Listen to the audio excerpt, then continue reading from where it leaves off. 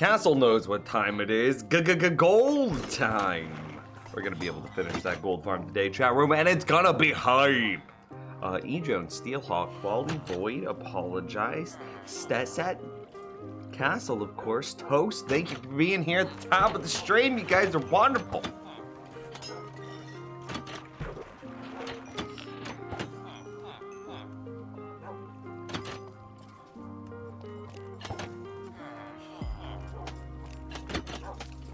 Been AFKing just a little bit. Caught a bunch of fish. Gained a few levels. I'm actually kind of curious here. We'll kick this on. Oh, loading. I'm actually kind of curious how we did for catching water bottles. We got a few new ones. You can see them here. Not a whole lot, though. Crazy Nick. How's it going, my dude? We could also grab some new TNT. That's dynamite. Not a lot. I forgot to AFK overnight, so this is only like an hour or two of AFK. I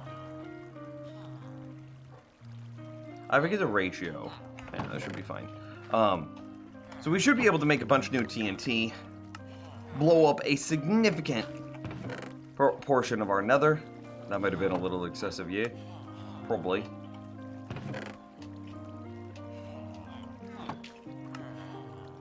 Continue blowing up significant portions of our nether, and then build our gold farm. It should be amazing. I've got a reasonable amount. You know what? I'll get a little bit more rockets. I was in that chest anyway. Food's fine. Ender pearls are fine. Potions of fire resist. Only an hour or two. Has half a double chest of gunpowder. It's not. I didn't AFK for that long.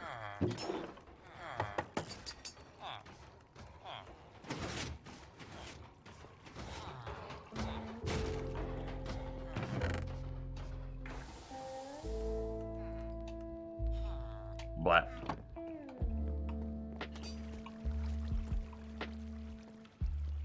I don't know, maybe my concept of time there is pretty warped. I feel like it wasn't that long.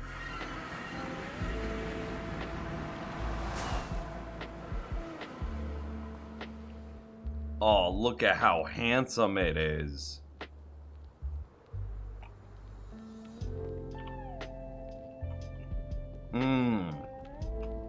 This is gonna be a sick build. I am excited.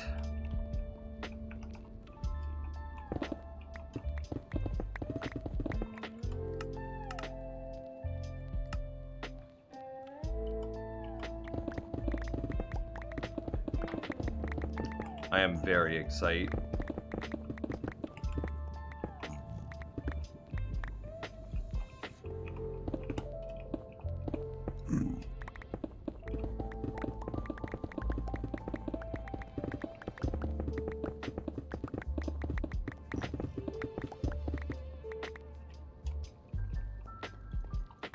Mr. Nude, Mr. Nude, apparently. Mr. Noob, Perfect Man, JPS. How are you guys doing at the top of the street? How are you on this fine Friday afternoon? I definitely didn't wake up an hour ago, by the way. I definitely didn't wake up 20 minutes ago. I definitely didn't wake up at 1:36 when we have a 2 o'clock stream. Lol.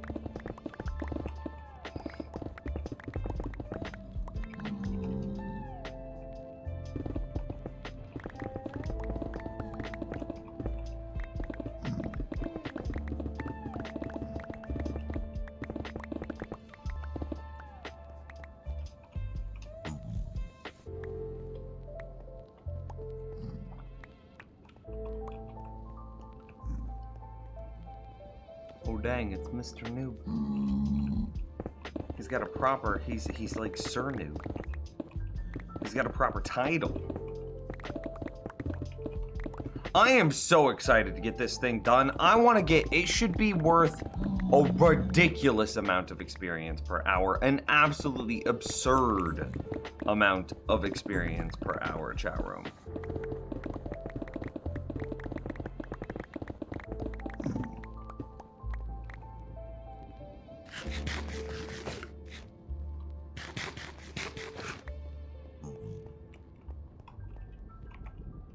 Uh-oh.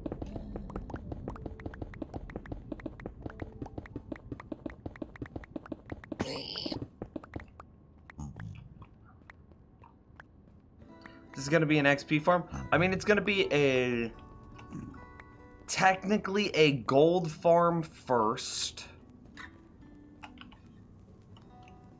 Technically.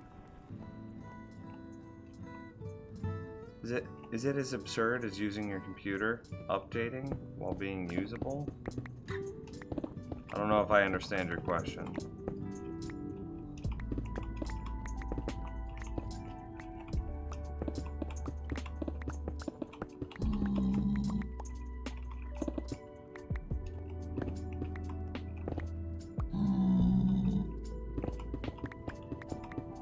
Kind of a risky click there.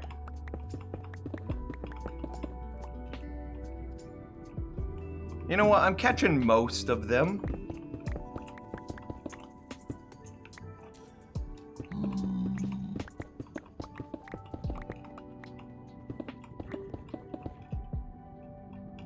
Okay, now I'm just not catching anything.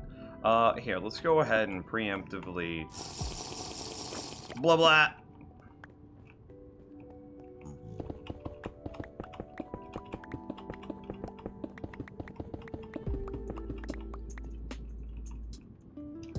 It's good.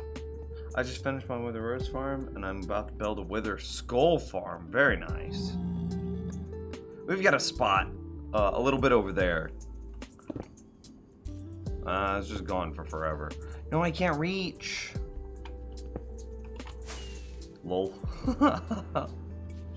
Clean.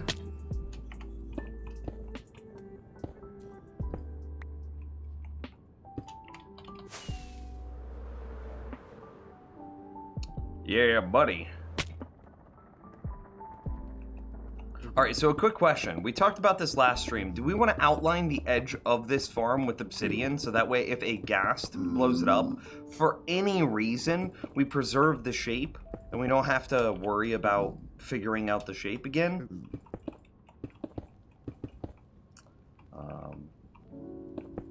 Oh yeah, hey, real quick. Regarding Wither Skull farms, we've got one of those nice double junctions right here. There, that should be able to link up, and we should be able to get a nice Wither Skull farm built in this area. There's not a whole lot of stuff built around it, like mostly lava lake below. We will have, of course, some stuff to clear out, but in the grand scheme of things, not too shabby. Probably be a good idea. Okay.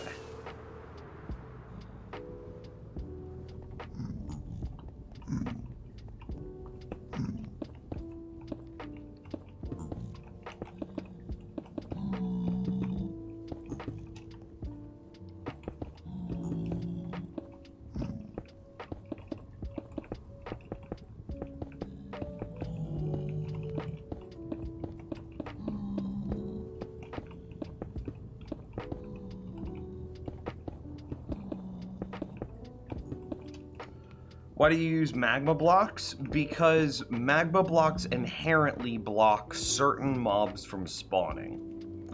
So no regular piglin can spawn here. The only thing that can really spawn here are ghasts, zombie piglin, obviously, and magma cubes.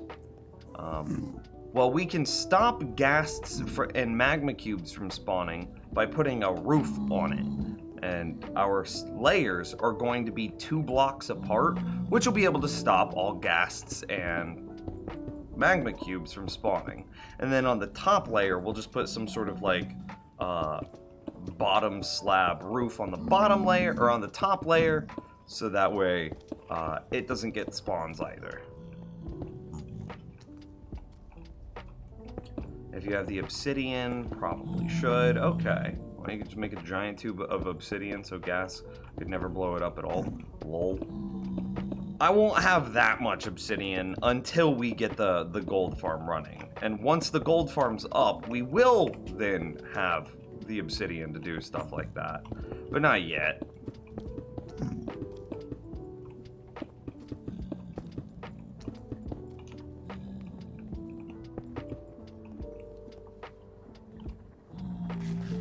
Are you gonna make multiple floors? Very much so.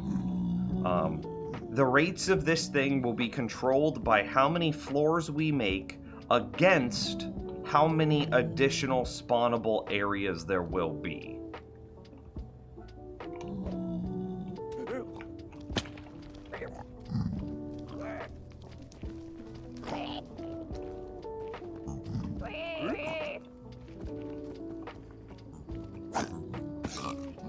Well, yeah. So, like, whenever I lose spawn spots to stuff like this, these guys just aren't going to despawn because they're within 128 blocks of where the player is going to be AFK. Which means that the rates, that's just 2 zombie piglin that I will never be able to farm. Which means that my theoretical cap is lower. And then each time I kill a set of zombie piglin inside the farm, they have another chance to spawn over in areas like this, until eventually none will be spawning inside my farm, and all of them will be spawning on like these outer mist areas. Now, I can combat this by, you know,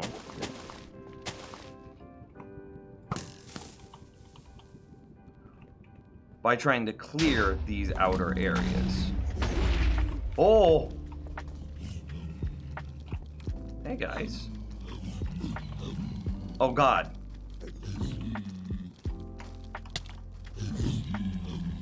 Lol.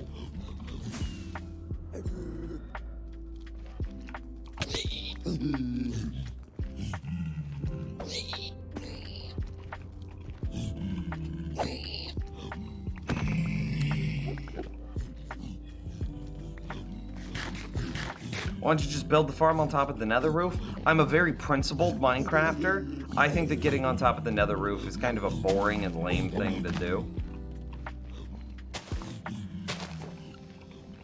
And so I'm not gonna do it.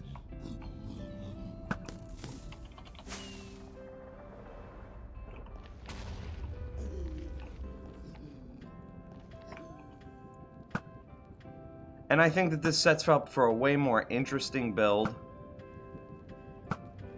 I'm not gonna, okay, I wasn't gonna stop shooting until I hit it.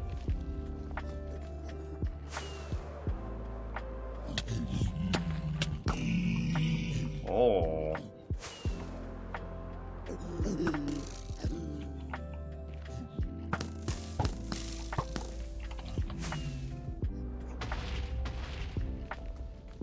Shouldn't there be one more explosion? Oh, there it was.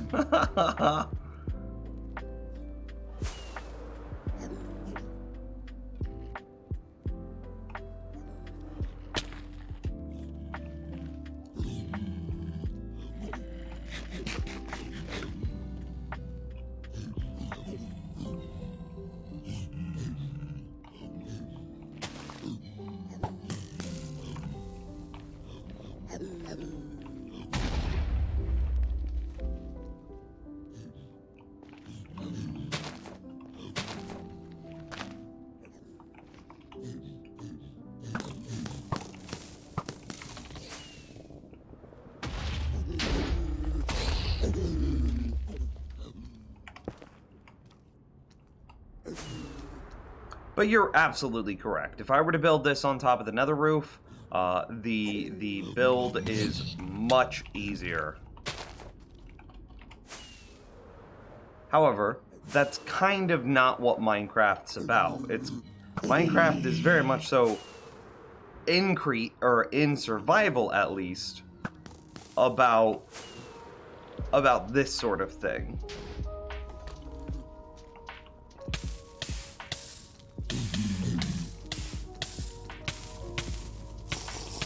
You don't, nowhere else in Minecraft do you get like a perfectly flat area where mobs can't spawn that you could just build freely.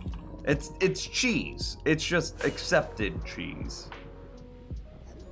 Everybody is like, oh yeah, no, that's kind of just okay.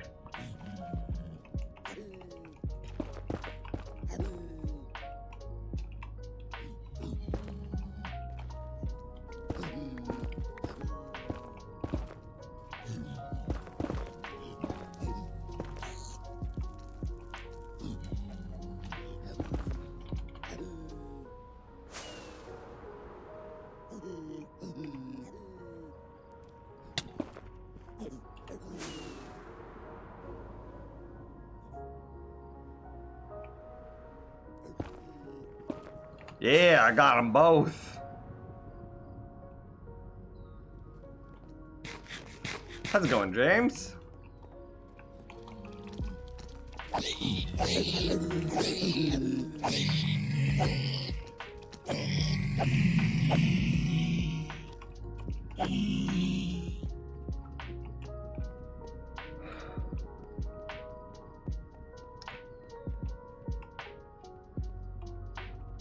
So yeah, the more floors I have that will directly correlate to the spawnable space, which means that the higher out of the total area of my world, more of the spots that monsters can spawn will be in the farm, which means each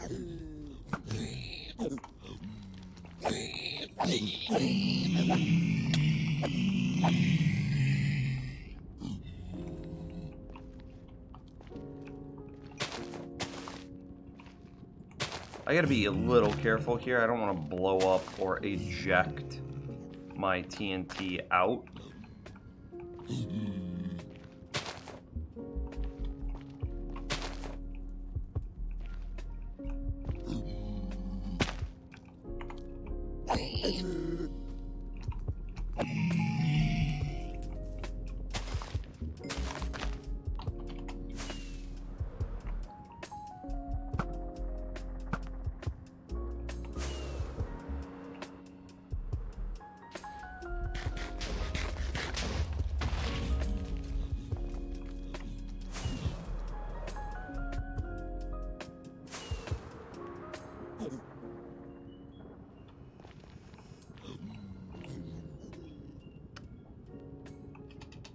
Nims in chat, do you have any ideas for new hobbies? New hobbies? What sort of things are you interested in?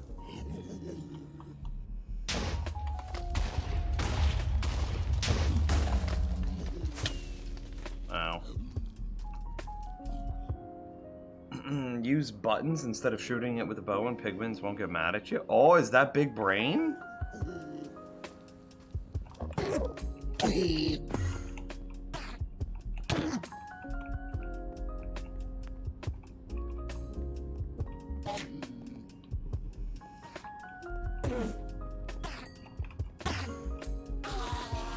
Okay, bud. If that's what made you happy.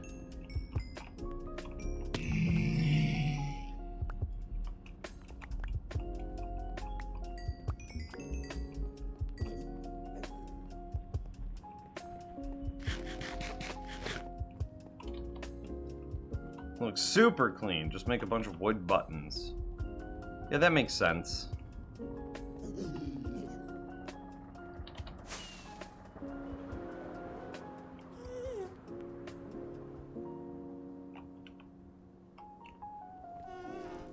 New hobbies. At any point, I take anything. Okay, so let's assume that cost is a mild concern. So you don't want to pick up, say, woodworking, which requires like a $1,500 shop to pretty much get started.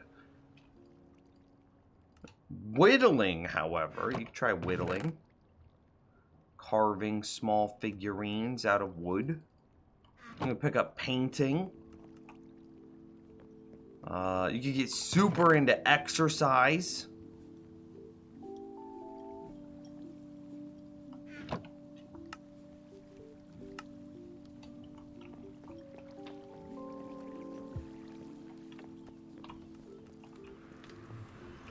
Bird watching is a thing that some people enjoy.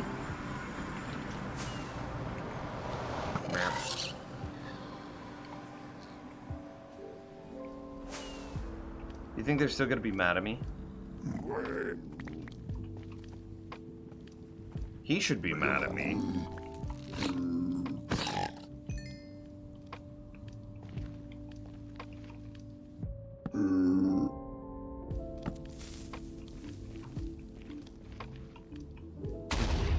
Lol.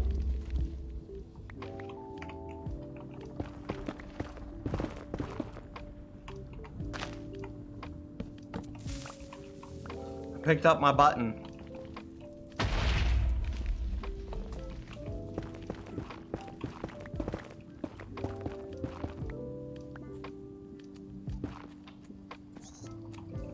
Playing an instrument is supposed to be ridiculously rewarding.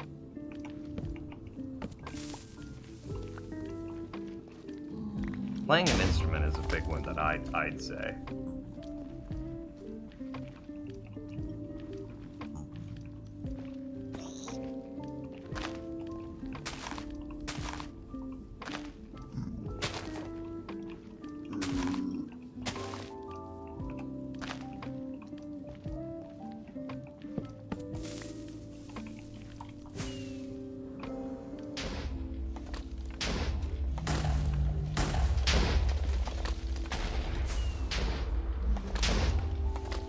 Very good.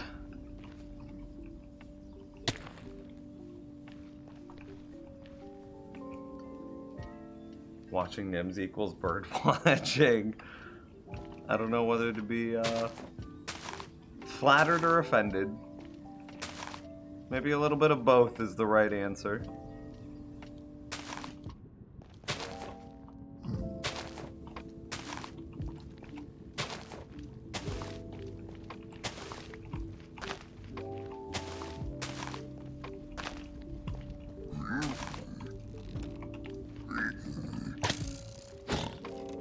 See ya, brah.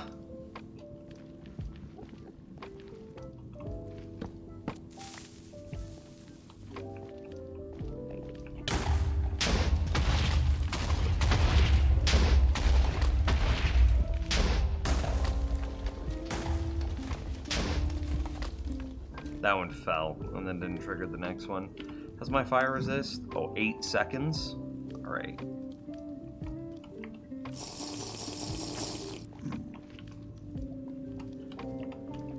Icing, that counts? Oh, for sure that counts.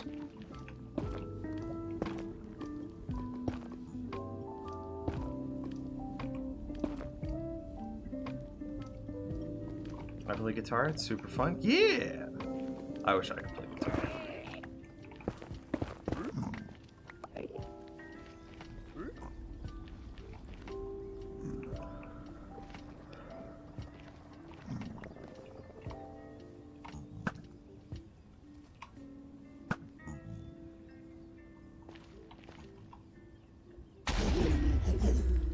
Oh, I shot that one. So now they're just aggroed on me. Okay, we out.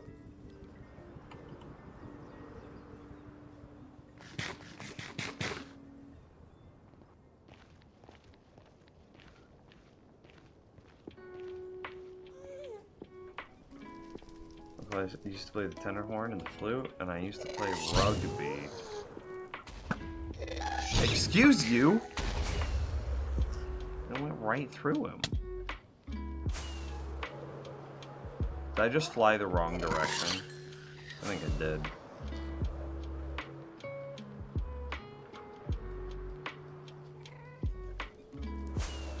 It was this way that I was intending to fly.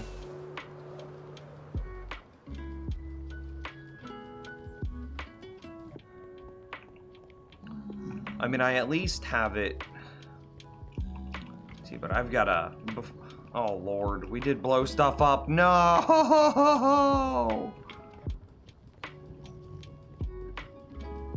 This was my greatest fear.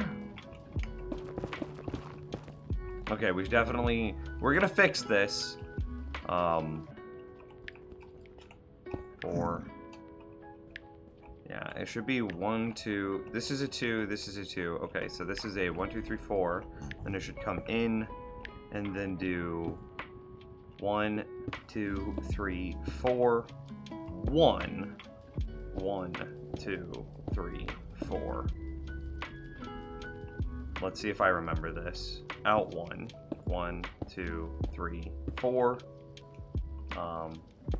In 1, 1, 2. In 1, 1, 2. And then it should be a 6 diagonal. 1, 2, 3, 4, 5, 6. And then a 2. 1, 2. And then another 2. 1, 2. And then a 4. 1, 2, 3, 4. And then that connects. 1, 2, 3, 4. Damn, dude. We're clean. Clean! I remembered that perfectly.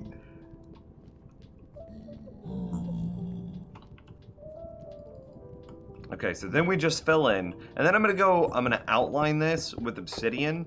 And so that way I can get a little bit more reckless with the TNT. Actually, do we want to fill it in? Because there's a good chance that as we clear out this mountain, we're gonna have to spend a bit of time blasting this boy.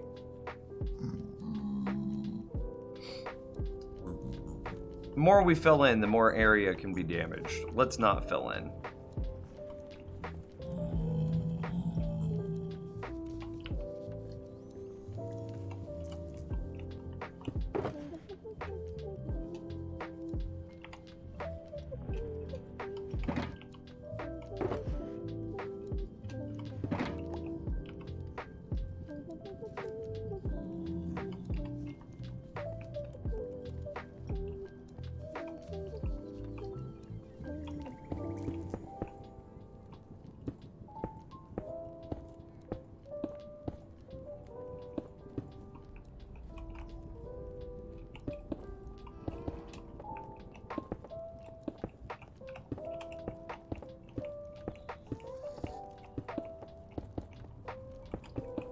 Don't do it, Ghast. Okay. He heard me and he flew the other direction. That's exactly why. He 100% heard me and then flew the other direction.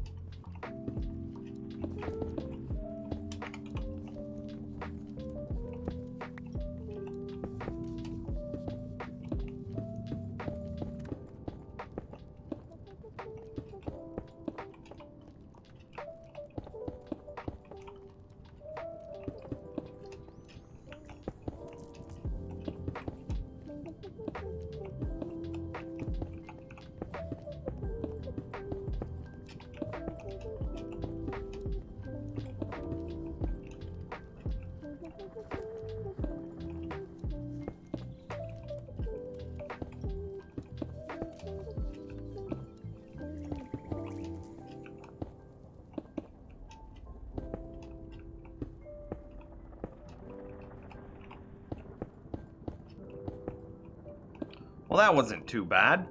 Cool. We now have a ring.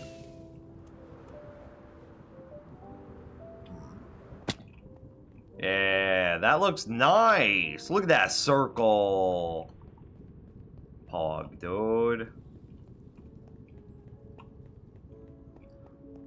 Will the obsidian save the platform for the bombs? Not really. But it'll save the shape of the platform so we can click quickly and easily rebuild it should the bombs accidentally blow it up.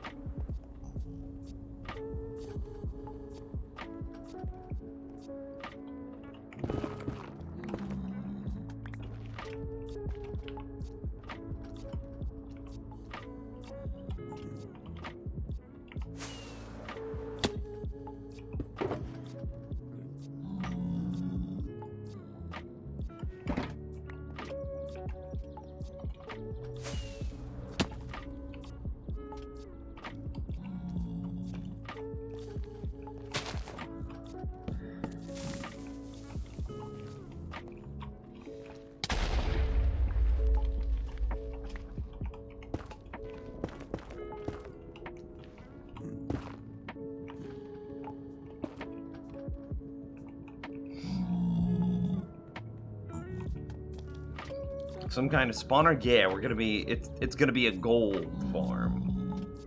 No, go back. You missed some obsidian? What? Where did I miss it?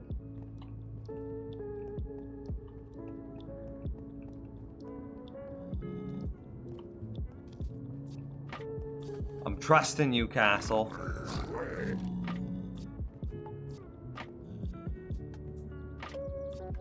I don't see anything that I missed. Oh no.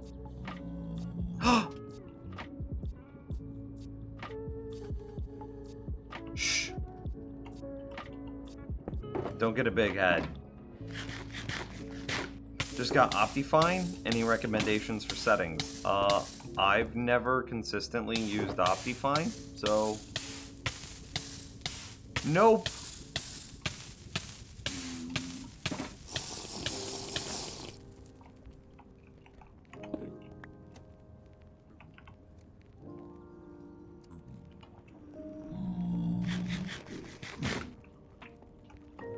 But this is a good place to ask. How do you have the custom Elytra? Just a resource pack.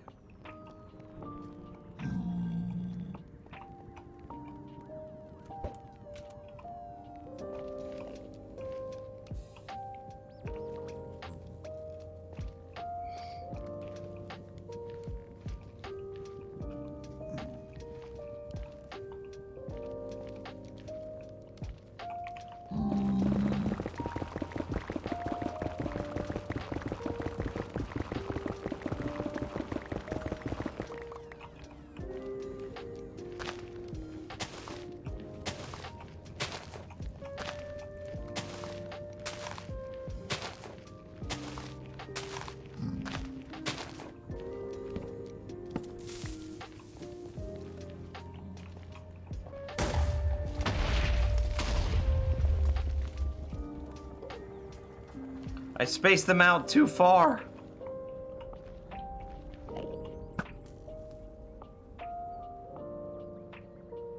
Is Nims gonna clear a 128 block radius around the gold farm? Nims is gonna try.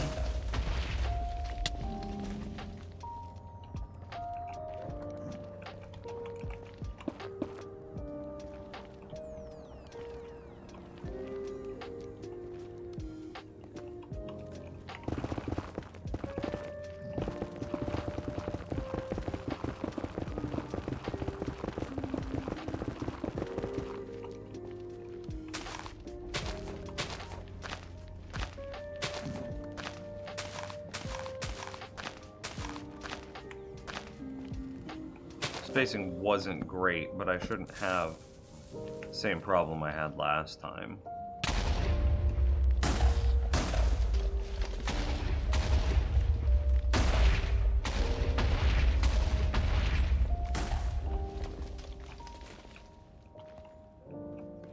Oh, still had the same problem.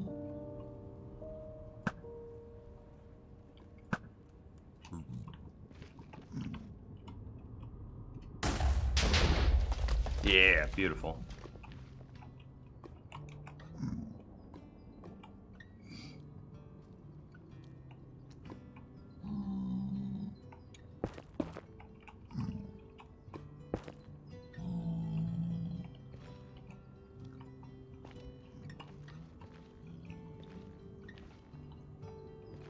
Fear not, for Uskal has arrived. Uskal, how are you today? Trying to catch up in chat. How much content? Hole digging after Nims ended his stream for 4 days. This is way more fun. Ugh. Hole digging. Who would even? Chance of blowing up? Way more exciting. Okay, I think we do actually take this one at a time because our platform is right below us. Da-da! Blam! Da-da! I was like, where am I running? I didn't really plan that one out very well, huh?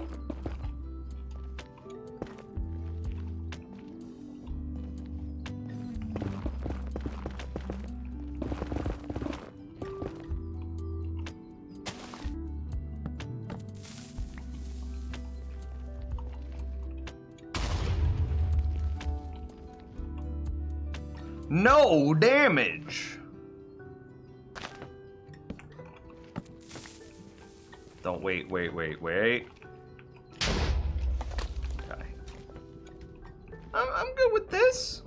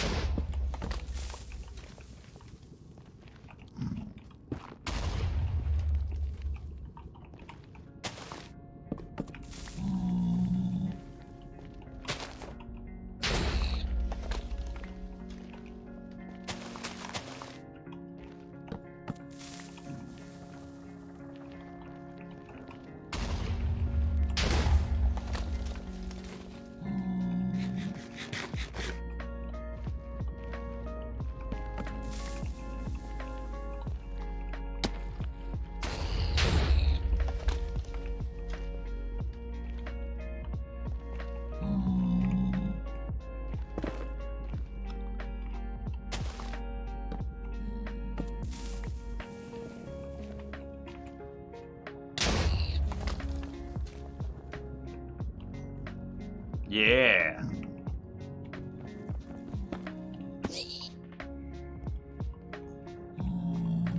Nims does not equal normal. Well, is that a good thing or a bad thing? My knee jerk was like sadness, but then I was like, wait. There's a lot of normal people out there that are like, I'm not wearing a mask.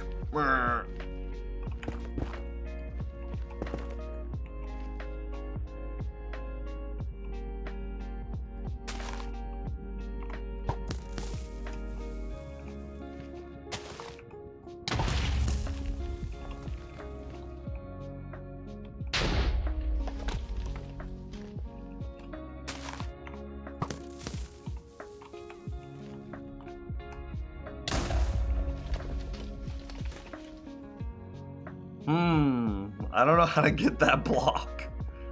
Okay, chat room. Thoughts on a... Okay, we can already enchant arrows with potion effects. Thoughts on TNT tipped arrows that destroy whatever block they hit. How's it going, Necro? Like an explosive arrow, yes. So that way I could just be like, blep, and then it blows up. And then I could just be like, blep, that's gone. Blep, that's gone. Blep, that's gone.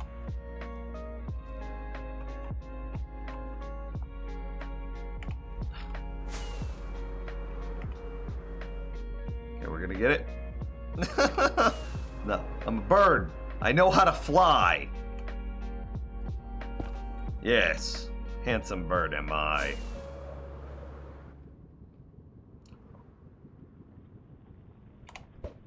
Shh, you saw nothing. I definitely wasn't coming in low.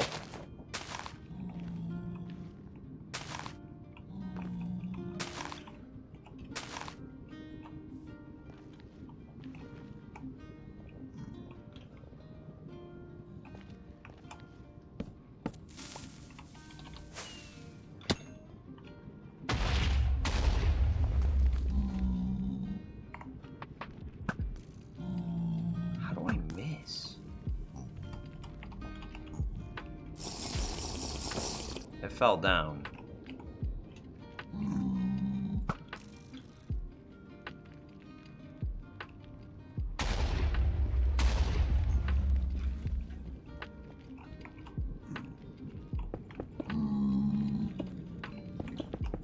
Yeah. That's in some servers. This is why we need nukes. We don't need nukes. And there already is a nuke. Oh my god, somebody give me the crafting recipe for an end crystal so I can show this guy. We already have them.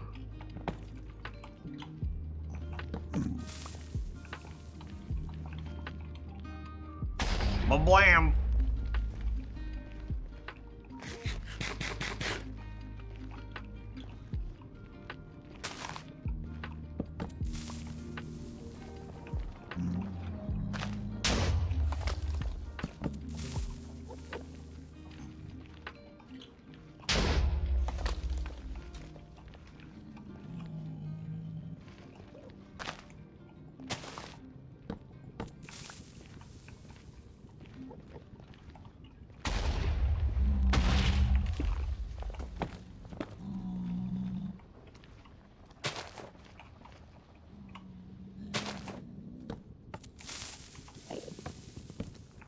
That was greedy. Shouldn't have done that. I really wanted that button though, apparently. I didn't really think it through. Can we get a story today? Oh man. Oh man.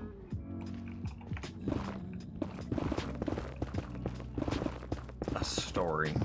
Remember that I woke up like 10 minutes before stream started.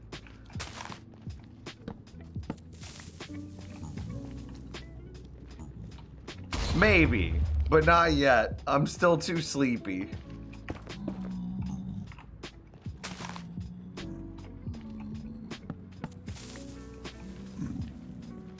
Yeah, very much so. Good morning.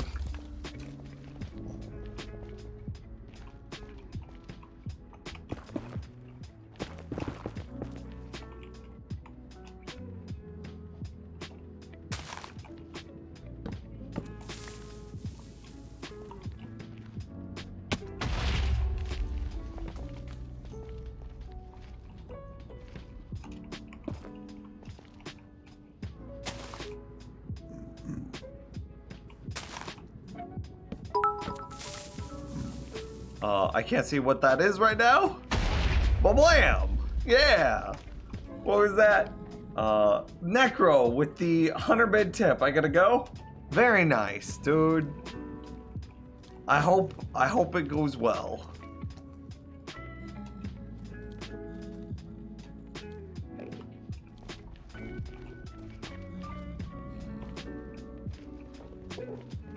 Nims is so a millennial. What is that supposed to mean? You wanna know how you know if someone's a millennial? If they define their personality by their Hogwarts house. Candy and I were looking at something, I don't remember what it was, but it was like a post.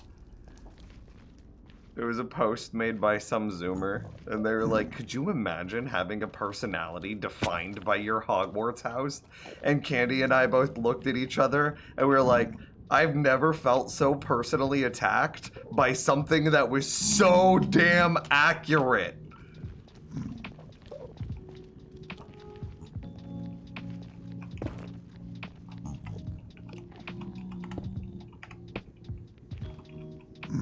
Oh, it's above me. You know what? I'll just blast you.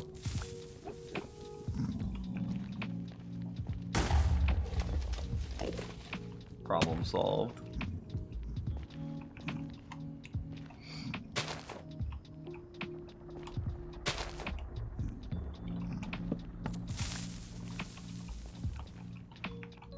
And it's like, then we really looked at each other and we were like, okay, so neither of us do this. However, we both know people in our like age group that definitely do. Chat room, question. While we're on this subject, let's just lean into it. What house do you think Nims is? Do you think Nims is a Gryffindor? A Hufflepuff? A Ravenclaw? Or a Slytherin?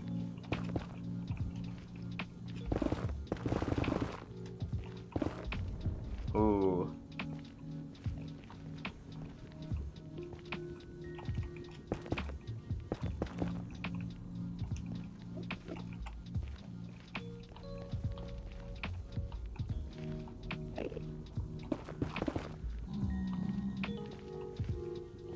Nims is a Ravenclaw, Hufflepuff.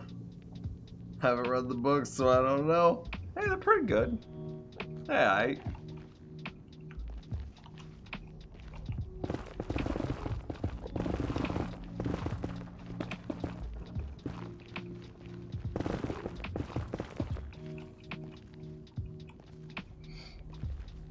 How am I gonna get into that space to blow it up? I didn't do myself many favors here.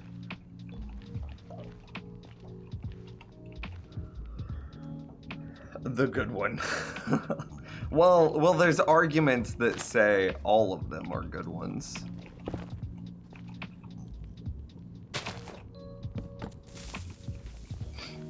Slytherin does get a bad name.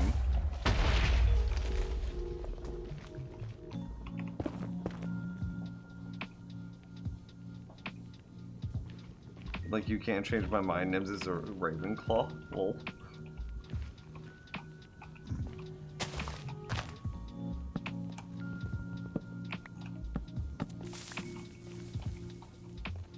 Huh.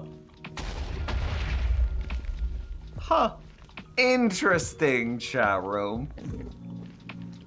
I know what Nims is. Huh. Interesting to know. They're all pretty good. Too bad their author is problematic. I think that we've all just kind of universally agreed that the books, like, spontaneously appeared out of nowhere. I'm just like, hey,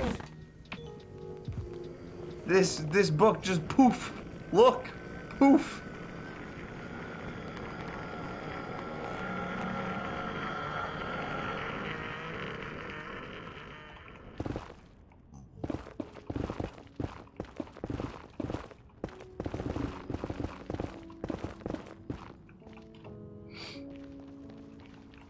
Bradley, how's it going, dude? Now here's another question. Do you think Nims is going to tell you which Hogwarts house he's a part of? When taking the Pottermore quiz over and over and over, you got one result. And it was very clear.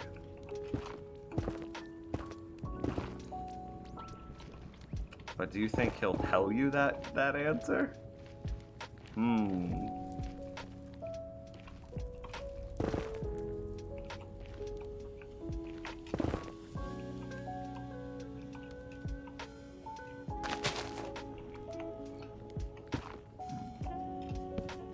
I didn't immediately have a way out, and that would have been a problem. Oof. It's not that bad. I like this double explosion. It's kind of nice, TBH. No! Okay, I got it. Remind yourself that Beautiful. Overconfidence is a slow and insidious killer. E. Jones, the insidious killer. With the tier 1 sub. Oh, hey. I'm kind of burning.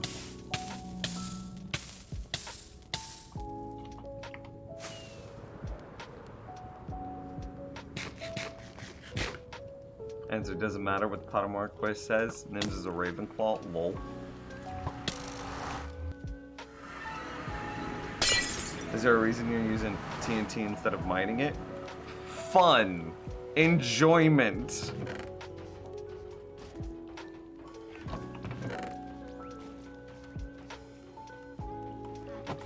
Satisfaction.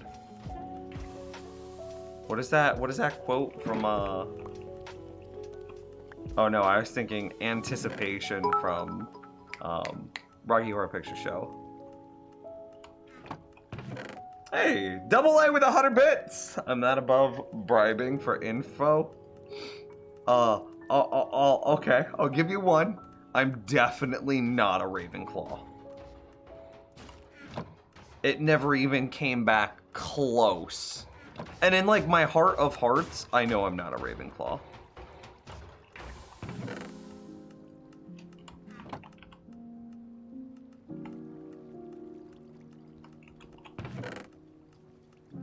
Sorry, Castle.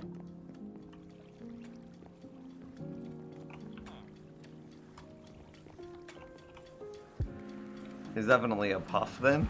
Ooh. Did your portal just break? It's designed to. I have a redstone system set up to turn on and off the portal as necessary. Actually, let's get some more rockets real quick. And where's that guy? Could he not? So see if we watch as I walk through. So that way monsters can't walk through it while I'm not in the nether.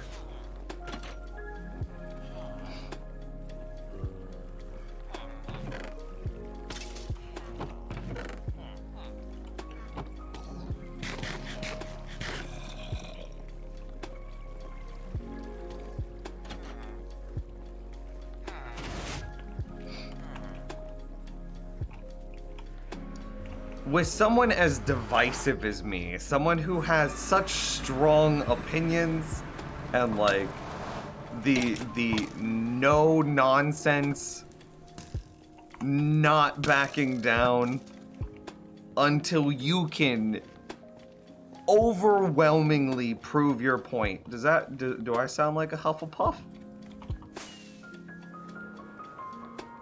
Do do do do do do do do do do do do do.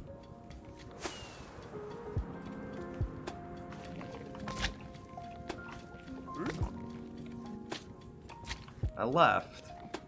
I didn't get the fire potions. Duh. I'm kind of dumb, whatever house I'm in.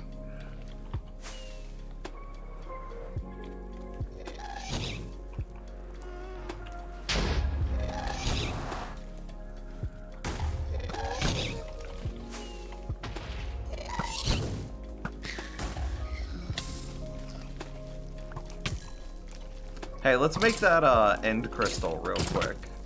The settle apologize.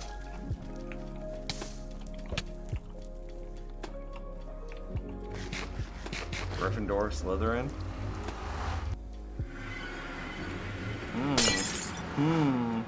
Nims does seem a bit puffy.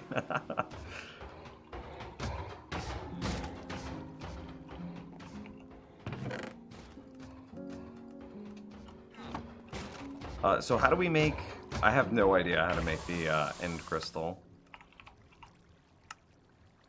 I have ender some glass and a ghast here. Okay, that's easy enough. We have no blaze powder. Lol, what?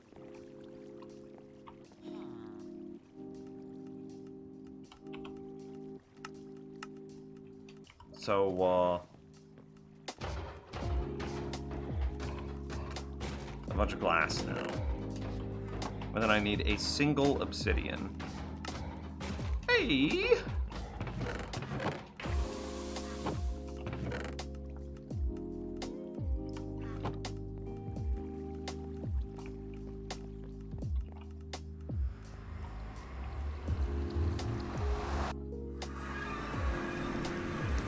I would be a squib? No house.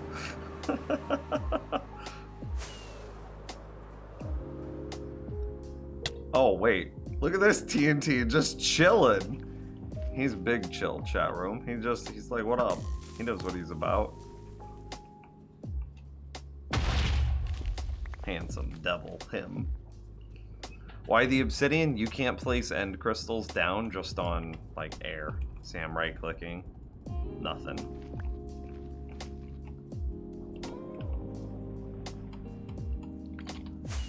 Well, sorry, you can't place the end crystals down on any block that's not obsidian or bedrock. That's a better way of saying it.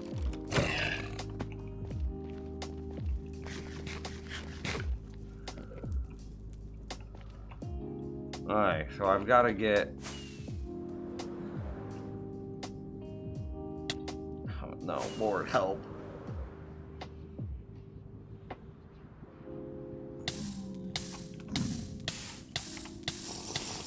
You guys want a glass bottle? Here you go, buddy. It's all yours. I gotta clear some of this. Can I get above it? Might be able to get above it.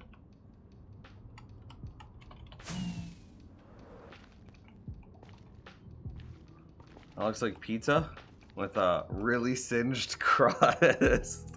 Yo, pizza sounds good!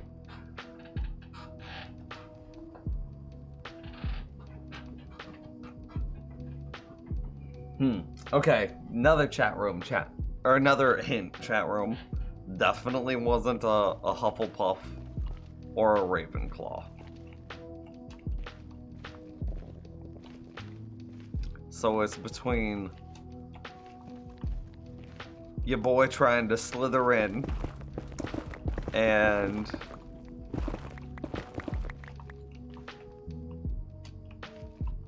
I can't think of a good pun for Gryffindor.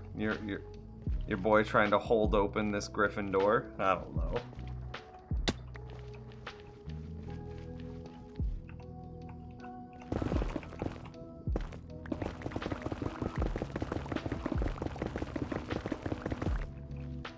Castle should know this.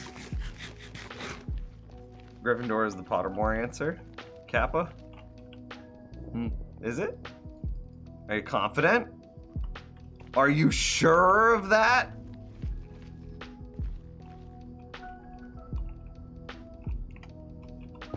All the kids wish they were Ravenclaw or Gryffindor. Do they?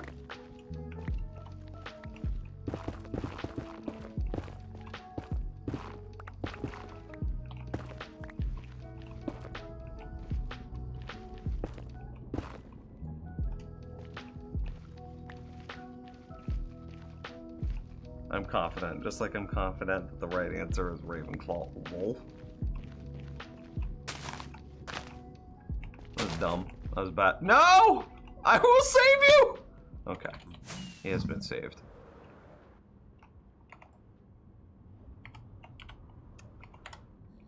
I threw my Ender Pearl. It just went. No! Where am I going? Okay. Thankfully it wasn't. I didn't go to Timbuktu. That's all I cared about.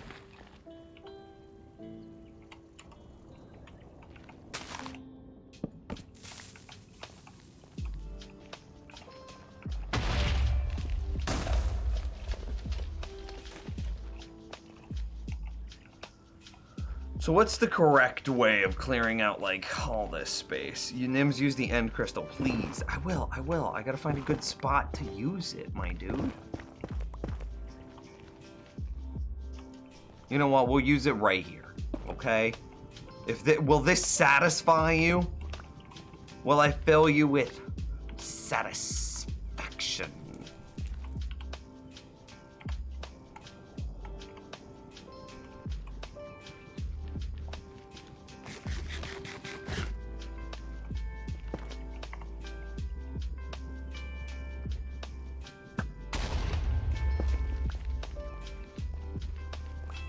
It's perfectly flat, and it's about the size of a bed's explosion.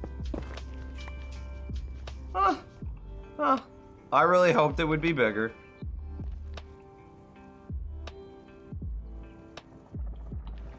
If someone ever unironically tells me you're such an X-house/astrology sign, I will literally punch them in the nose. Dude, same. Same. So, like, I remember the days of, like, I don't know, like dating apps, and it was like, oh, so and so is a Libra, and they're looking for I don't even know all of them. I only know mine because I'm a Gemini, and you'd be like, oh, that's such a Gemini thing to say. I'm like, shove it, dude. Okay, but you want to have a real talk? I bet there is some correlation between personality traits and year or time of year born. Like, real talk. Because think about it. If you're born in say, the holiday season, you will probably have a higher propensity for something than somebody that's not born in the holiday season. Say you're born right at the beginning of, like, the school year. You will probably have a different personality quirk, typically have a different personality quirk, because you were born right at the beginning of the school year as opposed to the person that was born in the holiday season. There's probably some tiny bit of correlation between when you were born and some personality quirk. What time of year you were born, rather. There probably is, but we can't have that conversation because astrology ruined it.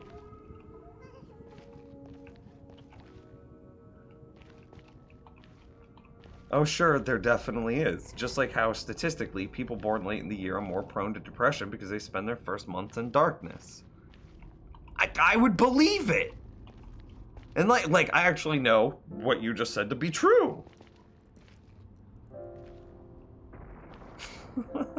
I want to not believe in astrology and Chinese zodiac, but my personality is the exact description. Okay, listen here. The Chinese zodiac is ridiculous. You want to know why? Because my first name is Philip. If you looked up what Philip means as far as a name goes, it means lover of horses. Do you know what my Chinese zodiac is? It's a horse. So I love myself? What?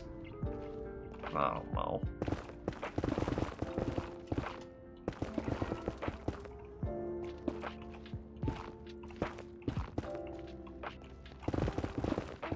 Sounds accurate, Kappa. Listen here.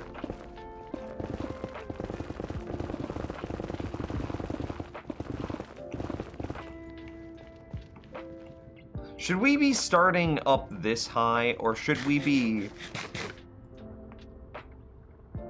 You know what we might want to do? I think I've got the answer. Do you not love yourself? No, I hate myself. I'm the worst person I know. Ow.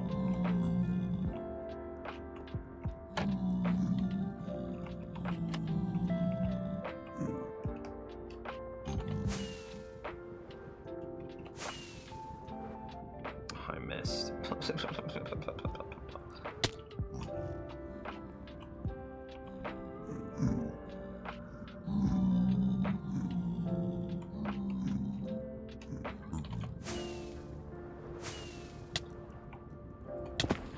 Yeah!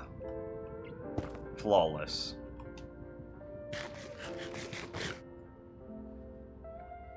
Here's what I think the answer actually is. For how to do this correctly. I find the area that's 1 block below bedrock. And that's this. No!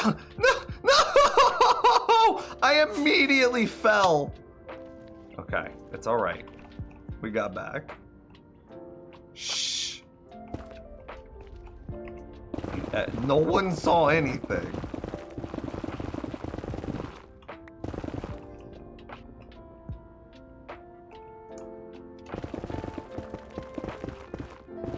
Okay, here's what I think we do.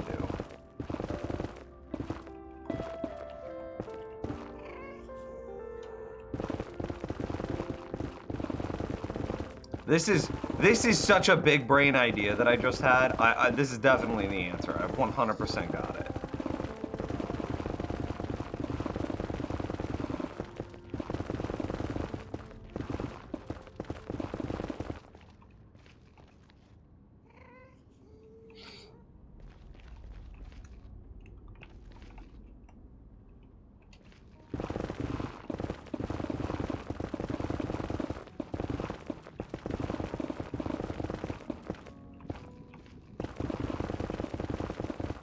I just want to know my sign so I can blame everything on when I was born. How do I find out my sign? I mean, I'm pretty sure you can just look up, like, the Chinese calendar, and that'll give it to you. To be fair, you have to be a pretty self-absorbed to be a YouTuber. Otherwise, why do you think anyone would watch you? I didn't get into YouTube because of that reason. I've really started removing my face from all of my branding as well. I don't use a webcam. I don't have like a publicly facing Instagram or anything like that to put my face on it. So you sure about that statement, Bradley? You sure about it?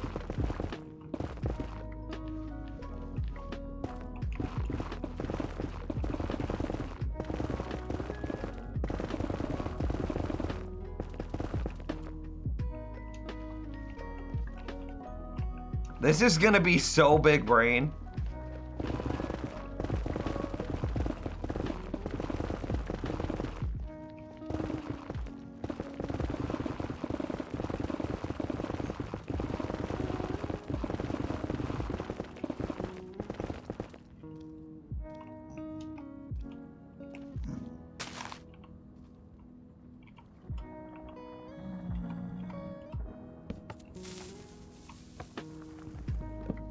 Save the button!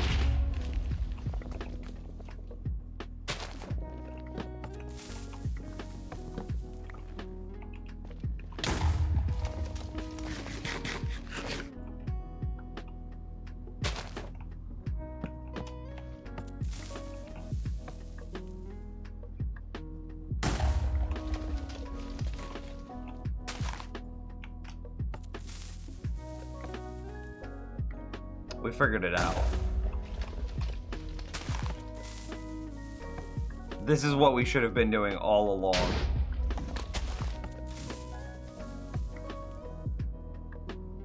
This is what we should have been doing all along.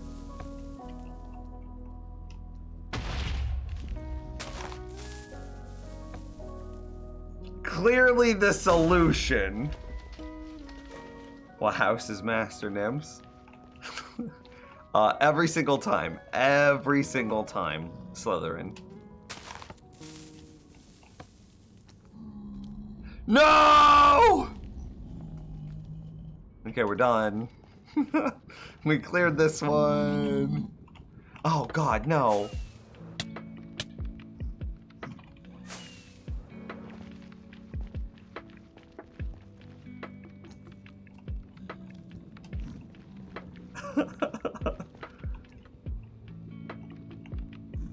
All right, well,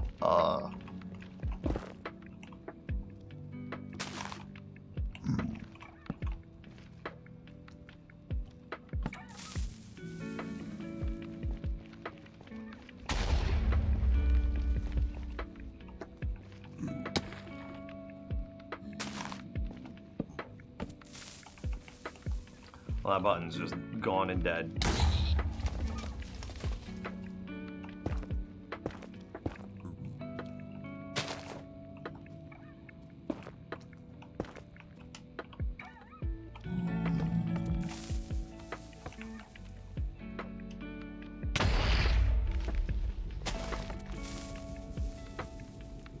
No! I'm pretty sure the lava's going to cover up our blast damage.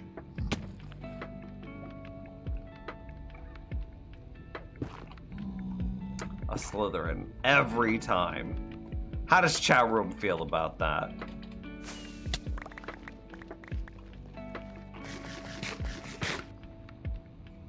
Oh my God. Imagine. What? You guys are ridiculous. I'm just choosing to ignore it, Uskal. It'll sort itself out.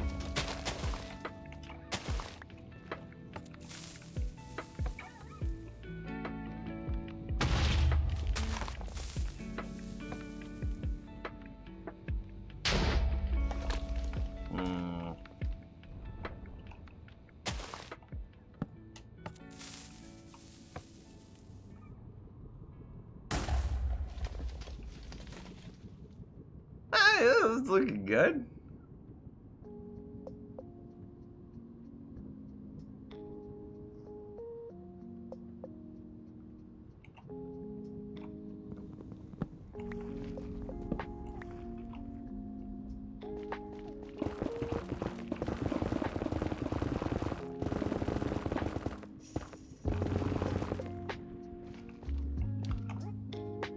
If Candy were in chat right now, Candy would be like, oh yeah, no. Definitely a Slytherin. Definitely a Slytherin. You know, I'm okay with it. They get a bad rap in the books because as good of world building as Harry Potter was, it didn't have the best writer. So, Slytherin's not just the bad guys.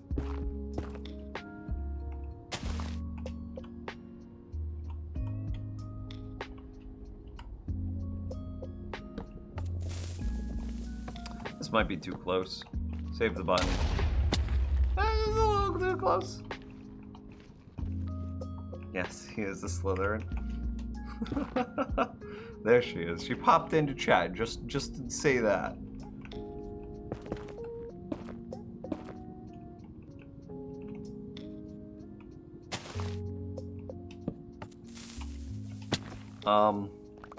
Well. Yeah, that could have been a little bit better.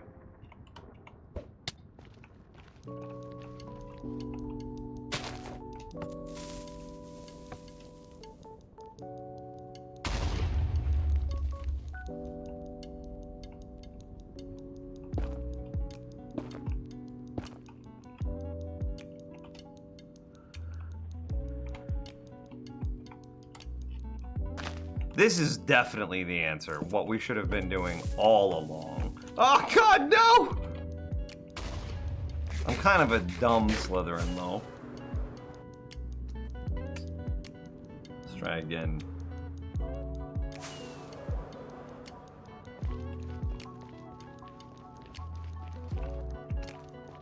I'll push you off the edge, buddy. I hope you're okay with it. Splat!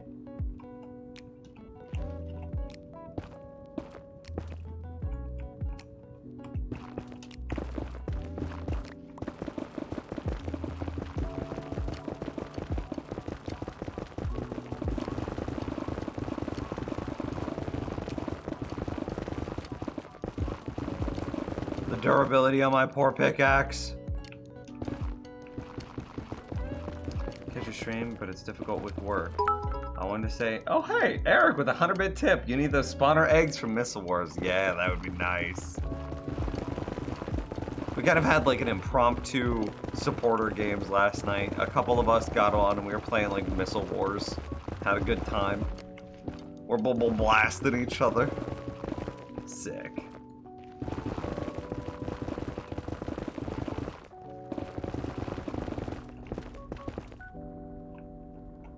Okay.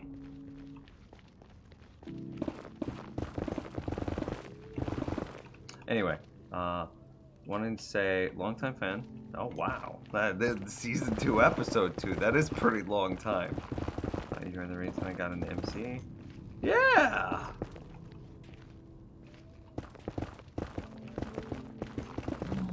Well, thank you for the kind words, man. That's very heartwarming. Thank you.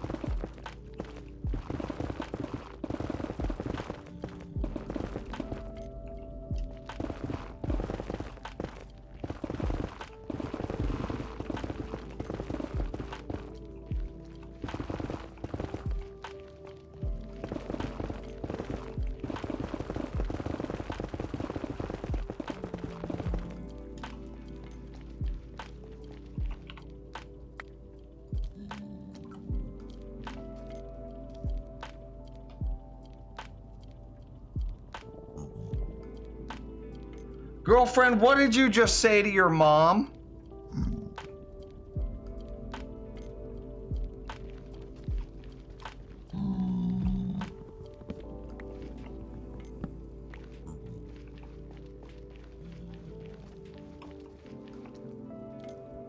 Your mom just texted me.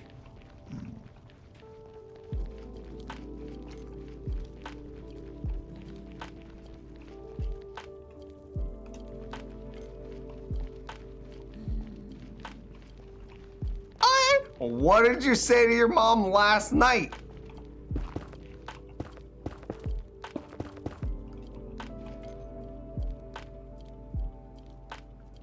Oh no, it's definitely Candy's the one that's in trouble.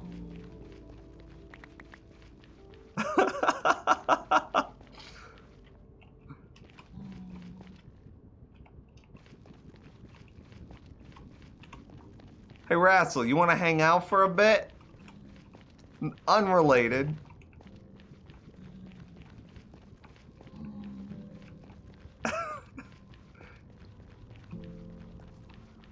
Nims is in trouble with the in-laws?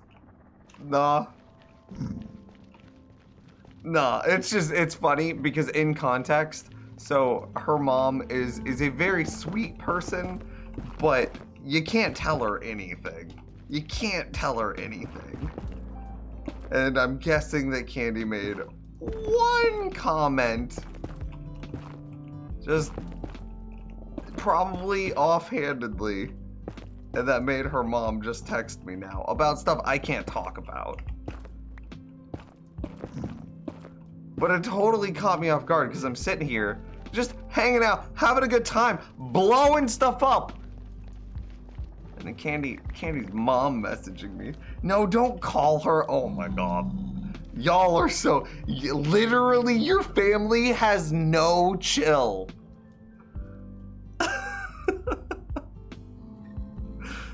You're doing it too.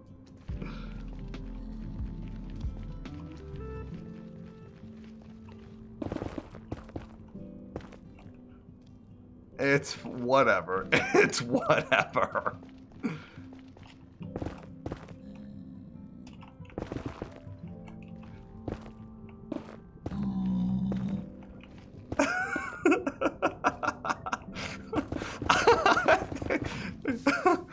Your mom has no chill, so you're gonna call up your mom and you're gonna call her out for having no chill, which is the most no chill thing to do.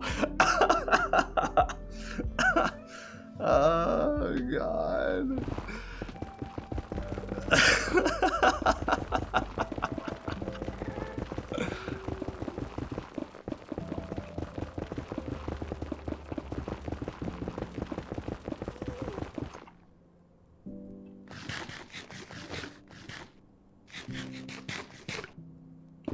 Nims, did you ever get into mod packs? Not really.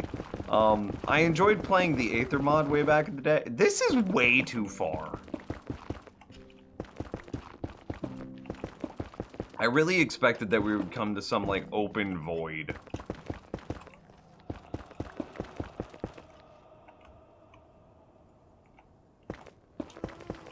I mean, you know that you can't tell her anything, and then you tell her stuff anyway!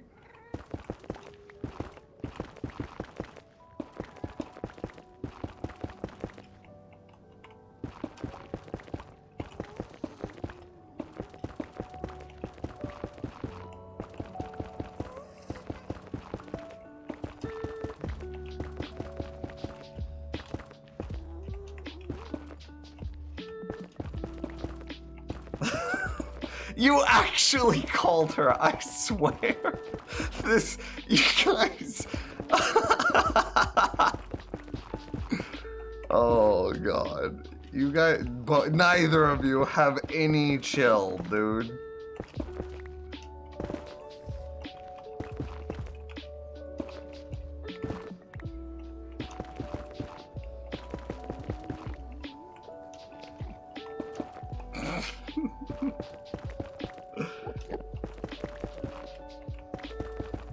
Okay, so the only context that I can give chat room is out of nowhere, girlfriend's mom just texted me and like made a very bizarre statement.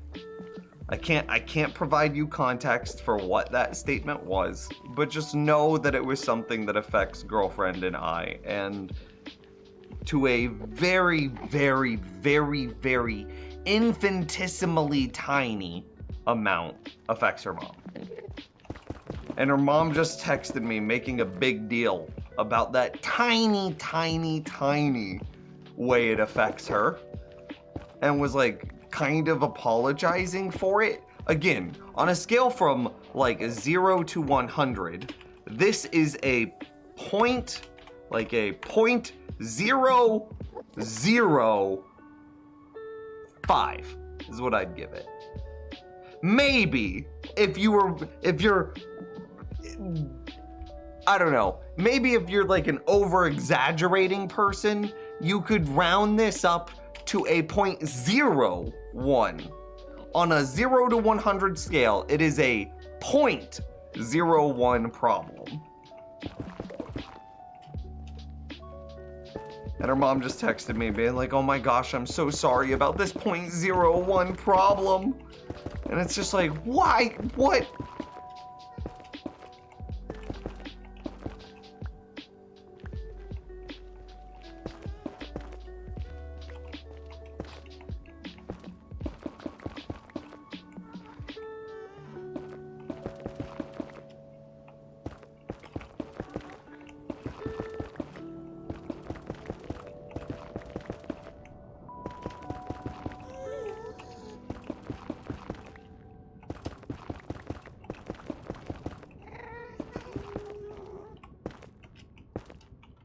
It was just so goofy. Okay, we're back to where we... Oh my lord. Okay, so let's get a proper sense of scale. We probably only need to go out like 50 blocks. So probably back to that first, like, tunnel. Yeah. And then this is where we're gonna call it. Yeah. Blap, blap, blap, blap, blap, blap, blap, blap, blap, blap, blap, blap, blap, blap, blap, blap. Yeah, no, that's it. No.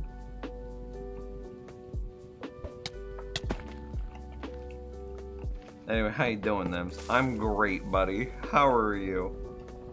Is this a spot I can stand? Kinda. They were a hair too close.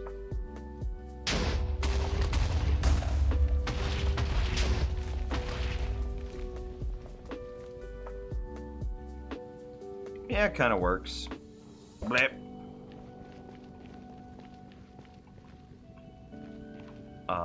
Fire resistance? I'm great. And you're good. Yeah. Good for us. We're both great. Living our best lives. Getting strange texts about non-problem problems. Lol.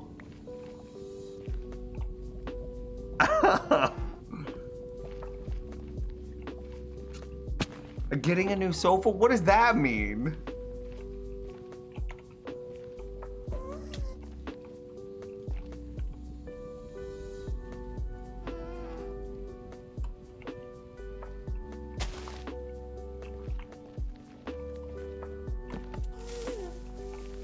Boop.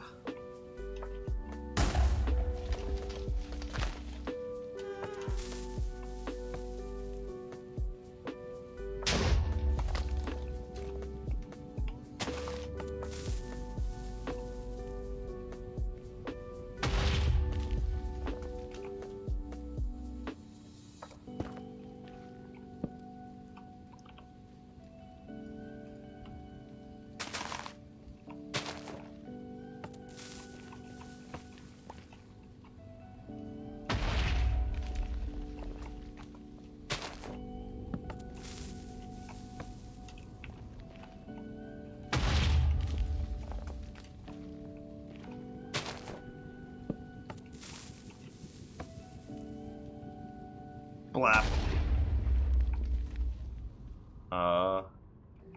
I think we could maybe squeeze one more in. Yeah, we're good. We got netherite? Wait, where? I'll see it. Are you lying? Are you a predator from the African savannah? Are you lying? Can resource packs change sound? Yes, they can. A blap sound pack. Oh god. Does that mean that I need to record like a billion different blap sounds? No! Okay. A billion different blap sounds, so that way each sound effect can have a different blep. Oh, somebody asked if you were mining for it? Oh. Oh, yeah, no, sorry, I didn't see that message. Nah, we are clearing out space for our zombie piglin farm, aka gold farm, aka bartering farm, aka most powerful farm in the game, aka god farm. AKA big brain.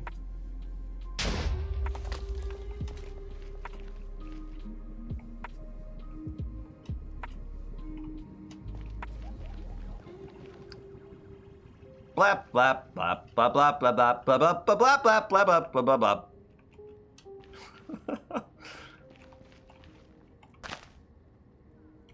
I'm out of buttons. My sweet buttons, come back to me. Babies, I need you. No! Okay, I caught it. Look at me just walk on air.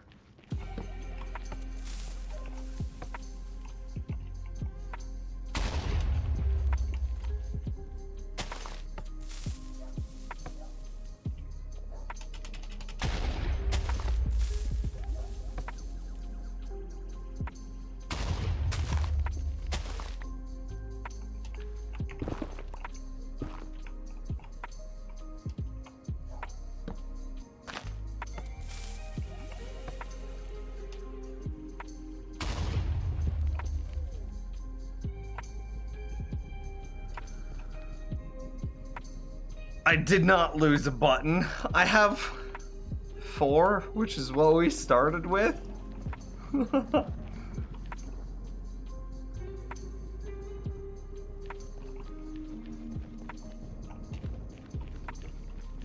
Oh hey, there's Retro. How's it going, dude?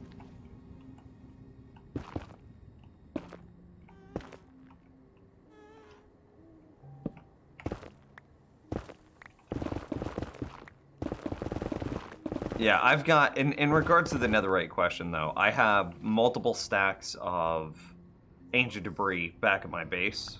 Full netherite, everything, obviously. We figured out how to get netherite real quick day 1. Like, we were full everything within the first hour. Woo! That's probably a bit wasteful though, but it's fun.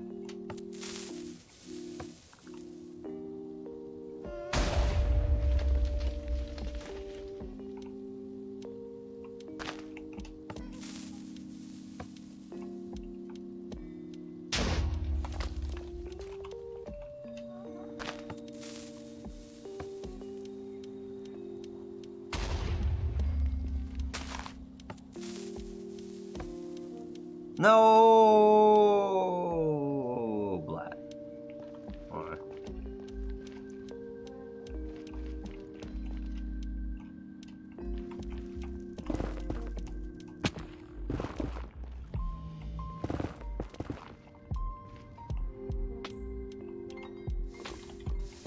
Why didn't I fly?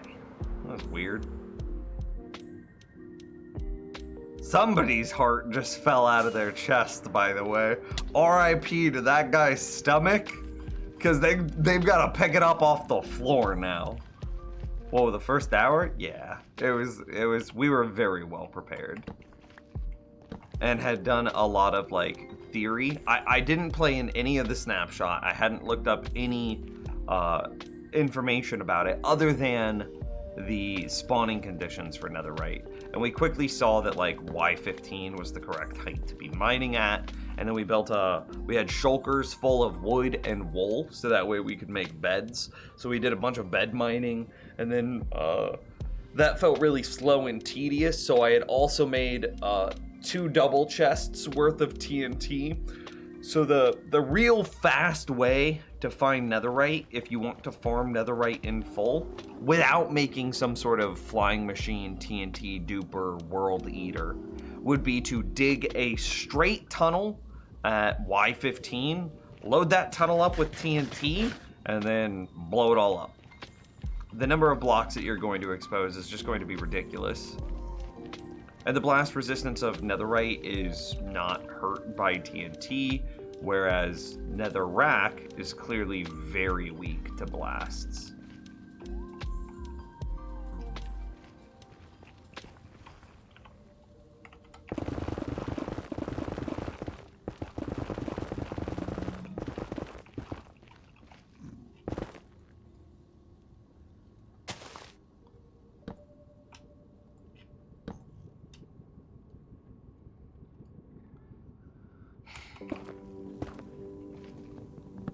I gotta save my buttons.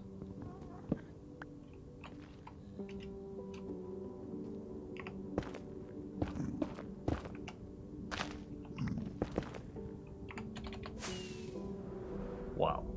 I didn't really expect it to be that low now, did I?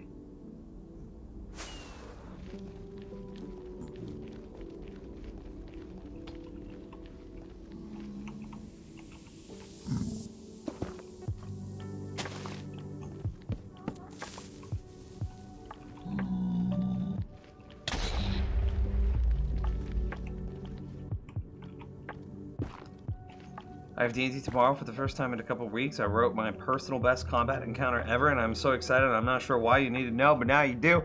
So yeah! Hype! I literally was up until like sunrise last night, talking to a friend I haven't gotten to catch up with in a while, and a lot of what we talked about was D&D, so it's very contextually relevant in my life. I love it. I love it. You know what? I should run new character ideas past chat room. That would be fun. What's D&D? Dungeons and Dragons, my dude.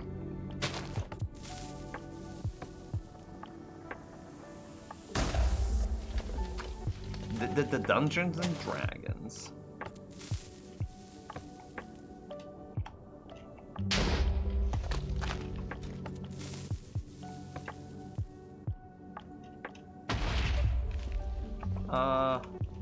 You think maybe we could swing it to go wide?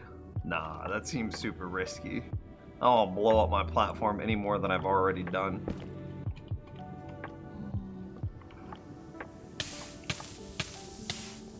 Button, oh button, oh where art thou? Hello, button. Button.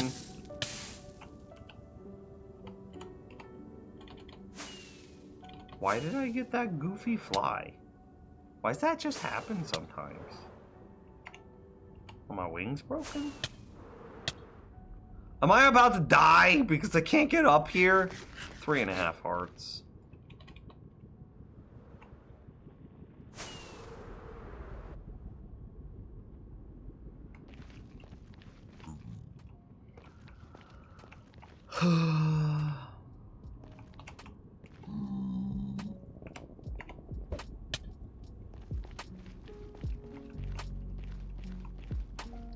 So dumb.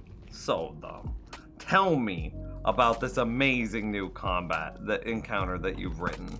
And let me tell you how your players are going to break it in the first 30 seconds and leave you as a DM feeling incredibly unsatisfied. Because that's what you know is going to happen. You know that's what's gonna happen. That's what always happens.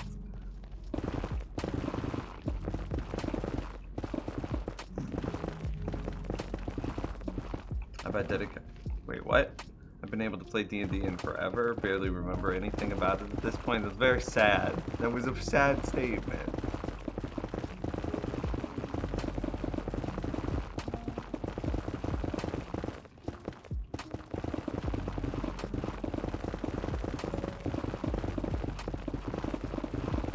How far out do you think we need to go? You think this is good? Well, we're gonna call it there. Flat. Also, everyone in my campaign is almost over. And my group is weird that everyone wants a DM, so we're switch over a few months, which kind of sucks because there isn't much consistency, but I came up with a rad character that just me and Fireball prepared. You must have mistyped something in that sentence. Fireball prepared, so I'm not only very sad, but also excited to end my campaign, and I'm gonna die. I mean, I'm gonna kill somebody. Literally, in my last session, my party's artificer fireballed me. And I was like, dude! Oh, I'm kind of stuck in this hole. Oh, okay. Well, the hole got bigger. Thankfully, I made my deck save and only took like 16 damage. Or something like that. What, it's 8d6? I don't remember how much he did. Maybe it's 14 damage because I made my deck save. But still, my character's just a wee bard. He's so squishy. Like, actually squishy. I have 0 HP. Like, I have 20 less health than everyone else in my party. I am so squishy. He also has a strength of 8, so... I just roleplay him as being a... very much so a backline character. He's very concerned with his face, with his moneymaker. So he's like, nah, I'm not gonna get up in combat. I'm not gonna get over there. I'm not gonna fight melee. Pfft, I'll leave that for the ruffians and thugs.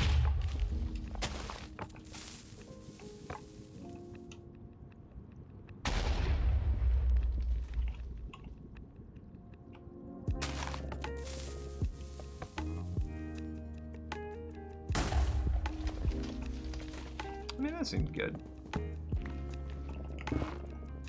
Wait. Oh yeah, no, this is the correct height. Okay, so we actually did this wrong.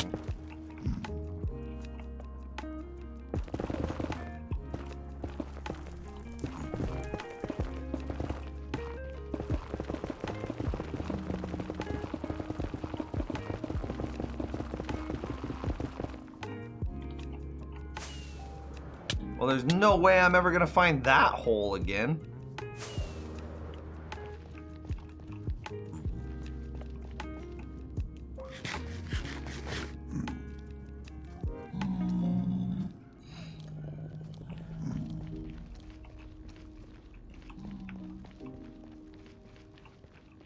We have a huge party, 9 people, and the overall goal in the campaign is to kill 4 dragons.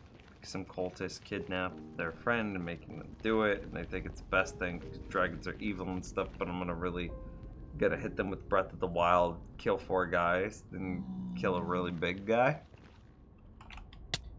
Well, there's my hole. Think I can get back up in it? Yeah, buddy.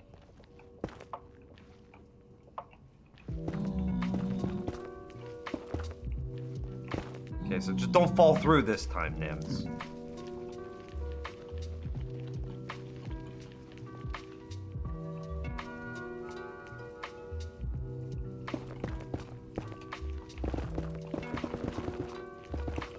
We'll slow down. Go a little slower. Make sure I don't fall through. Yeah, this is probably good. Flat, flat, flat, flat, flat, flat, flat, flat, flat, flat, flat, blah, blah, blah, blah, blah, blah, blah, blah. Nope.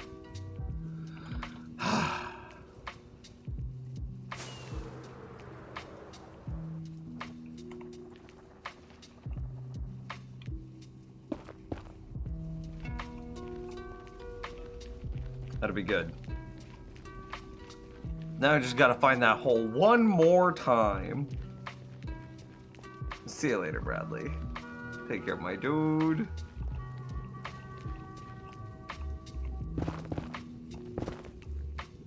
Where is it at? Where's that TNT that I just spammed out?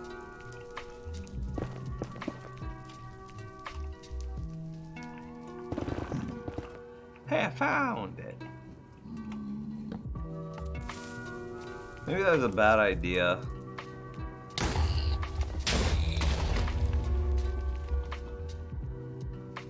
Maybe it was a glorious idea.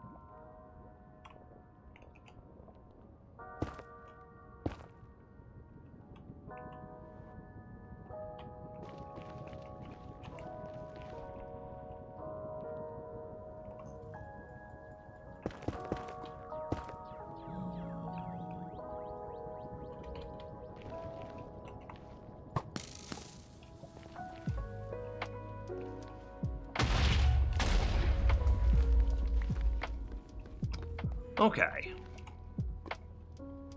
We got the fire handled, well, the lava.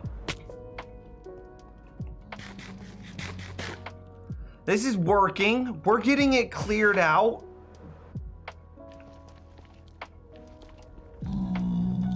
Okay, I found another lad. Look at our button lads. So good.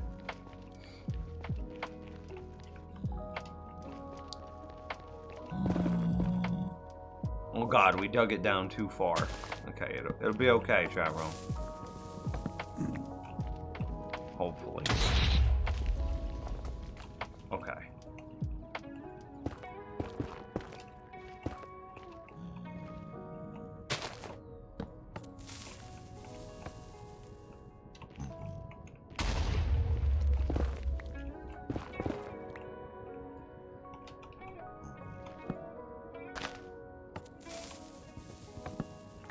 I will save you, Buttons! Hey. Hey, we saved.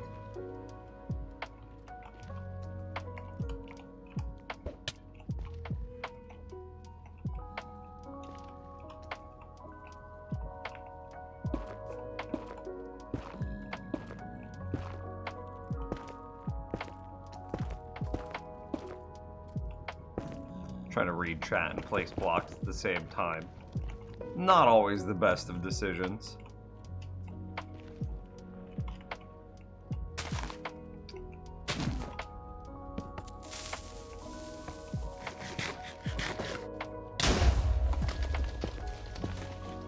I don't know how you do a campaign with 9 people. Our campaign has 5 in it, and getting any sort of meaningful contribution in at times can be hard. And like everybody in our group is pretty respectful. I mean, maybe we've got one person that's getting close to being like that guy.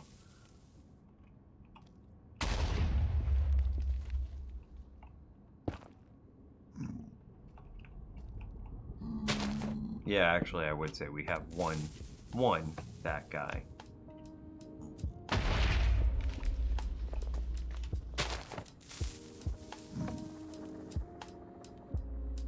Blam!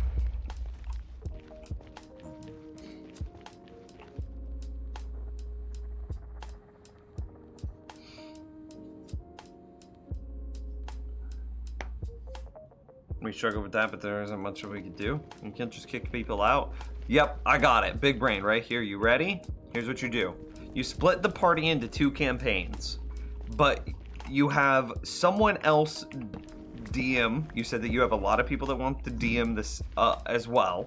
So then you have the 2 DMs co-write the 2 campaigns together to interweave the character stories. So then you have 2 sets of adventurers who are aware of each other, interacting with each other, and moving about the world with each other. Same timesies. Boom. Big brain.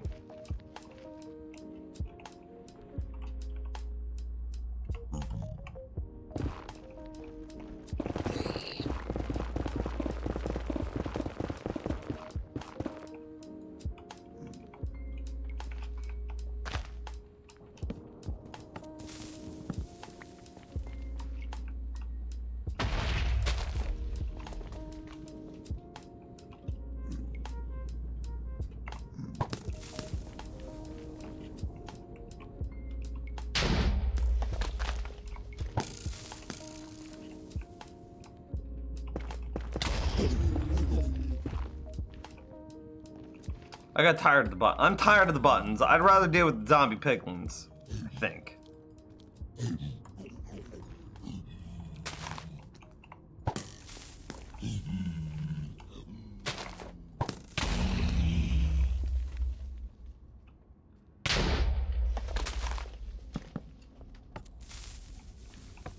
Where'd that other button go? Okay, but in this scenario, it's way easier.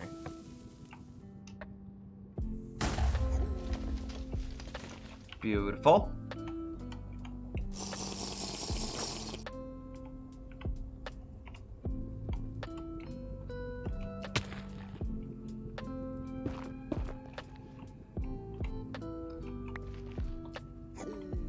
What does Nims mean whenever he's referring to that guy? So it's kind of like an intangible thing where somebody's being intentionally combative, rude, know-it-all. It's a very... Have you ever had someone that hasn't done anything explicitly wrong, and yet you're just like, dude, chill?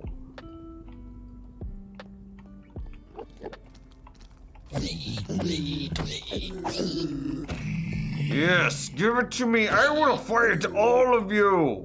All of you. Oh. No healing.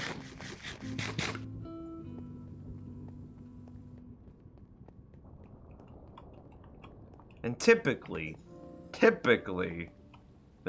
by the way, they're not dead. They're just swimming.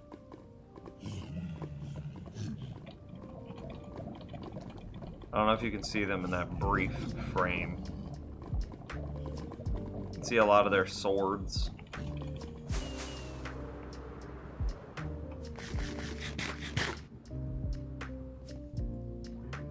And typically, if you don't know who that guy person is, it's probably you.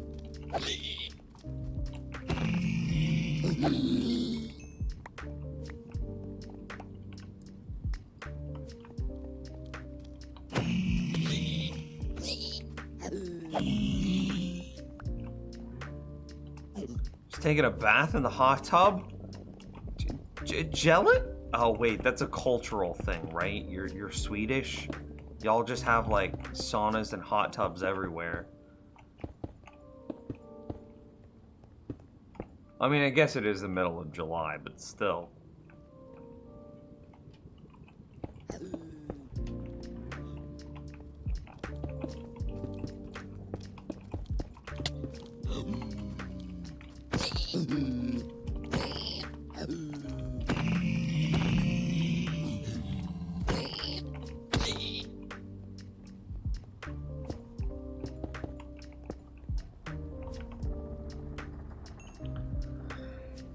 What? No, I was talking about the pigmen? Oh.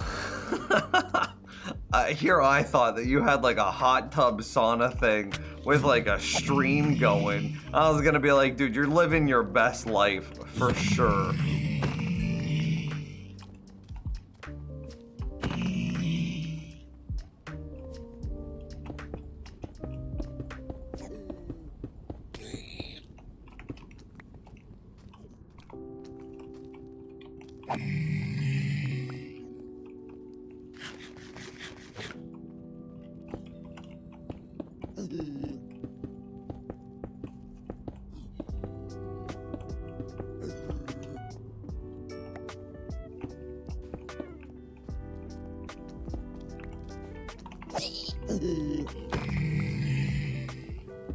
I think I'm pretty out of range of blowing up my platform.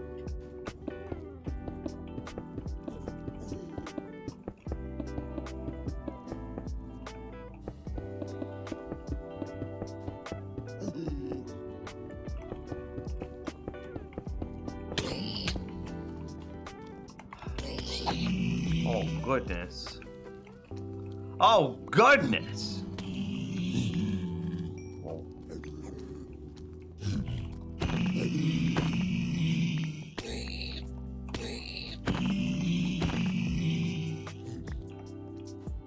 I see you up there.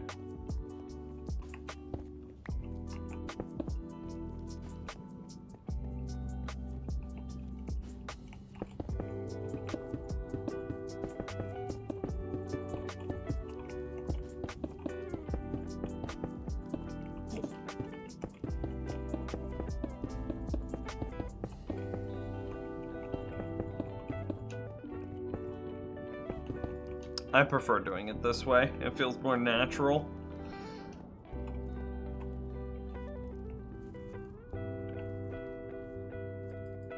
The only thing that really bugs me during play is whenever people try to act for you or your character. People questioning DM decisions, like, oh goodness, 4 hearts kills me. And it's like, somebody said something like, oh my gosh, you would really have us fight one of those things? And it's like, bruh, chill. That stuff gets on my nerves more than anything. Like,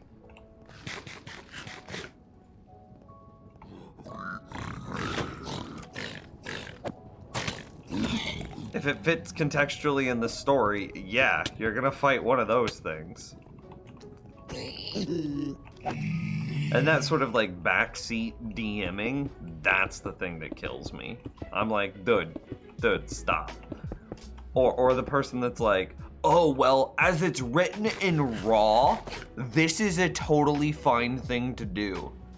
And the DM's like, well, that thing doesn't exist in my world. Well, it's in Raw. But it doesn't.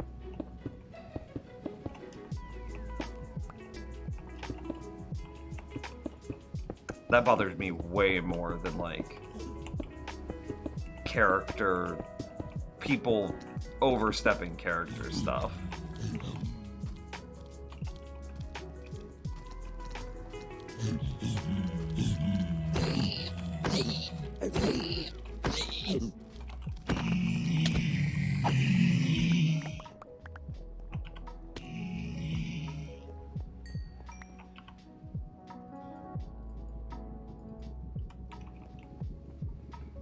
There's a lot more subtle and careful way to bring up rules as written or context without being... I mean, that's true. And, like, some DMs do like rule police because it tends to keep the game consistent, right? If you have a character or a player that is a rules stickler, then it can be good to that person's credit.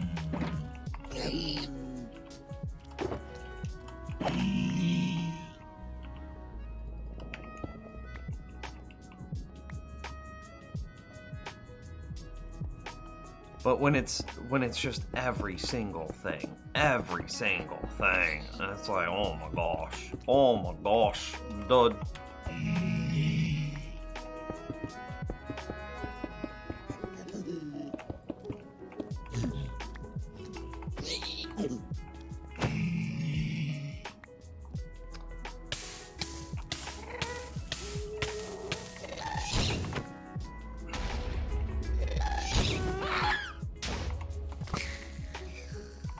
I'm out of fire resistance potions again.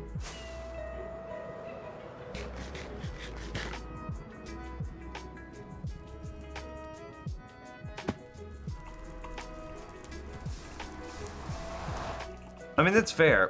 What I'm talking about is not like a genuine question. It's more like a holier than thou sort of statement. Like, I know better than you do, so you should reshift your world to fit my ideology. That's what I'm talking about. You should change how you DM because I know better.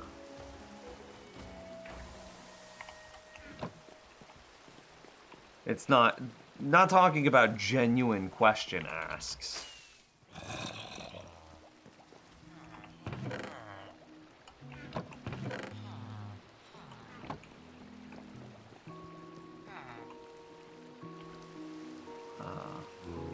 We can dump some of this stuff here.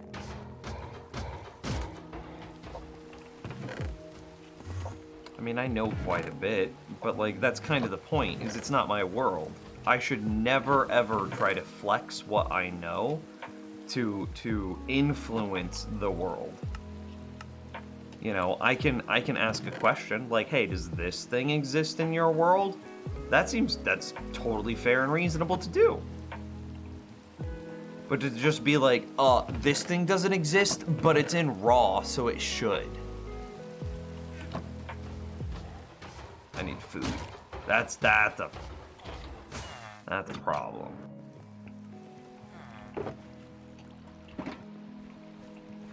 And again, I'm not referring to like genuine question asks. Like, what are the rules on advantage while you have an enemy or a friend on the opposite side of the enemy? That's a genuine question to ask. Like a genuine question.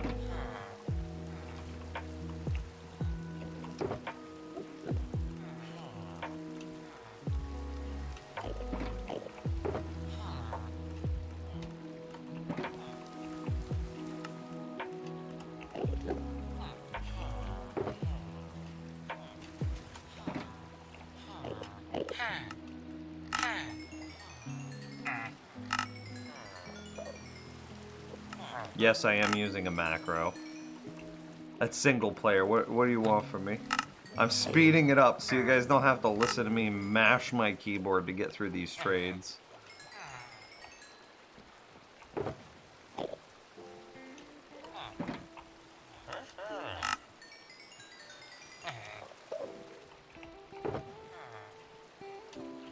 I'm only saving time.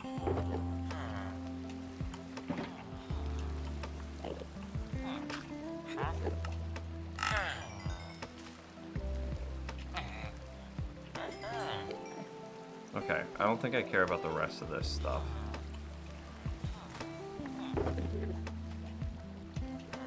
Just wanted to restock food and then repair the durability of my pick.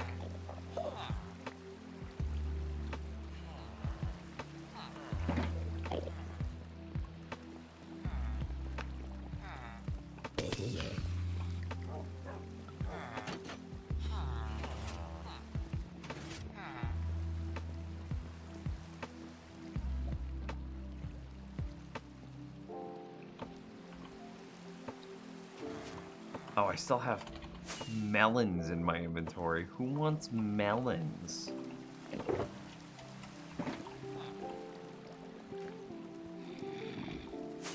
You're throwing all these diamonds? Emeralds? Did I say diamonds? I meant emeralds. I think they're inside that guy. Yeah. We just really don't care. Potentially Eric with a 100-bit tip. Woo! You never grab fire potions. Aw, bless, dude. Well. Are we out of an ingredient? It's on. Did an Enderman place a block down that scuffed it? I've been having problems with Enderman leaving blocks behind. Are we below a water bottle threshold?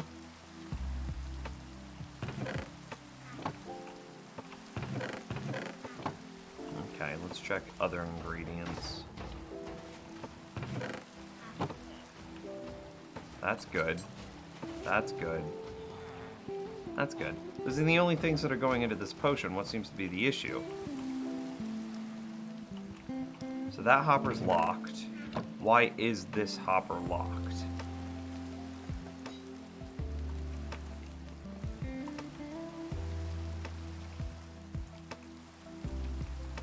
Hopper out of the bottom. So there it is.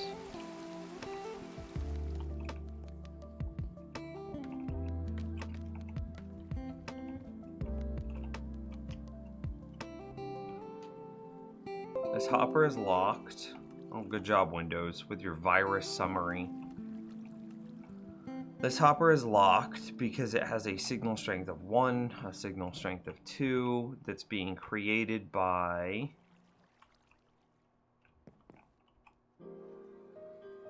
a magma cream. So is it just in a bad state? Did I run out of ingredients? No, I must have overfilled it. Okay.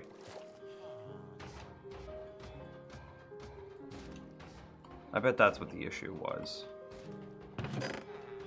I bet I left it running for too long, overflowed my chest, and then got it in a bad state.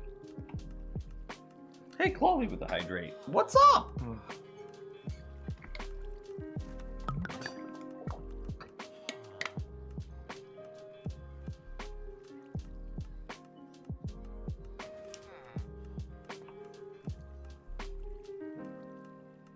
Awkward potion will turn into a fire res potion.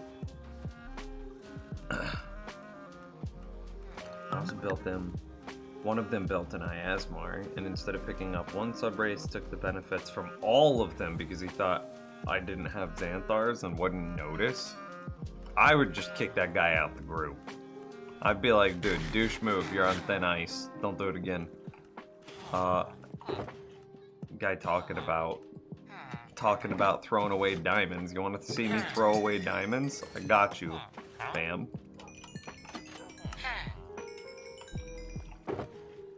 Don't need those anymore.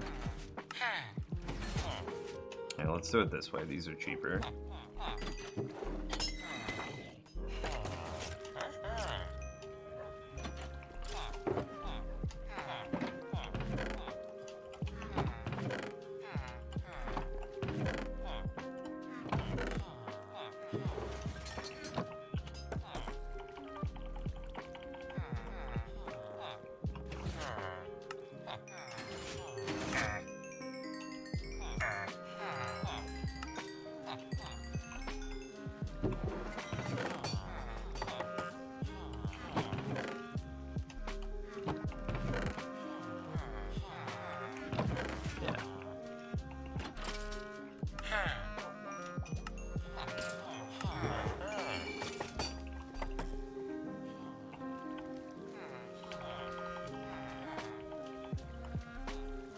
Is this good?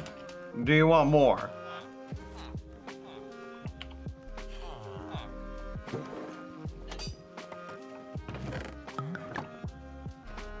And now we're cooking.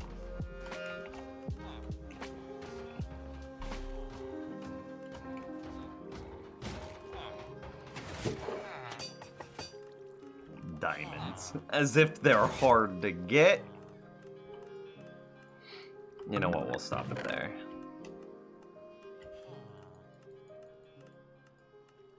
That's good.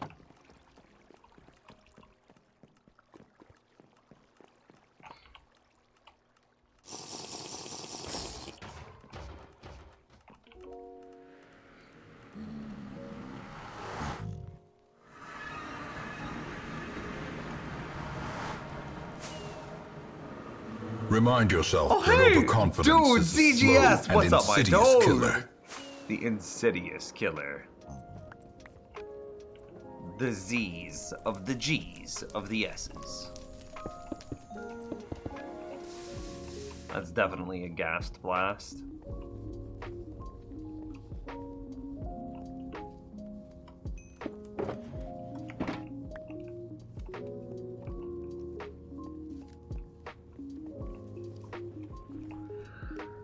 How many layers do we want to try to get at the very beginning? Do we want to get a lot? Do we want to get a little? Do we want to get like 4? Do we want to get like 2? Do I have glass in here? I do have glass in here.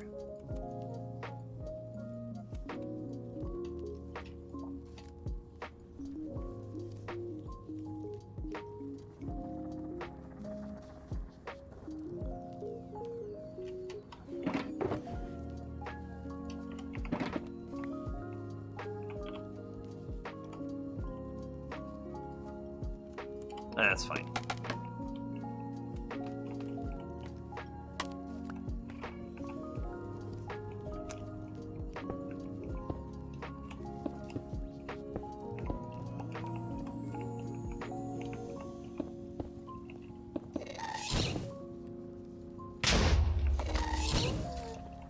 Would you? I hate this so much.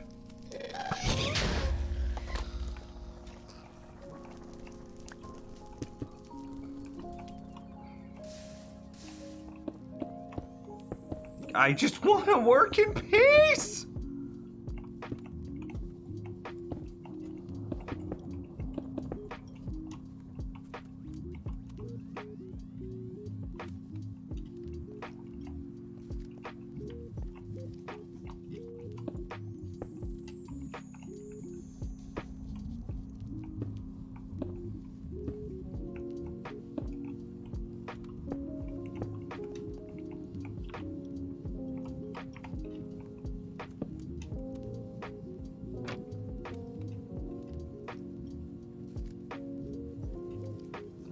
How do we get a block over there?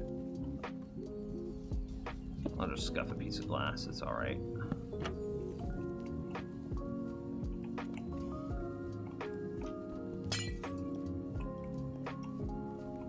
Yeah. And actually, I do think that we can now put a turtle egg in there. Yeah, let's go for it. What's the worst that happens?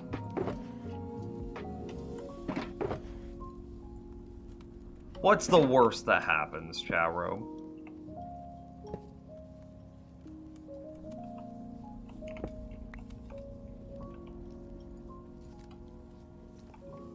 He's coming. Ooh, Lord, he coming.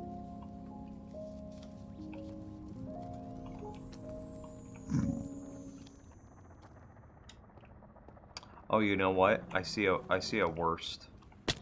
All of these scaffolds might be a worst that could happen.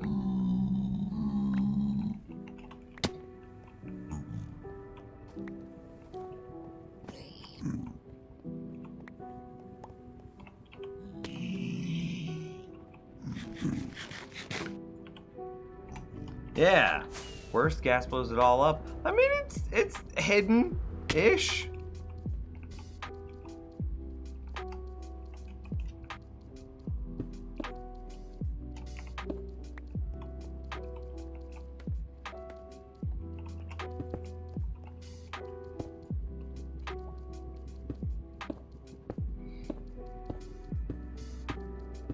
times I told you you should make a stone cylinder around? I mean, you're not wrong, but like...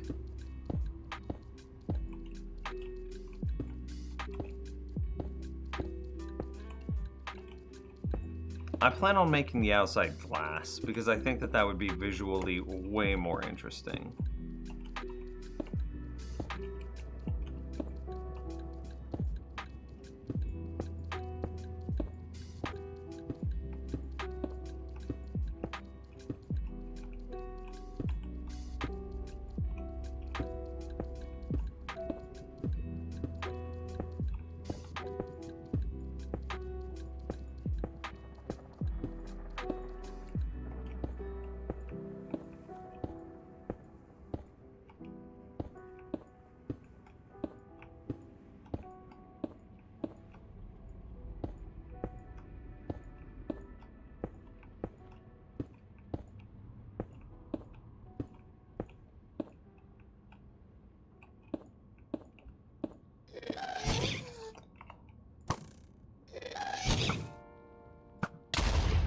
That one.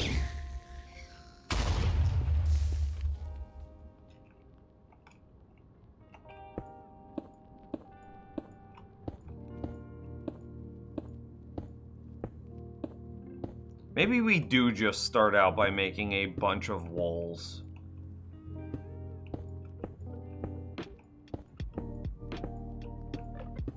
Imagine how much nicer this would be. I'll just leave it. I'll clean it up later.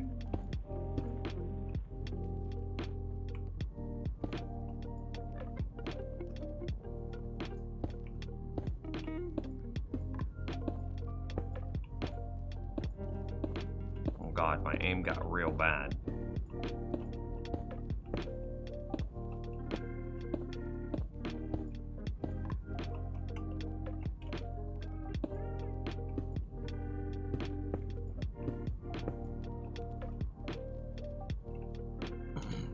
Wait, do they not like eggs? No, they don't. They try to, stomp on the eggs and break them. Except that guy. I don't know what he's doing. He dancing.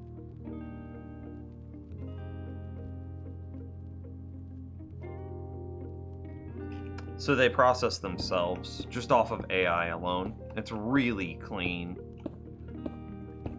Because we know Mojang wants to remove the aggro system, like the current iteration of the aggro system. But when they did it, there was a community outcry. So they're like, okay. We're not going to do it yet. The community should know that it's coming. They basically said that to us.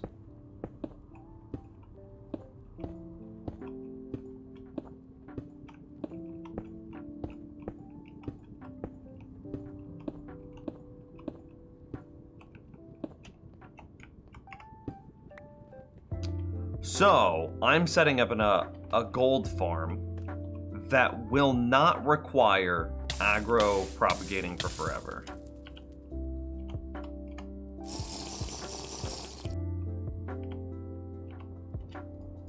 So it should be good.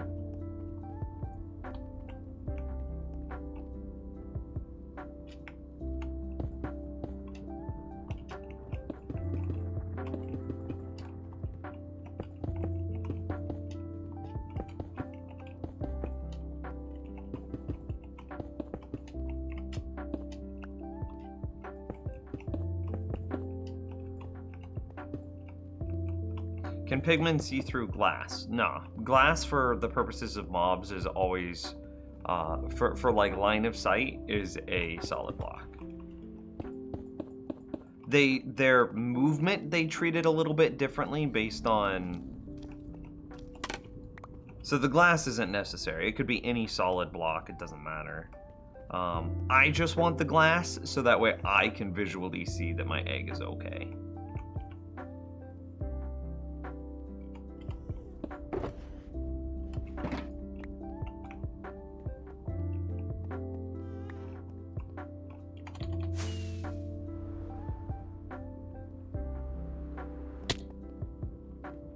Pink glass? No, I refuse.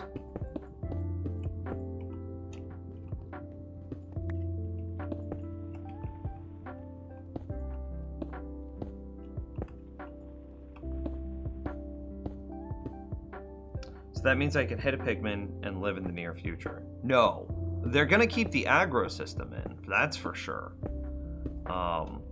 They just don't like how it's currently implemented, that once you hit a pigman once, it just keeps the aggro running for basically forever.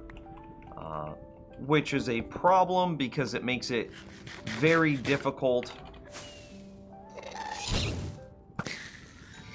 to break that cycle.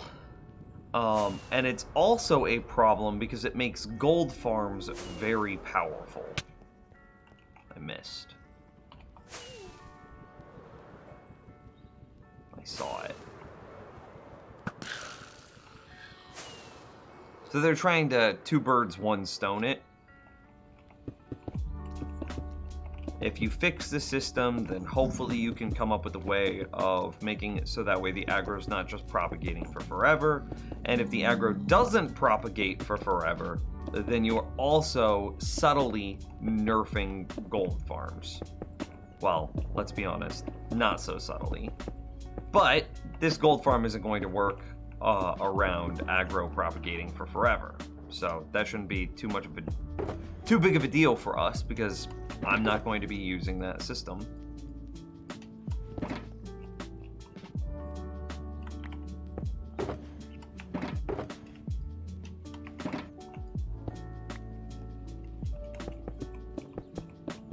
Next time I'm in the overworld,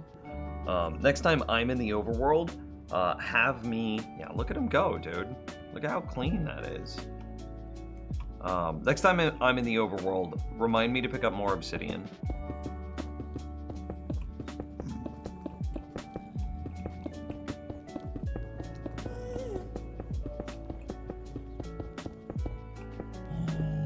How long does Nim's aggro run for? What do you mean?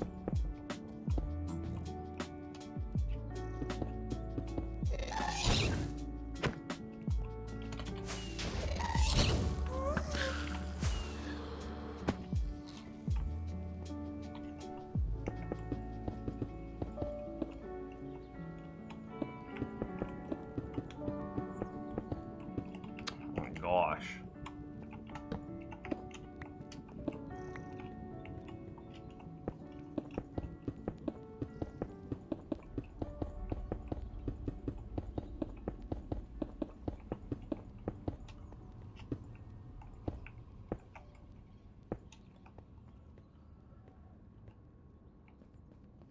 After yesterday, I think you owe me something pink in your world. What did I do yesterday?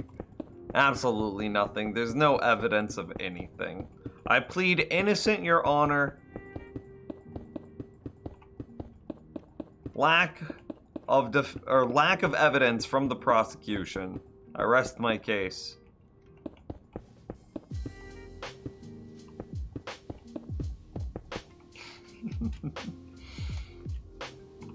Yeah, good job, Yolk. Thanks. I appreciate you.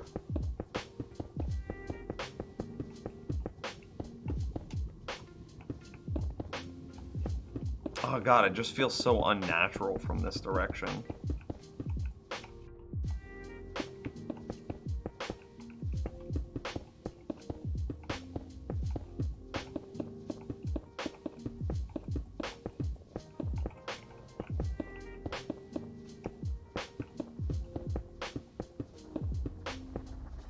Oh.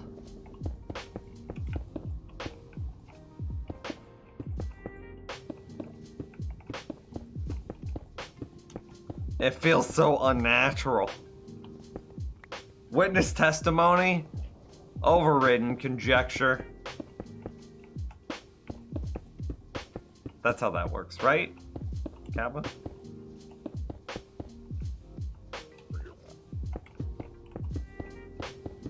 Circumstantial at best. Thrown out.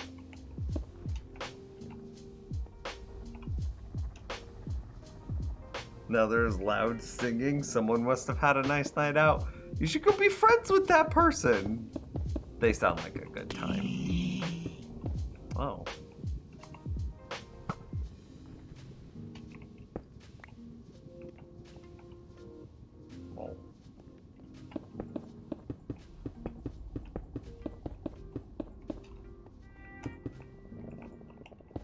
I'm not gonna do it from that side. I'm done.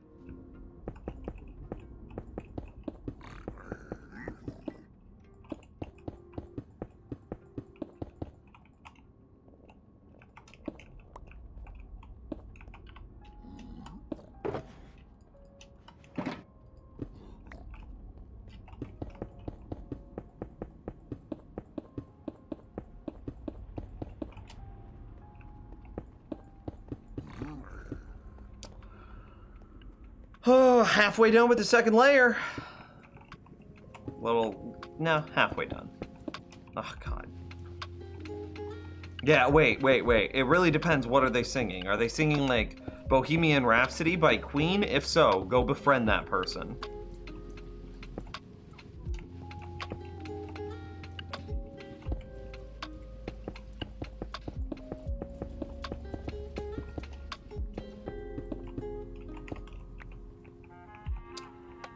Chat room, what's your go-to karaoke song when you're drunk as a skunk?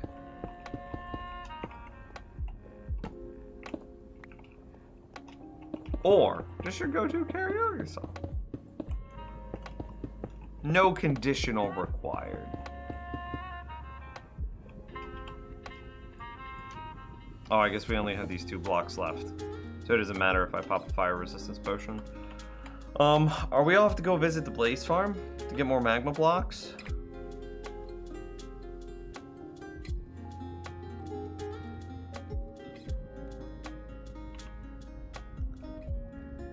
I think we do. I'm curious, though. Yeah, that's what I want to see. Look at all these guys down here. Oh, this is glorious. We will fight them. Yeah, let's do it. Oh, hey, he had 1 health, so he insta-died. You have 1 health? Lol. Lol. Lol. Lol. Lol. Ha! Incredible.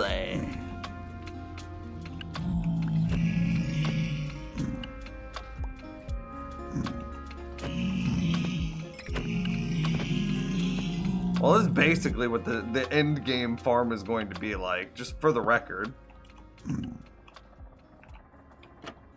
Woo.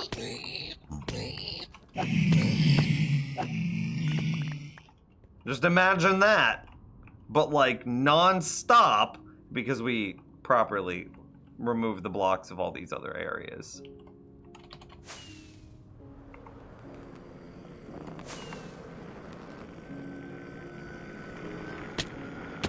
How did that not hit him? Okay, I'm gonna get him this time. Woo! Look at this. Look at this garbage. Damn Enderman.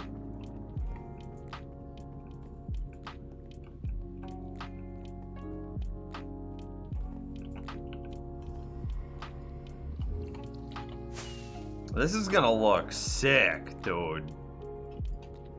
Here, I guess before we do that, we can do one more thing. And that's we can start prepping the glass.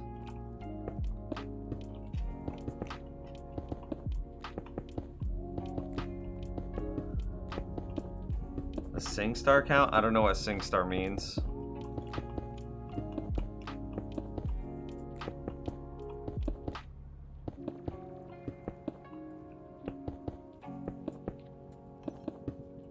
At Nim's favorite song? Do I have a favorite song? Paradise by the Dashboard Lights. There you go, favorite song.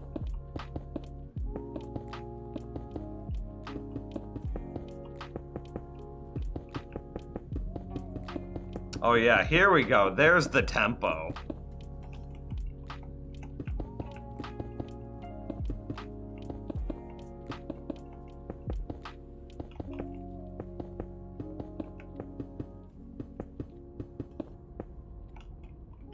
Am I really out of glass that quickly? Lol.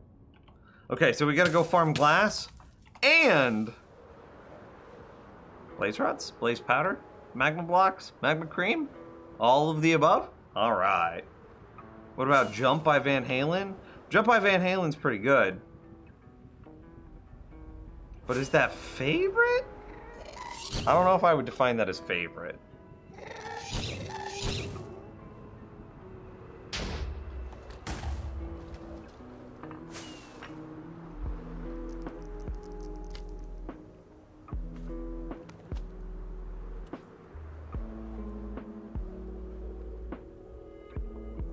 I missed a glass. Okay. Glass, obsidian, magma, something.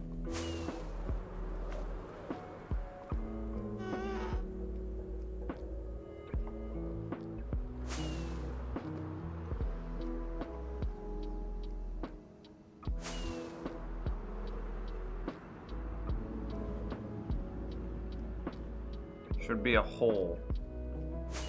Like basically right over top this ridge. And there it is. Ah! It's not the greatest of holes.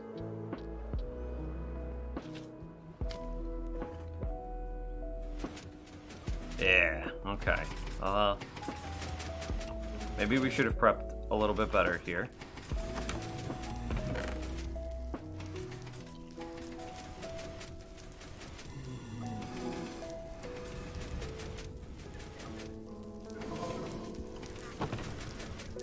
Oh, hey, there's obsidian. I got the obsidian, guys!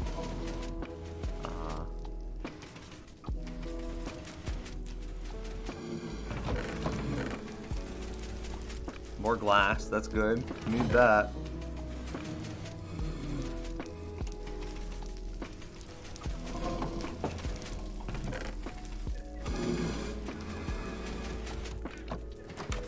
I don't have any shulkers, do I?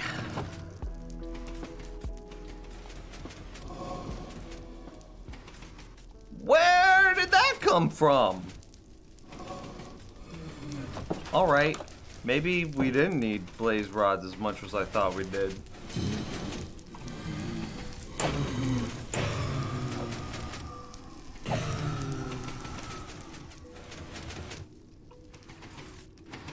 Did I not get any experience? Hello? That's fine. Oh. Definitely need more shulkers. We can make a trip back to the end at some point. So much to do!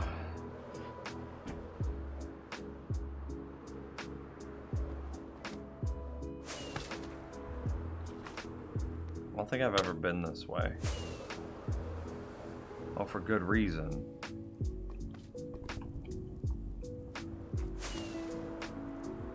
Oh, Lord. Oh, Lord. These are, like, impossible to navigate. Ow. Okay, not doing that again. How's it going, Void? What in tarnation is that place? Is my double blaze farm.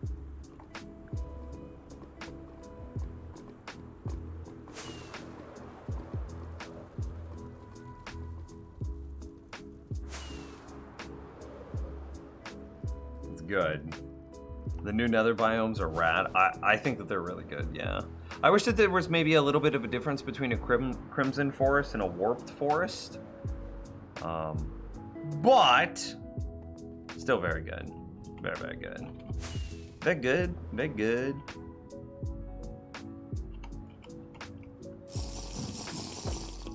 Okay, where's this one that I missed?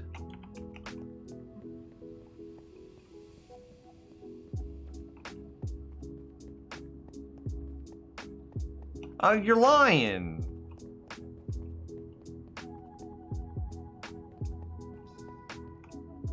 It's on the third layer.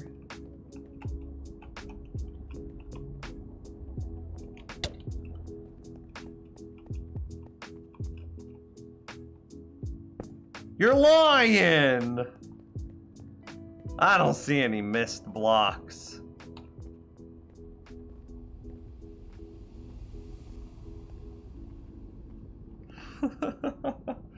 Candy with the hydrate. Yo, you want to give me a couple of mil? ZGS? Yeah.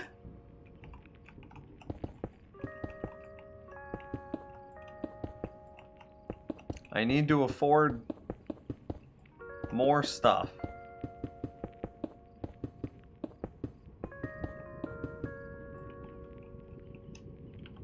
No particular reason. No stuff in particular.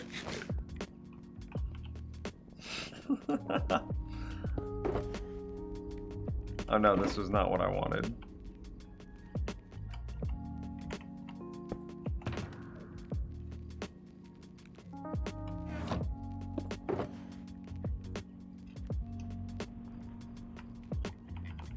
No ghasts, no ghasts, no ghasts.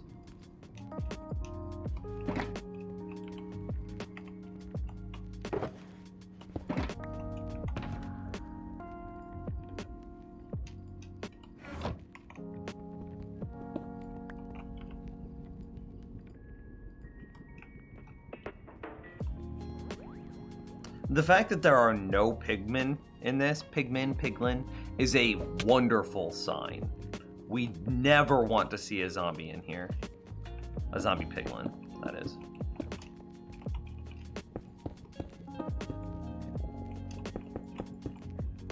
Oh, it feels weird to be doing just a tour. Oh god, now it's gonna be a 3. Okay. Or a 4.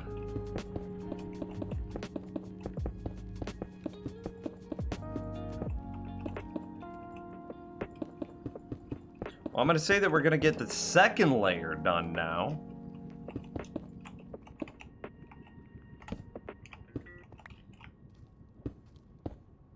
How's it going, Ginger? What you building? Oh, just a little something, something. You feel? Just a little something, something. Just trying to treat myself. 2020. Let me see if there's anything down here to give you context. Yeah, there's a little something down here to give you a little context. Yeah. There's a couple of these lads. We want to kill just a couple of those lads. But not that many. Just you know, a few.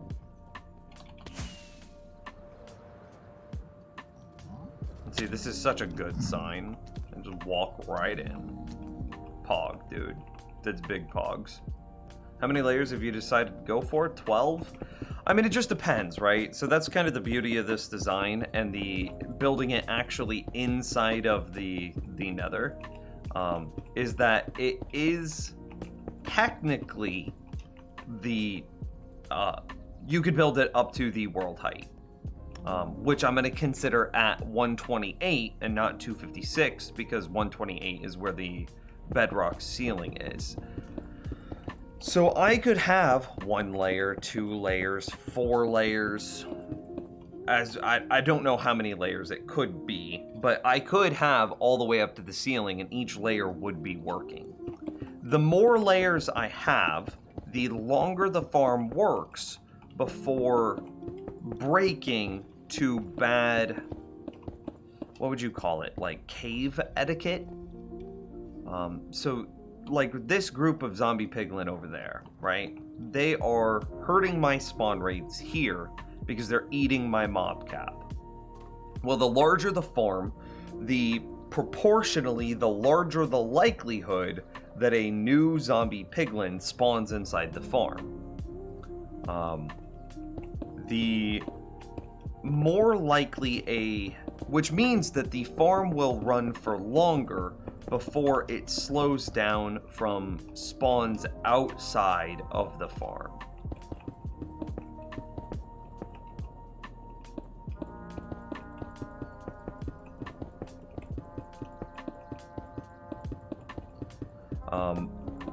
However, we could also improve the rates of the farm by removing all of these areas that monsters can be spawning. We can see quite a few here. But remember that this isn't where the player's going to be AFKing. Player's AFKing 24 blocks straight down. So there's some ratio where it will be... each additional layer will have a diminishing return. So the first layer obviously is perfect. The second layer is going to be slightly less rate. it will be more rates, but slightly less than what the first layer provided. So let's say the first layer provides 100 pigmen per hour, right? The second layer might only add 80 piglin per hour. But then you will be at 180. Then the next layer might add 50 piglin per hour. So then you'd be at 230 total. And then the next one might only add 20 piglin per hour. So then you'd be up to 250 piglin total. And each layer will have a diminishing return like that, roughly proportional to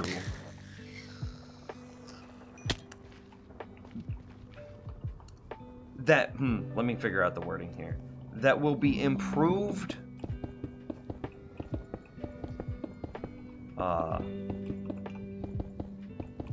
And the diminishing return on that ratio goes up, so it becomes worse the better I've lit, or the better I've removed outside spawn areas. Because eventually adding more layers won't give any additional rates, because the farm will be the only place that mobs can spawn anyway.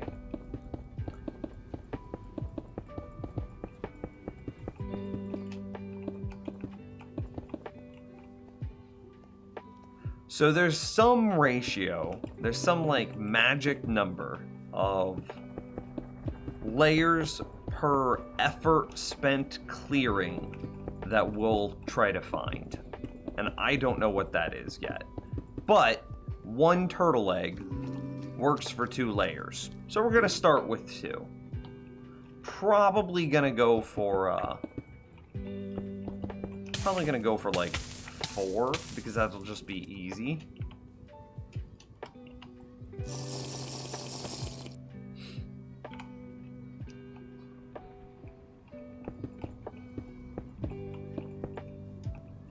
You're talking about some 24 block limit the other day. Oh yeah, mobs can only aggro to turtle blocks out to 23 blocks. So everywhere in this spawn platform is within 20. I don't know what this guy's doing. He must be, he's just chilling. He big chill.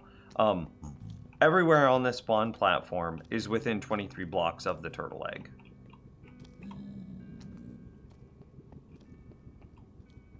Is there a reason the bedrock roof is so low in the nether? Originally, it was because computers didn't have the processing power for all the things that the nether wanted to do. Minecraft wouldn't run well.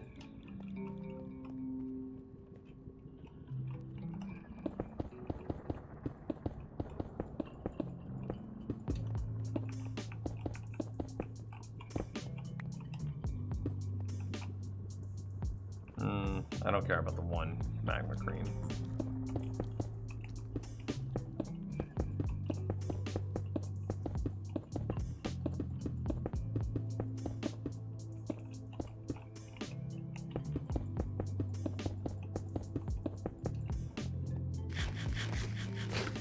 Surprised they didn't raise it in the update. It would make it feel completely different.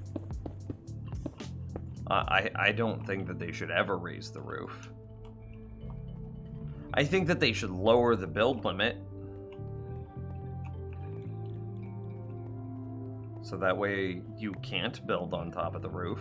You could still get up there, but I think that they should remove your ability to build up there.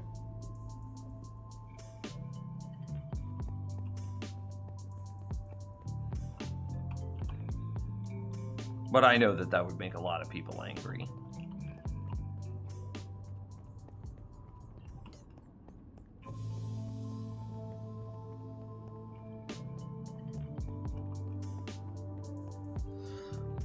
Obsidian, glass, make more magma blocks. Obsidian, glass, make more magma blocks. Also rockets. Ow.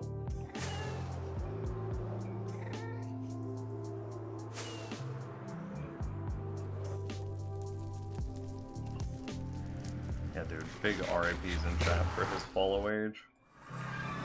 Big F. IDK, if you're gonna remake the nether effectively, why not make it taller? IDK? Because it would change the feeling of how the nether works.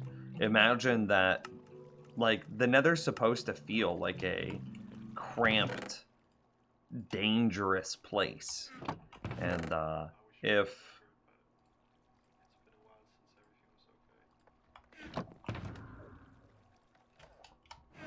you raise the roof, then it would no longer feel that way.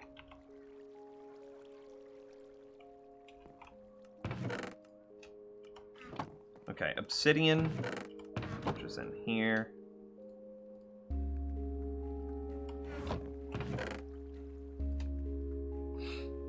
What else did I say? Obsidian, rockets. What else?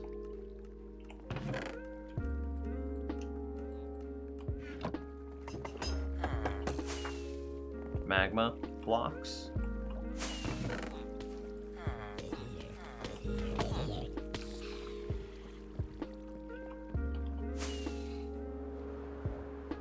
Nether roof highways are kind of neat, but other than that, it does feel cheesy. I mean, it feels super cheesy. I mean, very clearly, players were not intended to get up there.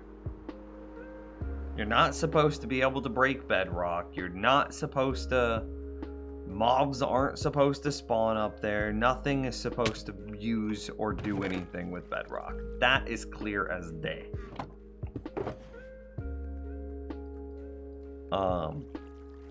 But players did figure out how to break bedrock.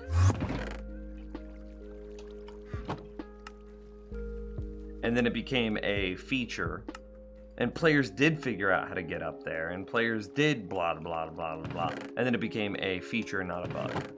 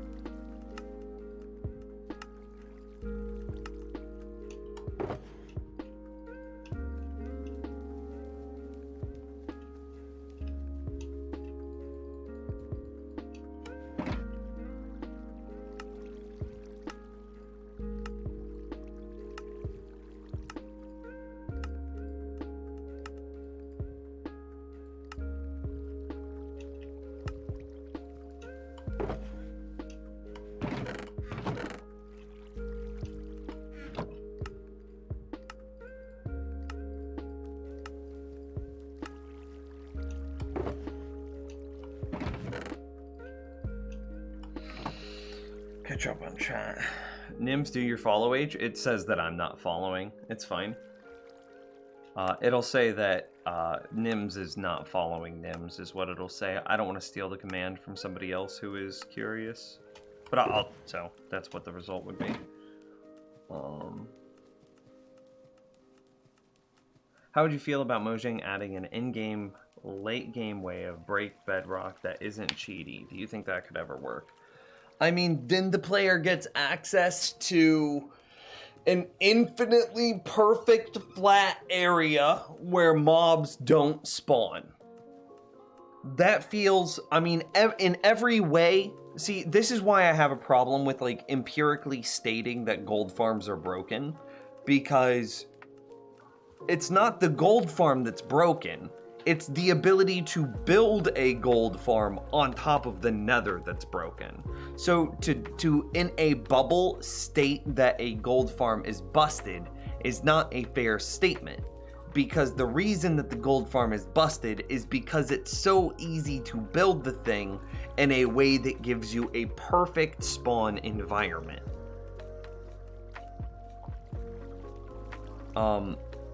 So being able to legitimately break or move through bedrock would result in a perfectly flat space where mobs cannot spawn with 128 blocks of additional build height.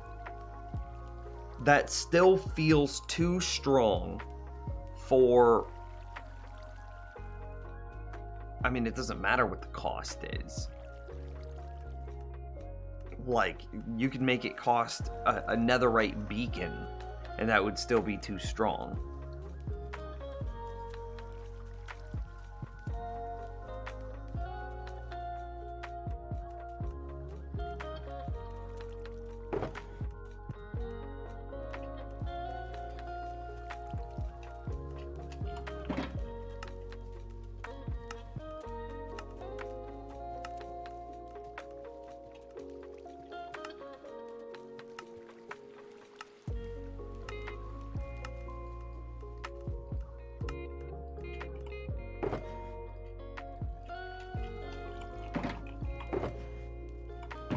Yeah, the more and more I think about it, gold farms are actually fine.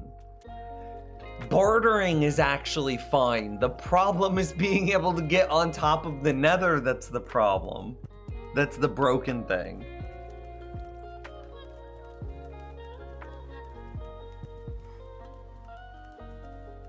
No, it's definitely, the Aether will be a new dimension. Look at the code that Minecraft is implementing, right?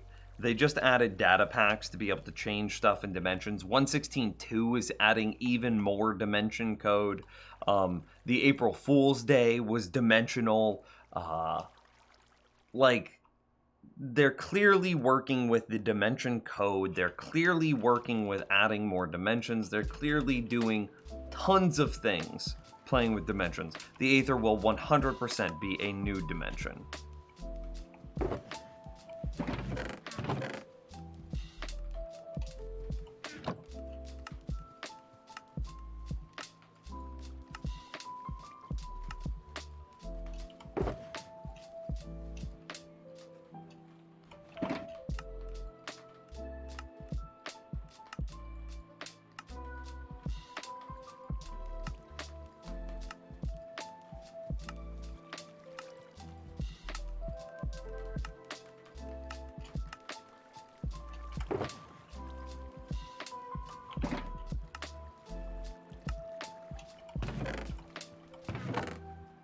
This is what's been farmed while I've just been chilling here.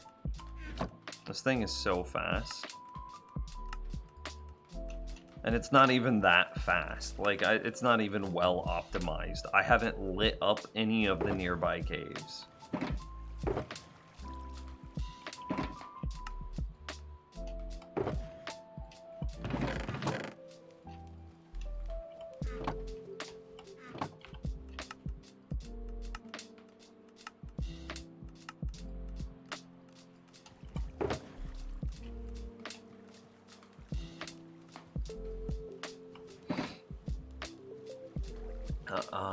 Who did it? Who set Nims on the Aether talk? Oh, no, we're good. What's up, Beige?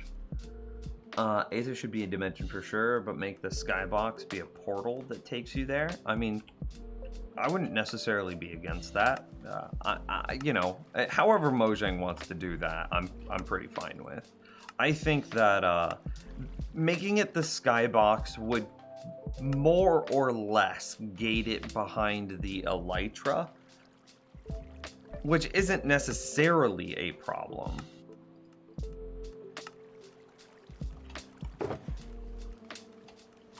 But if it were just the skybox, then that means that you could pillar up to it, and that might be a problem. What if you get to the Aether by breaking the bedrock on top of the nether, so it's 2 dimensions for the price of 1? No. I mean, somebody already suggested that. I forget who it was, but... yeah, Toadstool's already said that, but that wouldn't work.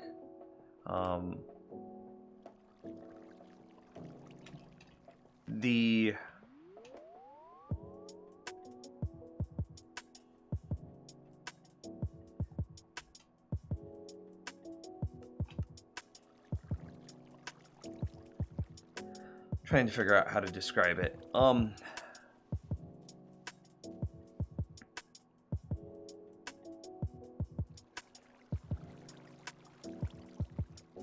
I mean, okay, yeah, technically it would work, because you do have sub-chunks, and you would be able to denote things via sub-chunks, but oh my god, the code that would have to go into doing that, it would just be so much easier for all parties involved to just make a new dimension.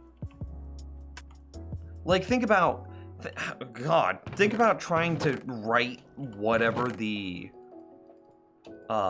terrain generation would be for only building on top of the nether.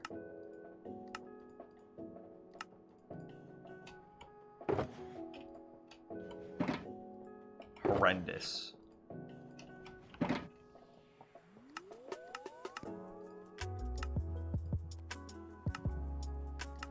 And think about if you wanted to mod that at all. Horrendous.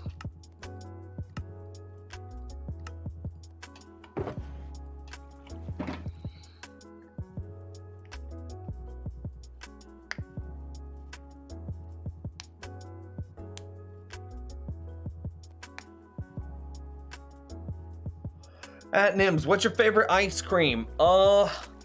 Pretty much anything to do with hot fudge. If it has hot fudge in it, even if it's cold hot fudge, then I'm still about it.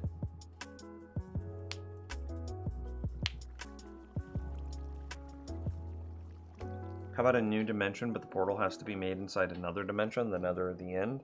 That way, game makes each dimension meaningful for transportation. No, that sounds super tedious. Imagine I want to go to the end, so now I gotta imagine it's in the end, right? And so I want to go to the Aether. So that means I'm gonna be in my overworld, I'm gonna go through the nether, then because the end portal is probably really far away from me, then I'm gonna come out of my nether to go into the end portal, to then run over from where the end portal spawns me, to then go through the Aether portal. Nah, tedious AF. Not fun. However, in your idea, I think that you're onto something. Make the Aether similar to the end portal in that it only spawns in specific structures, so that way you're still incentivized to travel through the nether to get to the Aether portal.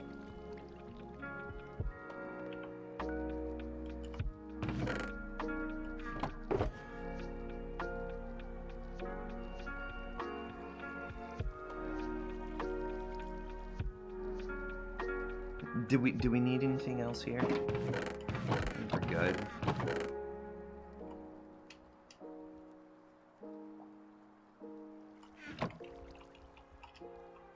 Hey, baby. You're a good baby.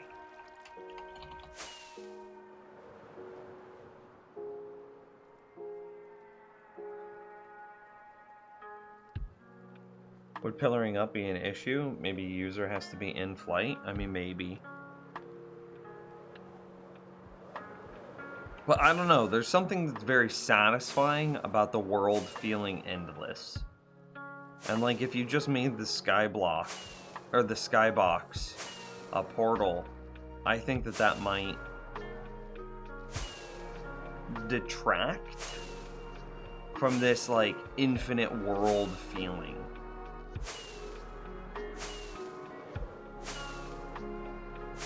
You know what I mean?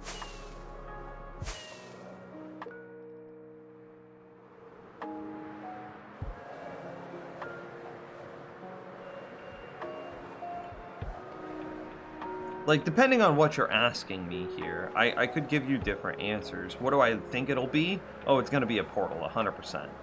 What would it be fun to be? Oh, the skyblocks would be fun, but in reality, I think that there's like a 5% chance that happens. But it would be fun.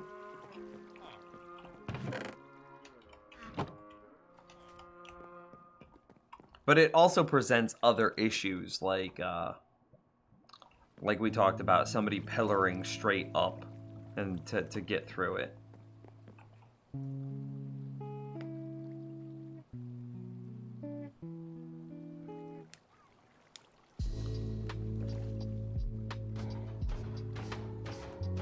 Have the Aether be below bedrock in the overworld and above the nether roof?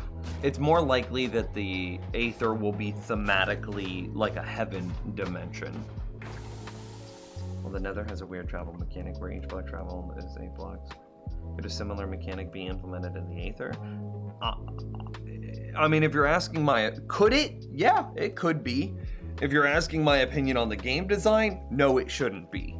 That slip space reality of traveling 1 block to 8 blocks in the nether should be unique to the nether. The pros and cons of each dimension should be unique to itself, so that way they are whole and inclusive and fully realized things. Nothing in the end overlaps with the nether. Nothing in the nether overlaps the overworld. They are all fully unique experiences. And they could, but I don't think they should. What else do we need? Glass.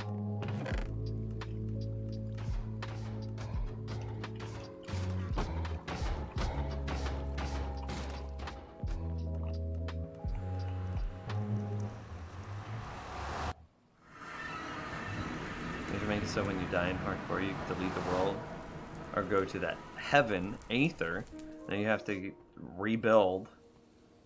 And if you kill a super hard boss, you have a second chance to live. That's kind of a neat idea. That's kind of the most off the beaten path, but like neat ideas that I've heard. Like you have a chance to get back to your, like your soul moves on to the Aether, to heaven. I hate you so much.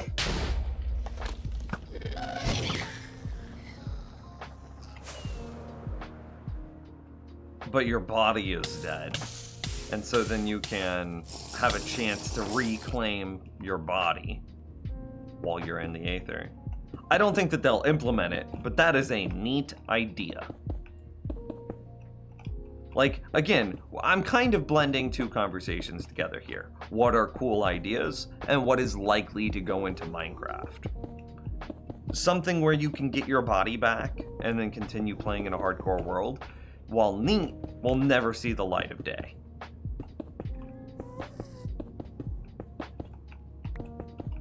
But as just a mechanics idea, oh dude, that is a sick mechanical idea.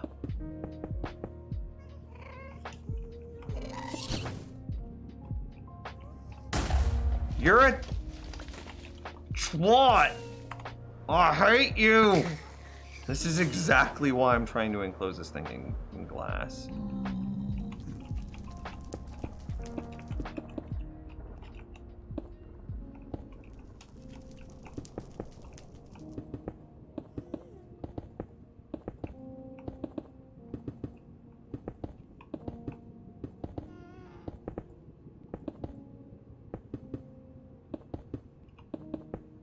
Okay, hang on. How would you feel about locking the Aether behind an Invention World type thing or some unique gameplay thing like they have Skyblock Purgatory thing or puzzles that you have to solve to access the portal blocks or something? That'd be neat.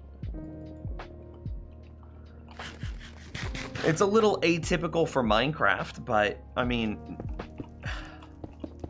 atypical things like what the Minecraft universe entails is constantly being redefined. And Minecraft definitely has Legend of Zelda elements, so accessing some sort of hidden dimension, extra dimension behind doing some puzzles sounds very Legend of Zelda-esque to me. And in that same vein, you know, kind of makes it feel like it fits in Minecraft, because Minecraft does feel like it has a lot of those same ideologies.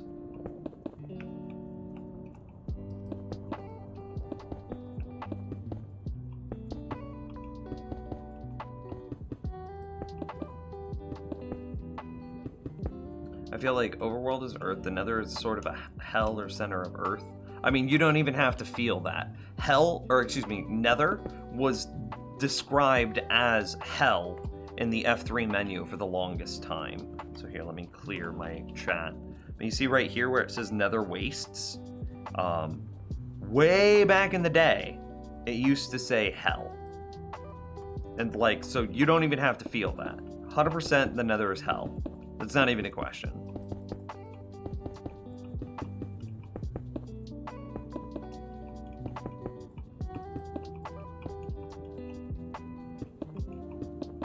Which is why I said it could be similar. It could be a Y move if we kept it limited to a travel command. It could be to another coordinate entirely. Then I'm struggling to understand what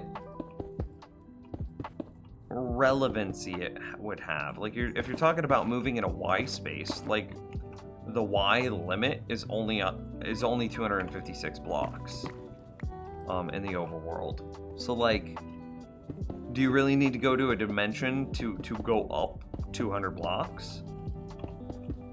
Nobody goes to the Nether to move 200 blocks.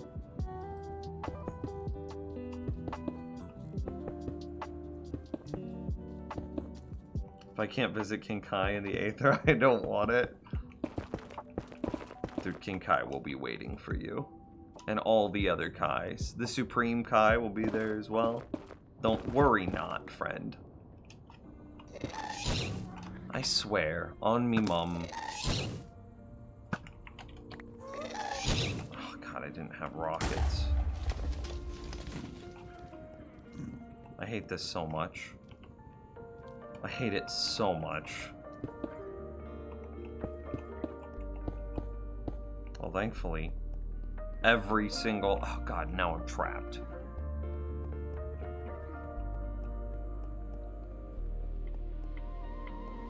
What do we do? Do we fall down? I think I fall down. Okay, hang on. While we're in here, may as well, I want to replace this.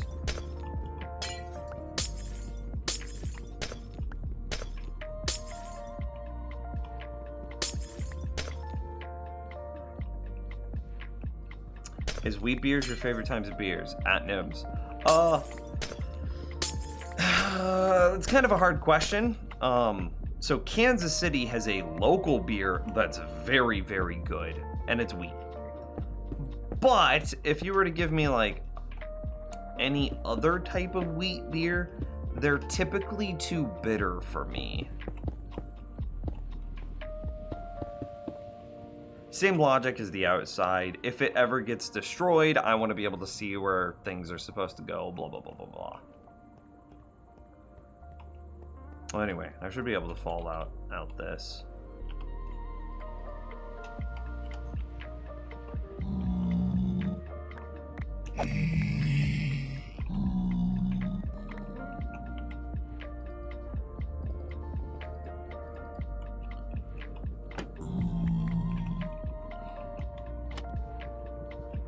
Hey guys. Bye guys.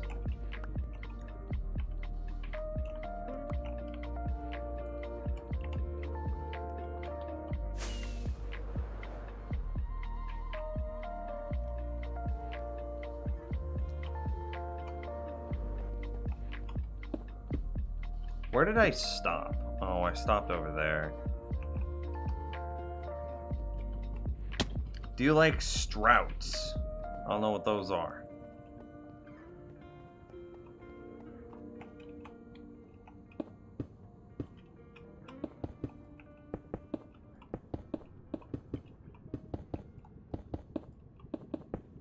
A stout.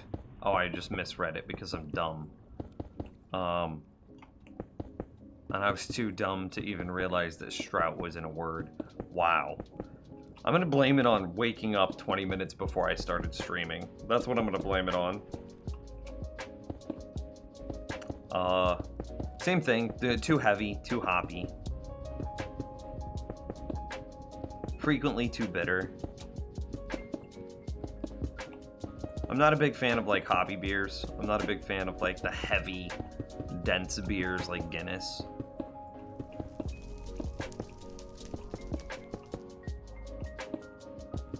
And that's why I like Kansas City's Boulevard. Because it's kind of like a lemon beer.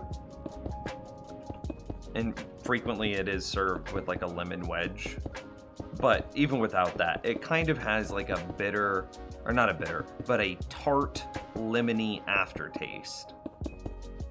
It's not overly hoppy, it's not overly bitter, it's not overly... It's just nice. It's a good beer to just drink and keep on drinking until you don't need to drink anymore. Like, you can get proper schwasted on Boulevard and have, like, no side effects. You're just like, oh yeah, this is good. This is just a good drunkenness.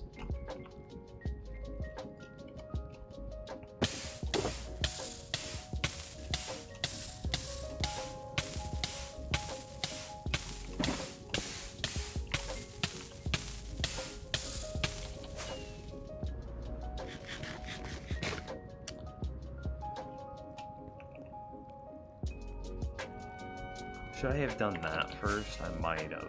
I maybe should have. I went too wide.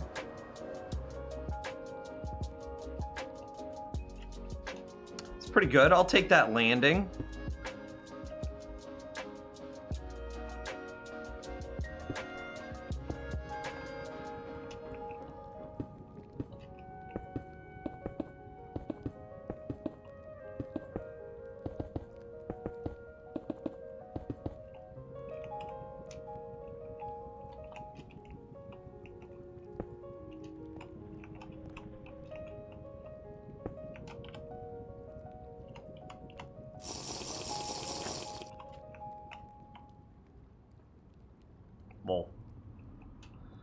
Oh hey, ZGS with a wee little lad 15-bit tip. Thank you.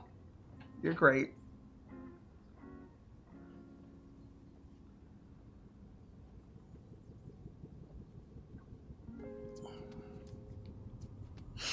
When you got a real beverage, and yes, I mean chocolate milk. Nice, dude.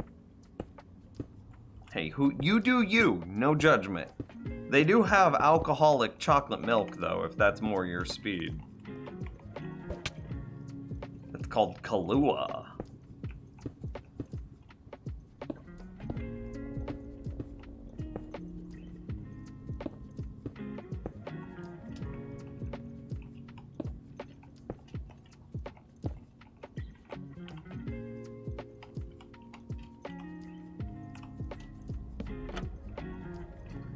Why are you throwing out all those empty bottles? Reuse the glass, save the Earth Pepe hands. Whenever you had me in the first half, I thought that you were trying to be serious, and I was like, because witch forms are a thing, and like, I also fish up water bottles for all of my potion brewing. It's not really a big deal. But then you got me. You got me. Just clean, plain and simple. You did it. I hope you're proud.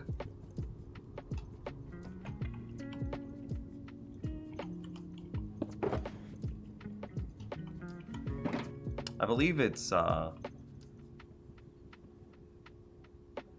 in line. I gotta check. You see that MLG play chat room? Damn, son. Okay, so it's at height, so it's at eye height.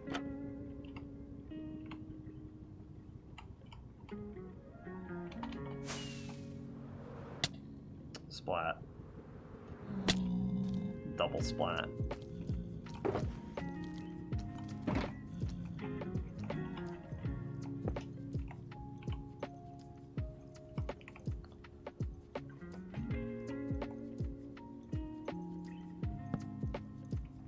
That's wrong. Not what I meant to do. Oh, I should have been careful with that. There was a chance that could have landed badly for me.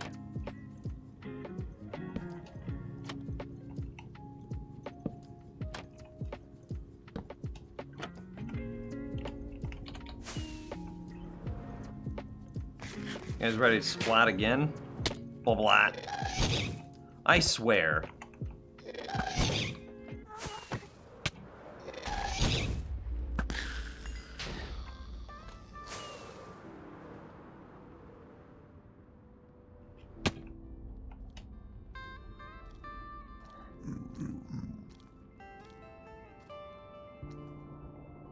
How's it going, babe? Kahlua is trash. Oh, hey.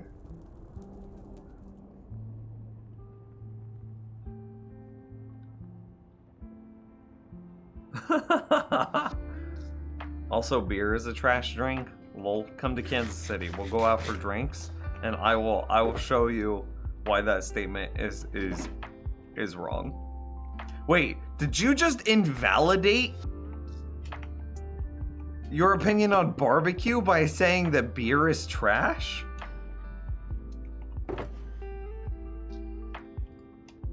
I think you might have.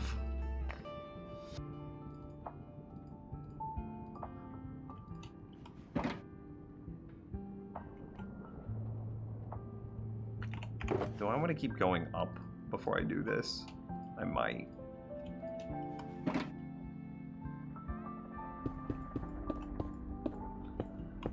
So this one turtle egg will serve 2 layers. So the next layer would be right here.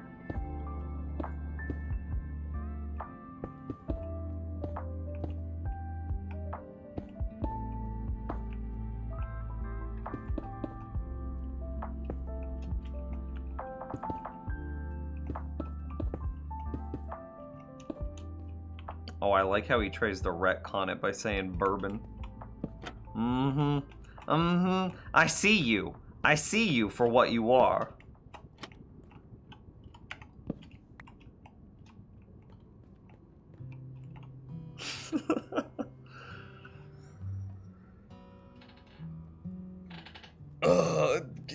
Good beer does not take... I mean, there's a lot of bad beer, right?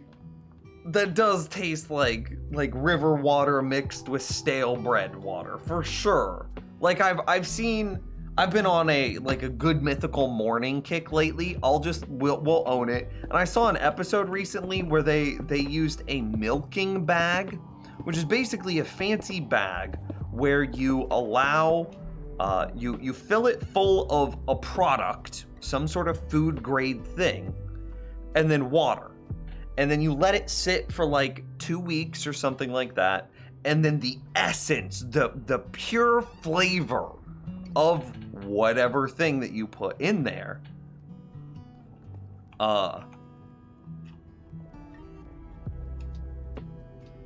is extracted and imparted into the water. So this is how they make things like almond milk.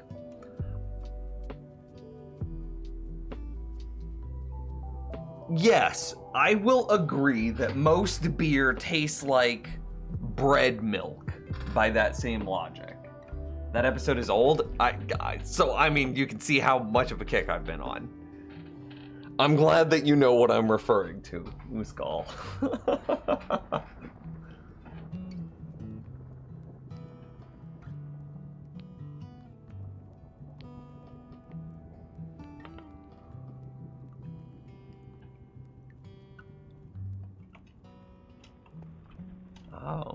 So the turtle egg goes there, and then it's just a whole bunch more of like these bad boys, right? Something like that.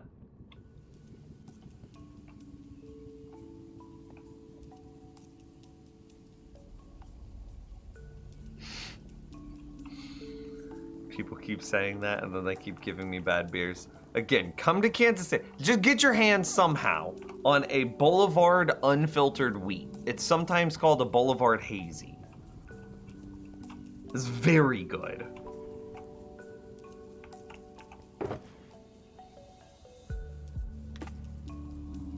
Okay, let's just go ahead and throw this next turtle egg in there.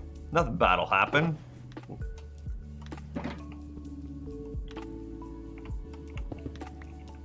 Didn't mean to destroy the second block.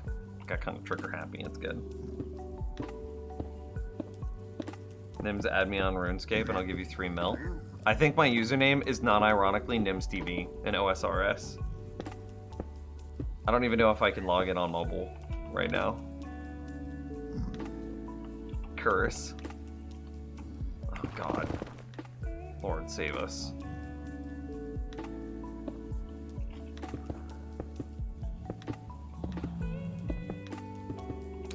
I really should be doing this up 3 because that's the max distance that we could reach.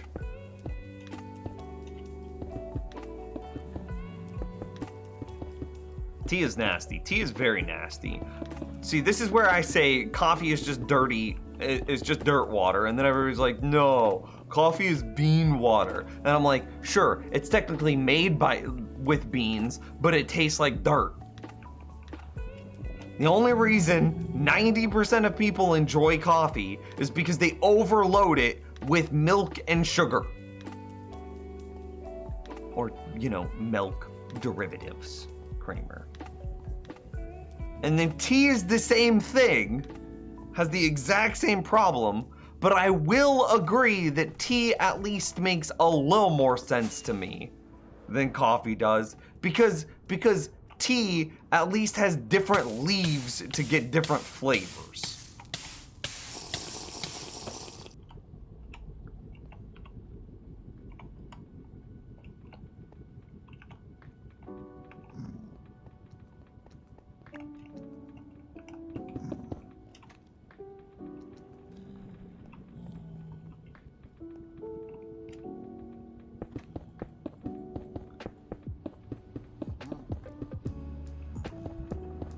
The only reason that I think people like coffee is because you're all caffeine addicts, and you've come to like the taste of fulfilling your caffeine addiction and not necessarily the taste of coffee.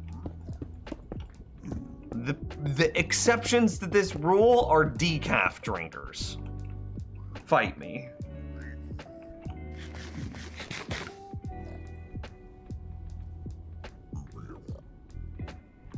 Have you ever A, got a mouthful of dirt, B, drank water from a puddle outside? I was a bad child, yes to both questions.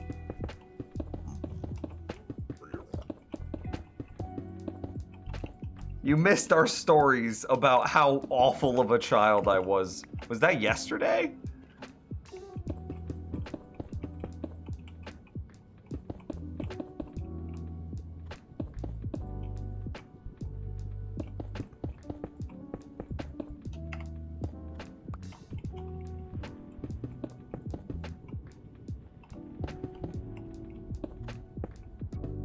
Was it Wednesday? I don't know. I was raised in a religion that was taught coffee is sinful to drink. That's kind of wild to me. As much as I want to say like, oh yeah, coffee is bad, coffee is ugh.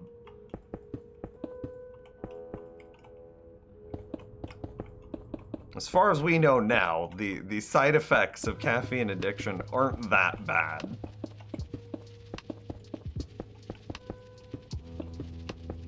But to then go that far, that feels, whoo, a stretch. Nims, have you ever gotten stuck in a tree? Define stuck. No, I've climbed plenty of trees in my life, and I have never been up a tree that I did not feel confident that I could get back down. I've also never fallen out of a tree. I've also never broken a bone. I used to climb, we had a tree that the first strong branch was 20 feet up. We had a rope swing. It was actually like a tire swing, so a single rope. A tire swing hanging off of that branch. I would climb up the rope. I wasn't as fat as I am now. I was like 14. And I would climb up the rope, like 15 feet up, and then pull myself up onto that first branch and then climb like another 30, 40 feet up the tree. I wonder, is that something I could show you in like Google Maps? Hang on, let me see. I'm actually curious. Let me go to my childhood, one of my childhood homes, and see. Where is that? It would be here, over here.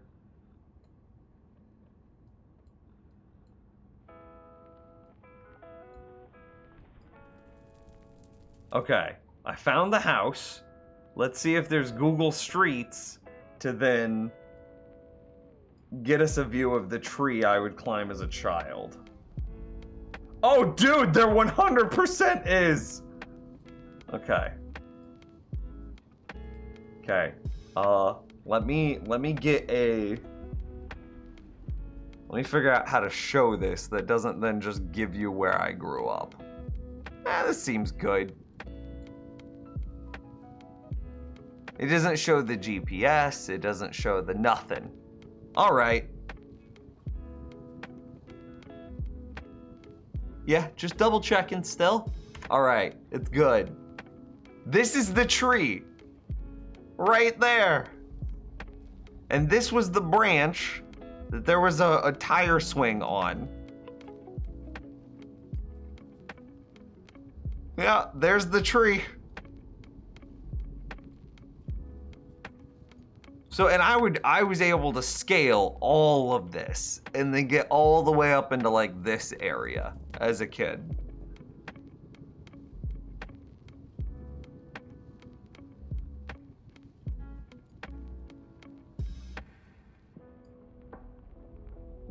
Also, if I've ever talked about jousting with my brother, this is where we would joust each other on this like concrete slab. Yep. That's the tree. So no, I climbed this tree so much as a child.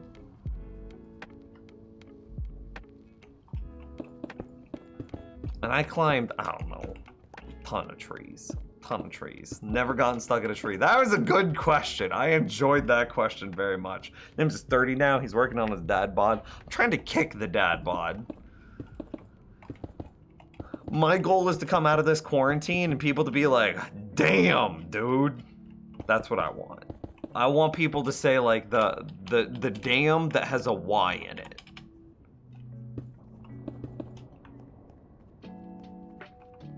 I wanted to ask what was the point, but the point was to climb a tree. Yeah, dude. I'm like 13. What else am I gonna do? The video games were the devil back then, so like, go outside, climb a tree. Okay, I'll literally climb a tree.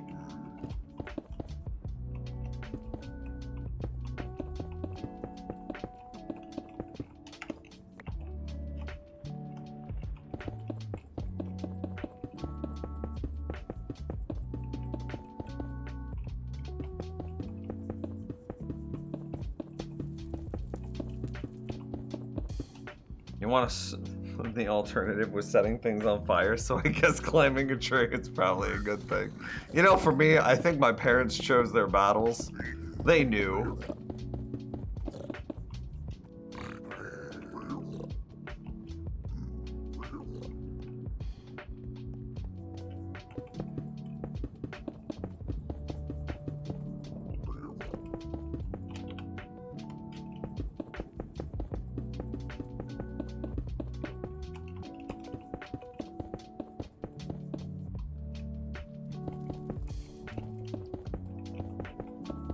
I don't think you were hearing a piglin. You were hearing, or a zombie piglin. I think you were hearing a regular piglin, which does have a different sound effect.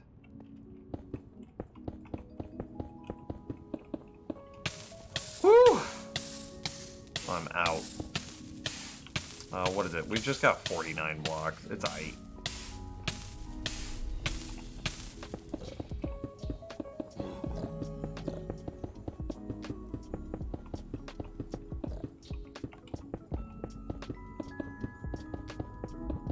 And I also have more fire resistance potions in my chest. What the heck are piglins? So zombie pigmen have now been changed to zombie piglin. A piglin is a new mob, like this guy. He is an unzombie piglin. They are typically aggressive, but if you wear gold,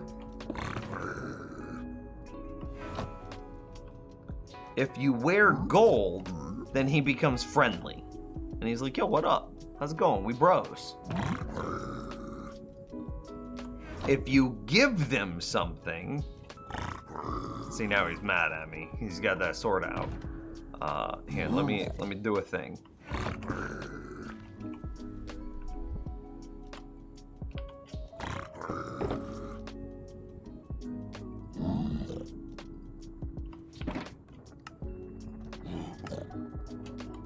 That's so extra. Okay.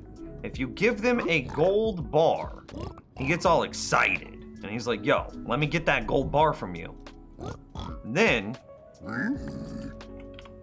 he just gave me 26 iron nuggets. Yeah, check that out. Check that out. Or, let's do it again. Let's do it again and see what he gives us this time.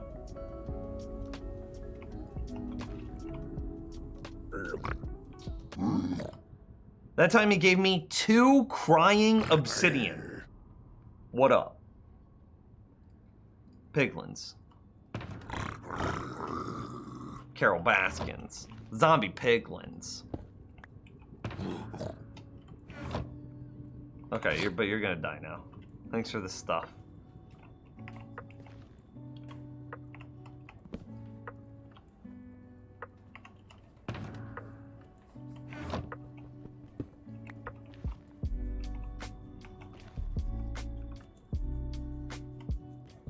So we don't actually need these iron nuggets.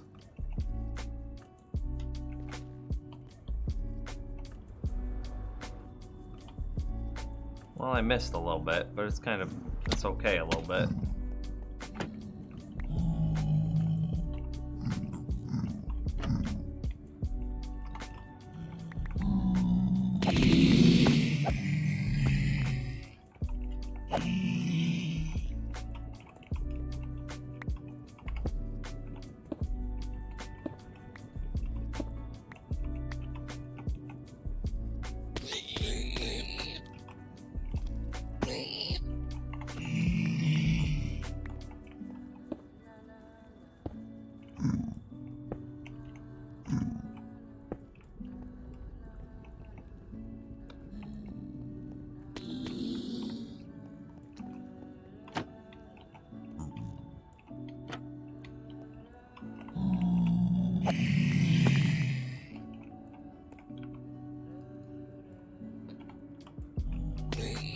Okay, so we need...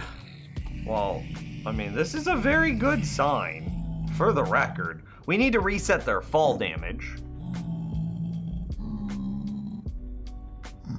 So that way they stop dying. We also need to set up a tube to get them to fall into the correct space. However, you're starting to get the beginnings of a build.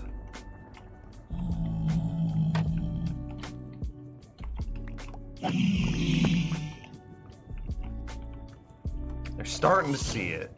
Oh Lord, come.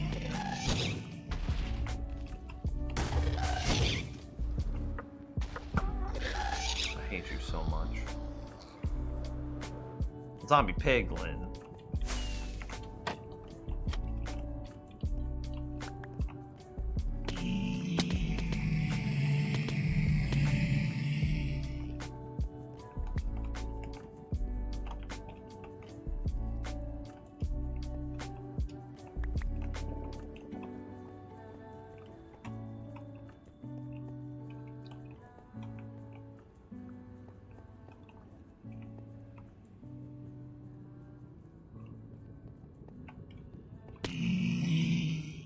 Yeah, we definitely need to reset their fall damage somewhere, but it's good.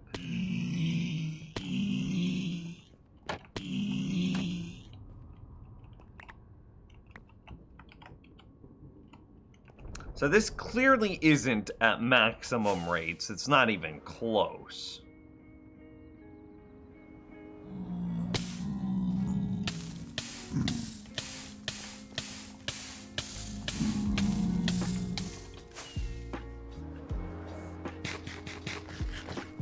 Not even close. We should have a waterfall of piglins if it were at close rates or at high rates. The problem. Oh, hey, that guy didn't die. Call me surprised. The problem that we currently are experiencing is the other areas in our world. Are these guys aggroed on me? Eating our hostile mob cap.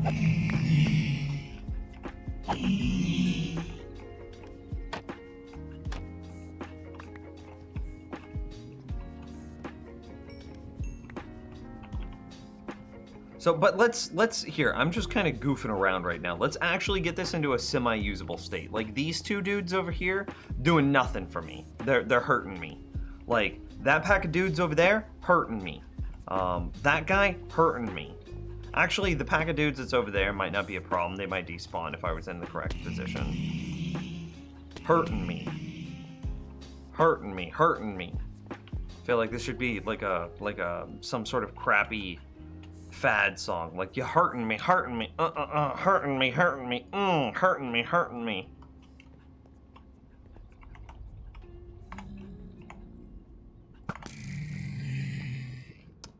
So I want what? A bunch more glass? And then some signs and some vines. So a bunch of glass, signs, vines. Glass, signs, vines. Glass, signs, vines. Boom. So Nims. Yes. Nims is allergic to cats. I just combined them. To casts. Yes.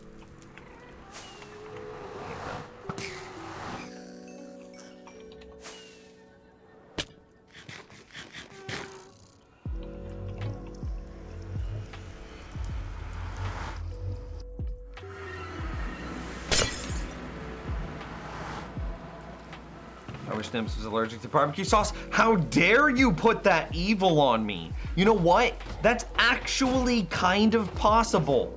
You can get bit by a tick here, you can get Lyme disease, and then Lyme disease will make you allergic to red meat. In which case, I would then actually be allergic to barbecue. How dare you?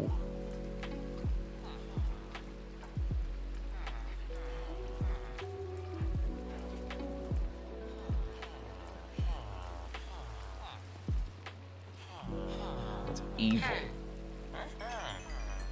And that's a real thing that can actually happen in my part of the world.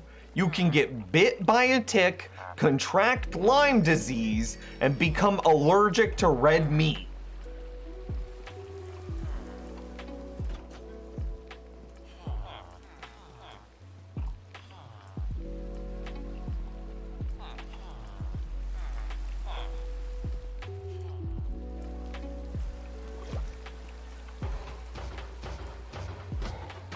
Is this enough glass? I really doubt it. You can still barbecue vegetables? Disgusting. Disgusting. Who non-ironically eats vegetables? The only people I see eating vegetables are like the jokesters and the memers. Like nobody non-ironically eats vegetables. Dude, no, you're a memer. Like, look at you. Your last message was talking about me being a blacksmith or a mage. That's clearly a meme. Dane says he doesn't like beer. That's clearly a meme. So his vegetables are delicious must be a meme as well. Gullywumper? With a name like Gullywumper, can you take them serious? Like if you saw Gullywumper on like a voting docket, are you voting for that person? Nah, bruv. Clearly a meme. All of you are memers.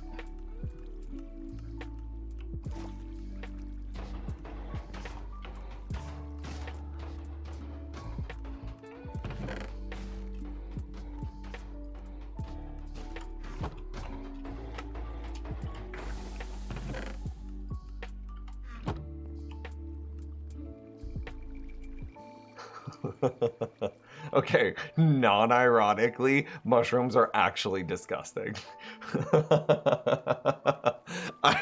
I could never eat something that could grow on my foot.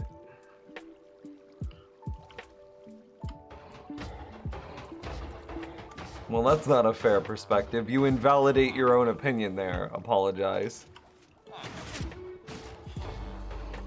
Candy Rabbits, you feed this man some good veggies? Dude, she tries, and I'm like, no, this is disgusting. We're done with this.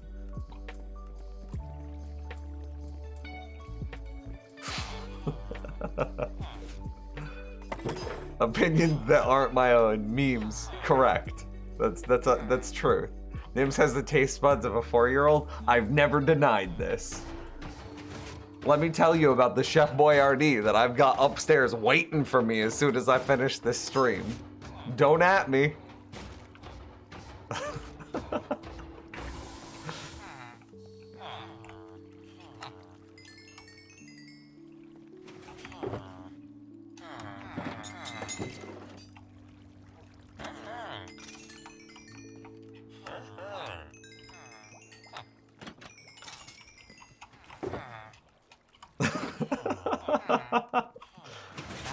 Oh, don't take it that way, Dave. Don't say it's depressing. Shoo. Brussels sprouts are my nighttime snack. Brussels sprouts are actually like... I'm gonna invent a verb here. Vegetableified?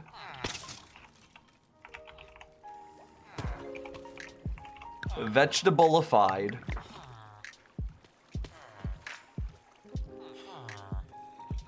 This is gonna be the most disgusting thing that I've ever actually said or typed.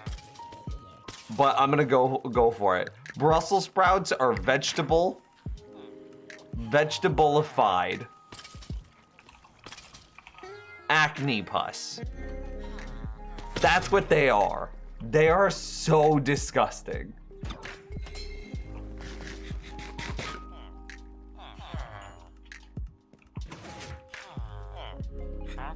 They are actually terrible. Like, oh, I can respect like spinach and lettuce, and I can respect like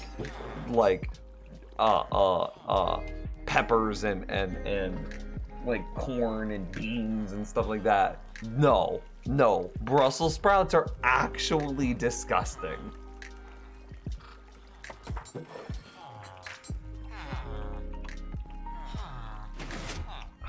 they're not resetting their trades.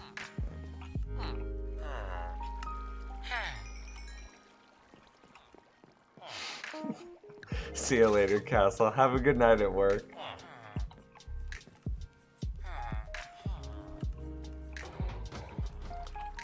Like, maybe I could ride, like, I could get on with some, like, what is it? A good portobello mushroom, I think, are supposed to be aight.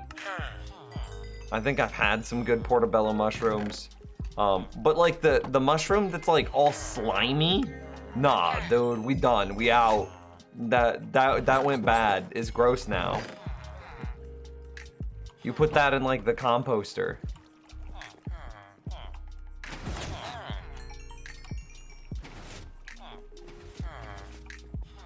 Nim's palette is honestly less like a 4-year-old and more like a 67-year-old prospector from the 20s.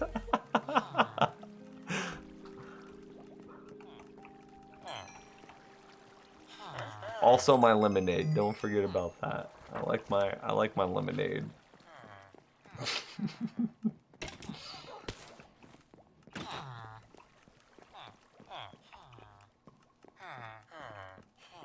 I just can't handle like the bitterness of most vegetables.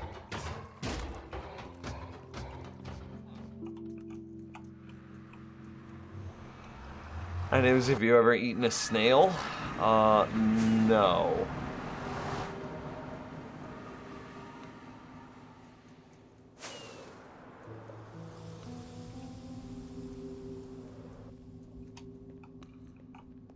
And I don't want to, you know what? I'm gonna fight you on saying that I have like the typical American taste.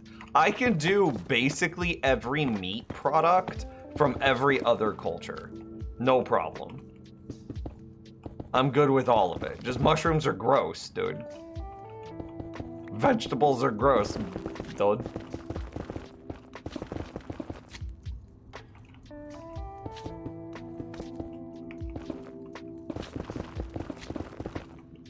Have you had blood pudding? Okay, that's not a meat product. That's just blood. I'm good. But I bet I would like it better than vegetables. I'll eat any meat is peak American taste. All right, concede. I'll concede. That's not a hill I'll die on.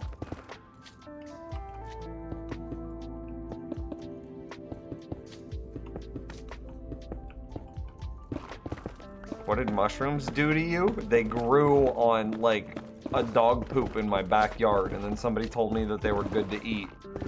I'm like, nah, I'll pass TY though, but not really. Oi, stop. How did he not knock me off?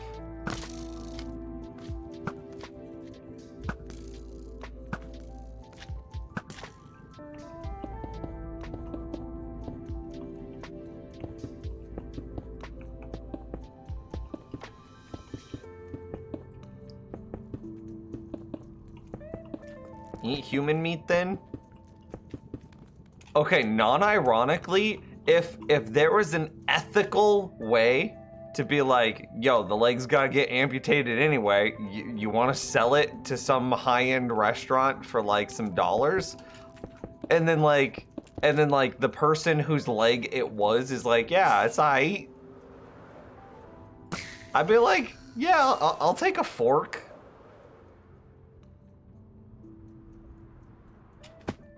Lol.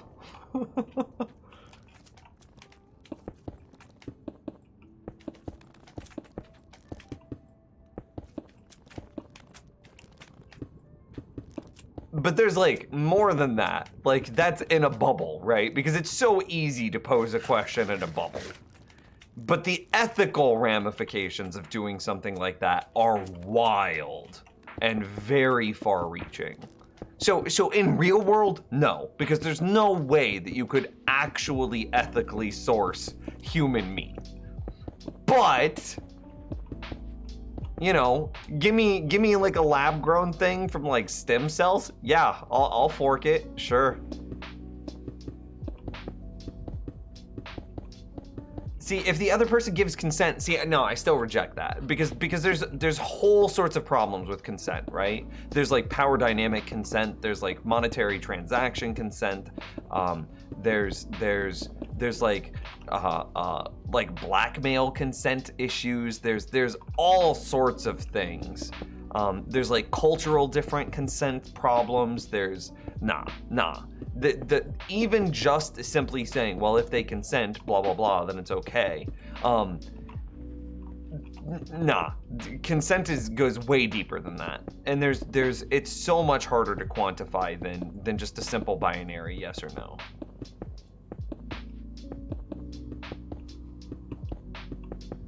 Well, if you cut it out yourself, is that unethical?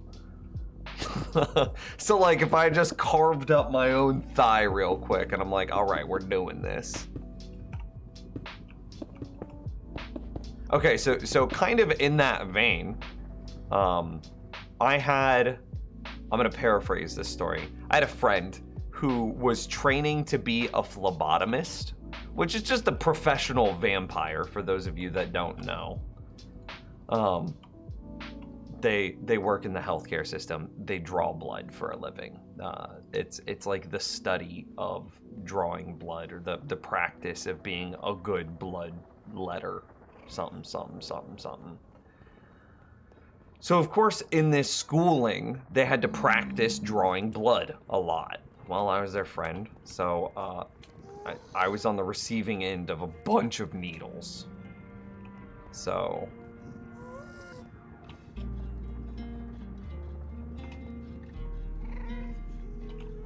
the receiving end on a bunch of needles. They sent needle kits home for them to practice on friends and family with. So one time they were practicing, they then get, a vial full of my blood. And I'm like, yo, can I have that vial? And so then I took the vial of my own blood and I washed my hands in it, which was a very bizarre thing. Like I recognize that's a weird sentence to say, that like I washed my hands in my own blood. But the context is very important here. Blood is way stickier than I think that any of us give it credit for. But yeah, so I don't know, if I had to get my leg amputated for some reason, maybe I'll be like, yo doc, you want to carve me off a quick flank off the back? No, it would not be fine to chug it. Dude, you get sick from drinking blood. What are you on? And plus the things, the vials that they go into have an additive in them to stop the blood from coagulating. Or at least the vial that she was drawing into did.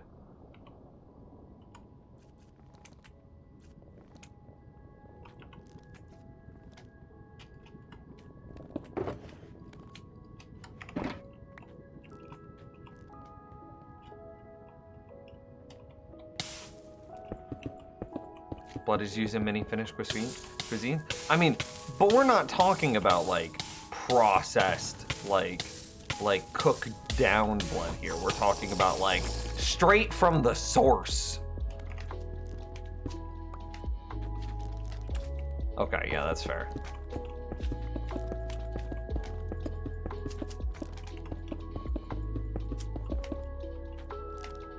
But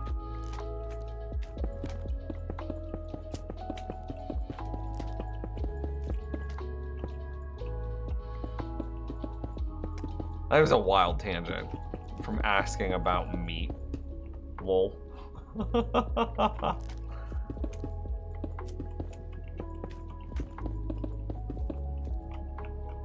Oh, is that really all the magma I've got? I'm out. Again. All the ways. Out.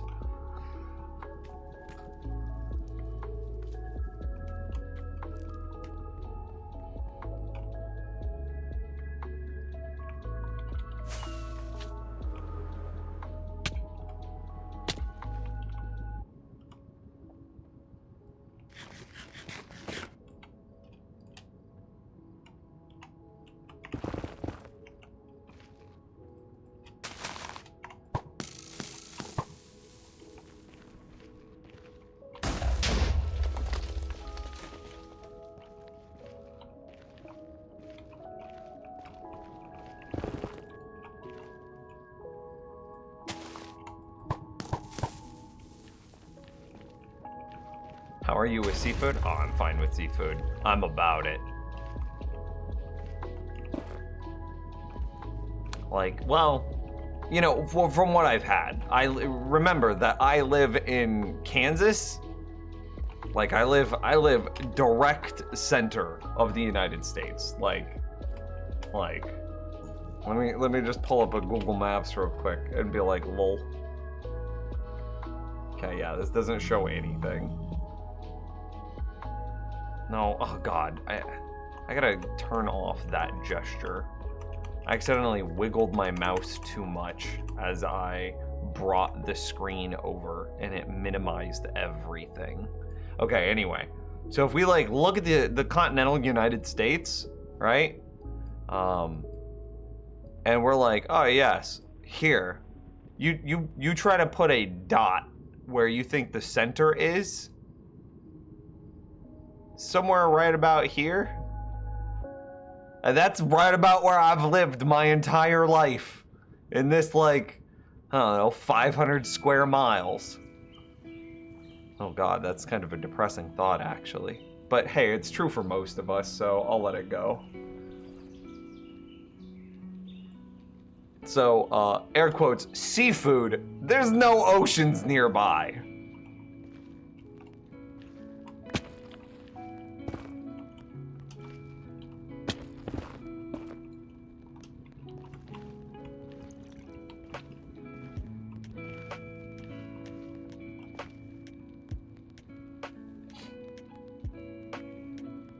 How long does it take to drive into the ocean? Hang on, let me maps it. Hang on. Directions to the nearest ocean? The best way to get to Papa Murphy's take. No, not Papa Murphy's. What would it be? What would be the closest to me? Would it be like Arkansas? Or not Arkansas, but whatchamacallit? Directions to a beach. I found a few choices. No. Yeah, this isn't gonna work.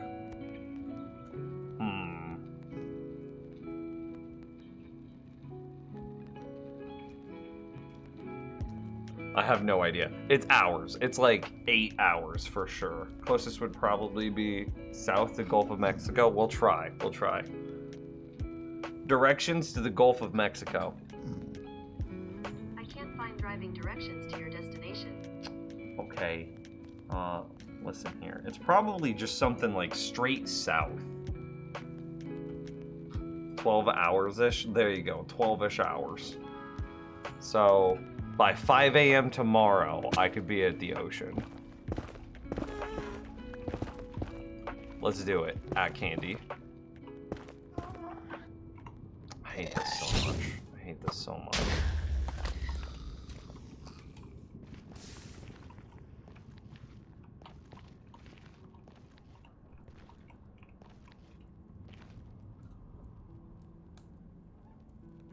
I moved from Southwest Kansas to Central Kansas, so I could guess you say I'm really moving up in the world.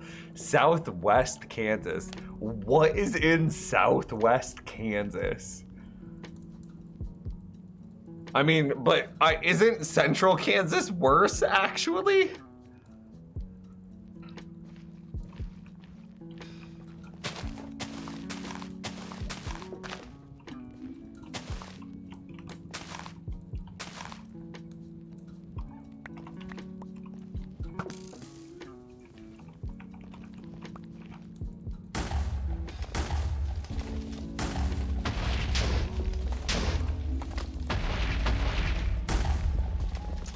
That went pretty much perfectly.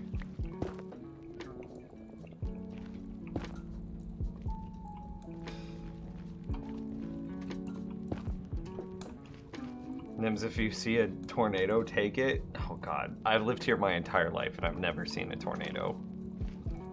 They're way overhyped.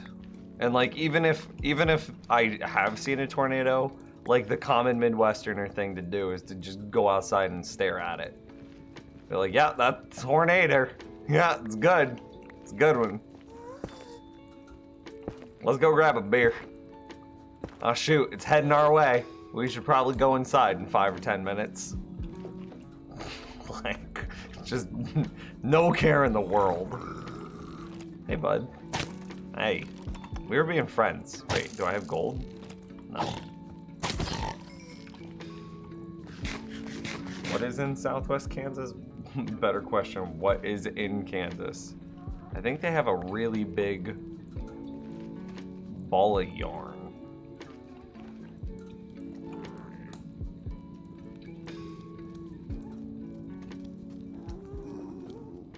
At least in New Zealand, you can't get any further than an hour and a bit away from the ocean. Yeah, dude. That's where Candy and I have decided that we're done with the States and that we're moving to New Zealand. Her big kid job has an office there, and she's gonna get transferred into that office. And then we're gonna slowly work on it. That'll be good.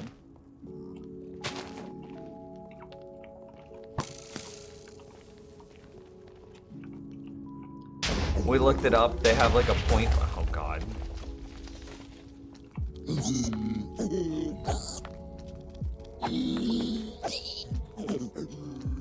They have like a point system for immigration. You have to get over like 200 points, and Candy's at like 400 points by herself. Me, on the other hand, I'm worth nothing. They're like, nah, we're good. You can stay back. We'll take her, but you gotta stay, Nims. I'm like, damn it.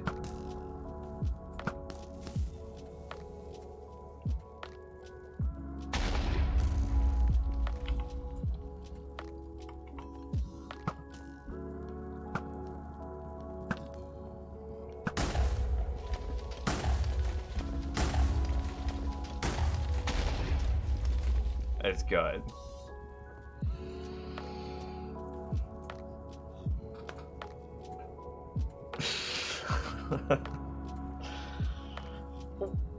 Oh, it's sad but true, Skull. Only claim to fame is the cowboy capital of the world and Boot Hill Museum. Oh god. It's funny because like I don't even associate cowboys with Kansas.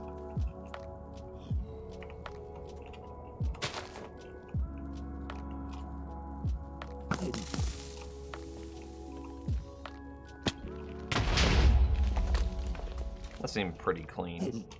Oh hey, there's a gold bar. I want that. Oh hey, I don't have flying. Oh! Oh, he hit me. That hurt. He did the thing.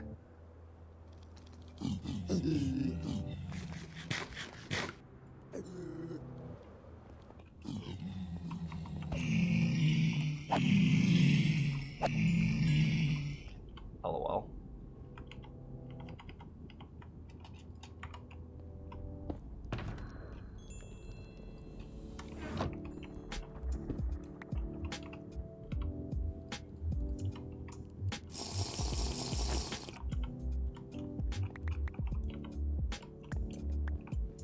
I really shouldn't be caring about these gold nuggets and whatnot, because very, very soon we're gonna have way more than we can ever keep up with.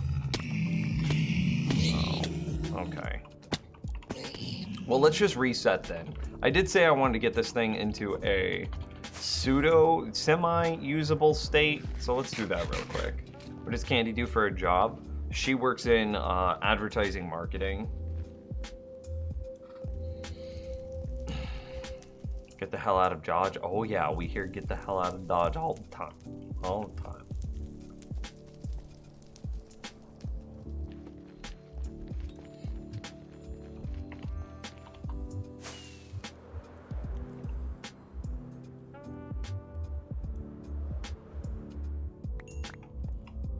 Oh yeah, I forgot. I went to the overworld. I got everything else. But I forgot to get vines and signs to reset fall damage. Okay, so vines and signs, chat room. That's the thing I missed.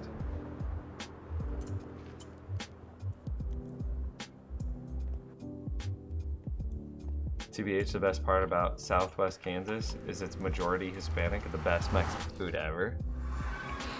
where I grew up in kind of central Kansas, and we had a very large Mexican population as well. And same thing, dude. We had like a Mexican food place on every street corner, and they were all amazing. Check the art channel in Discord. I'm spooked.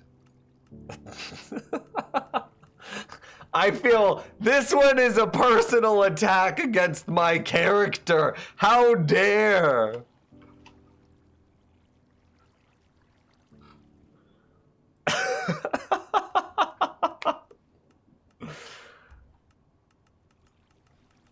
Oh, Skull, you're... Oh, God. I can't believe you. How dare you immortalize that aspect? I want that hanging in my living room. Yo, Uskal, if you give me rights to your art, I will put that on a poster. Done, Dane. I'll call your bluff. A small one, a classy small one.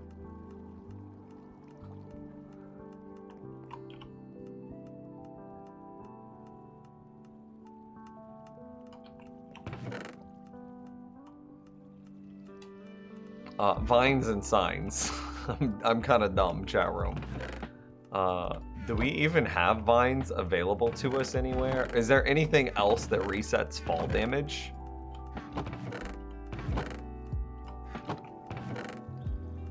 Where would I go to get some vines?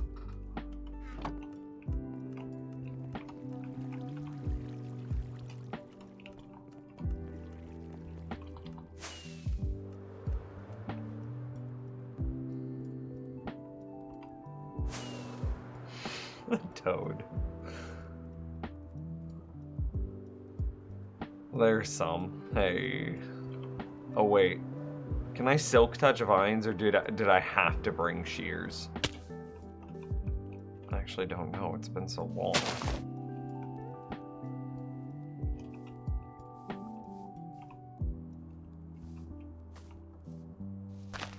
Damn it.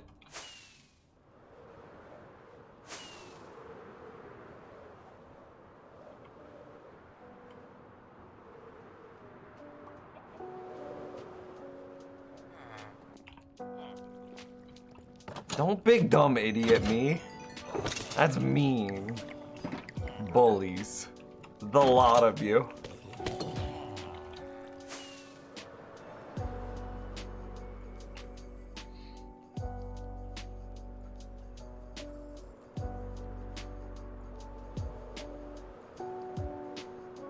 Oh yeah. Oh yeah, there's some thick lad shears.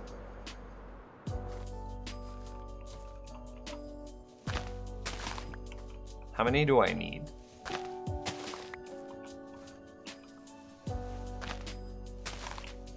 More than a few, but less than a lot?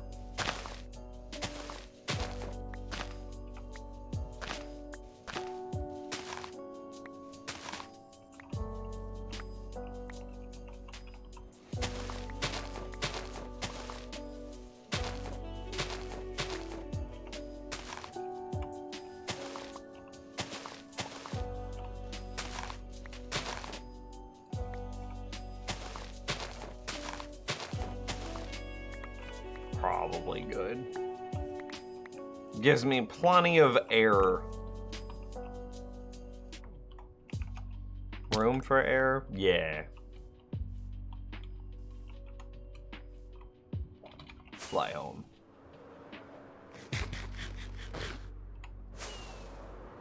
You're over here shaming us for Brussels sprouts and you're the bully? Yep, that's true. It's true. Only bullies like Brussels sprouts. They start with the same letter, can't you tell? Very clear.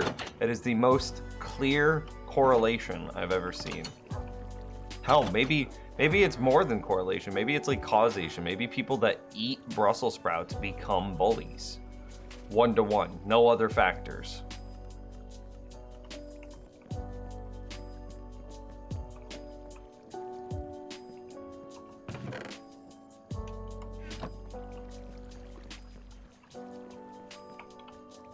And then signs. Honey might reset fall damage, but the problem with honey is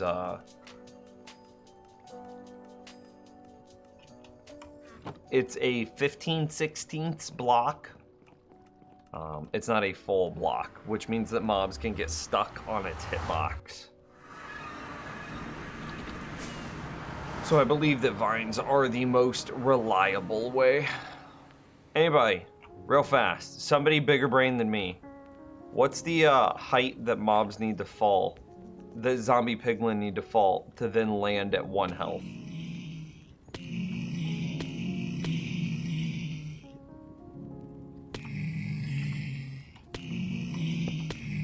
Because clearly, they are not landing at 1 health.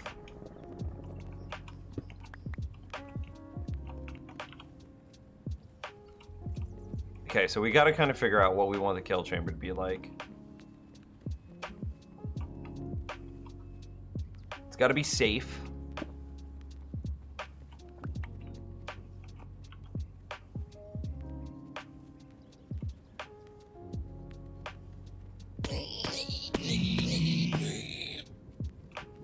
I mean, it's not the best rates yet, but they're rates.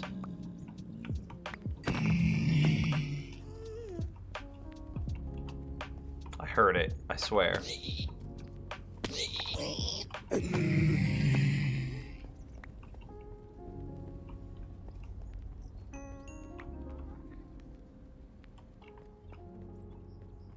Yeah, that's what I'm thinking about. I'm like, how do we want to set this up? 24 for a regular. Oh, spiderweb would have worked, you're right. But spiderweb is too slow, and, you know, we need to kill the mobs quickly. We want to release that mob cap as quickly as possible.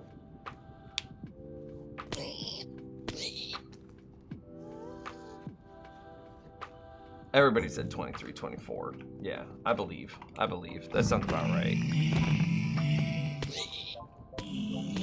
So I've got to figure out a way of doing the mob room in a way that keeps the player safe. No questions asked. Is there anything that could process? Do they have a chance of? No. If they were to have a chicken, then the chicken would die because of all of the magma, right? And I'm planning on building this around like the player auto clicking. Like on a perfect swing timer. So I would kill the chicken anyway, it doesn't matter. Wait, why are they not aggroed on you since you're killing them? It's because I'm one-shotting them. They don't aggro. How is that guy supposed to call for help from his friends if he's instantly dead? It's kind of like the role-playing element of it.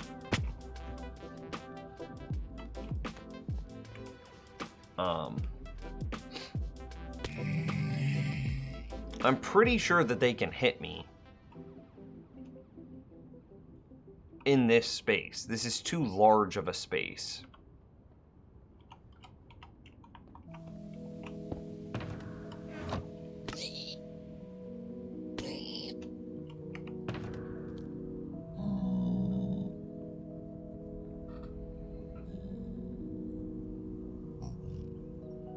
We got a little bit more glass in there.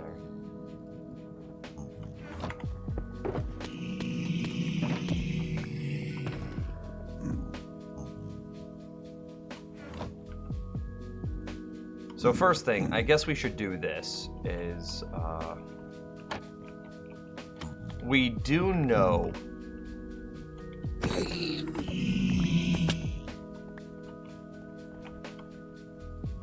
for certain that this is where they're going to be falling. We have designed everything around this. So,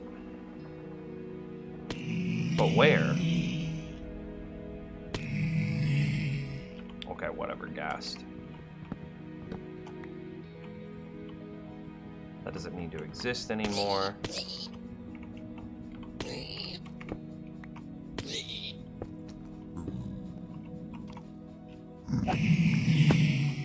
LOL.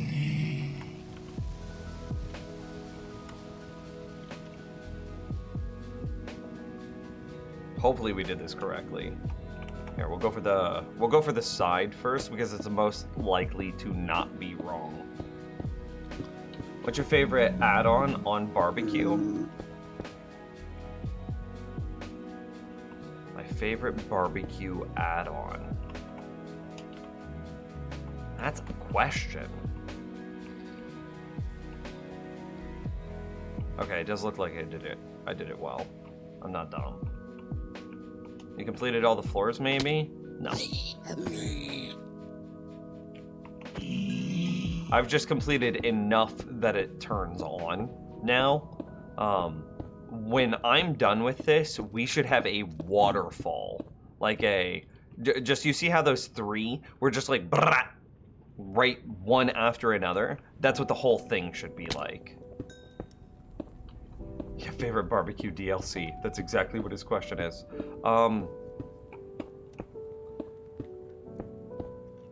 Onion rings are pretty good.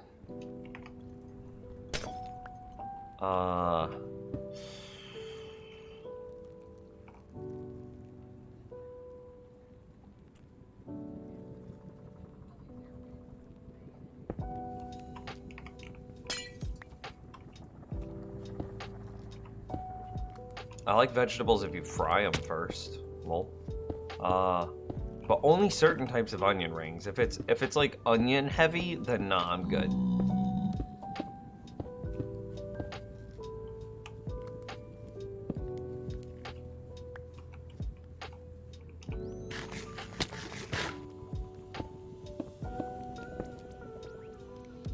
Well, that's what we got, chat room.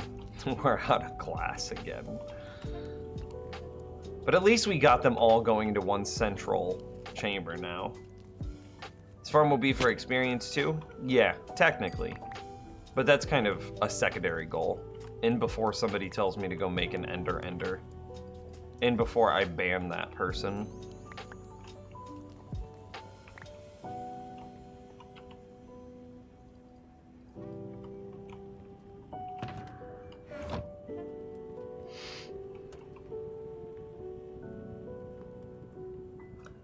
No, that's not... Okay, you're mischaracterizing me. That's not fair. I would never mischaracterize you.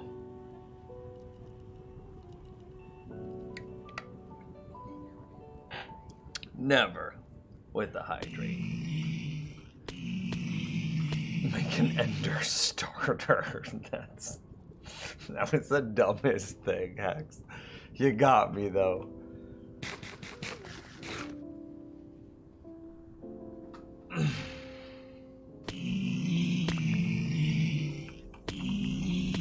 Okay, primary goals is actually piglin bartering.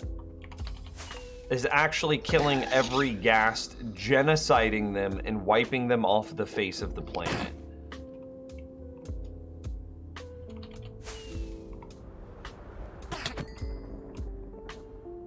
Was that smooth? Felt kind of smooth.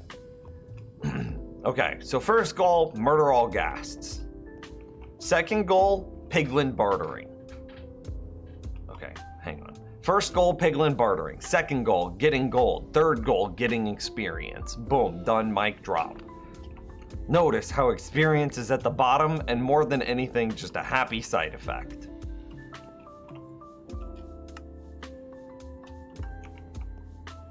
How about an endermite farm? Not an enderman farm, but endermite.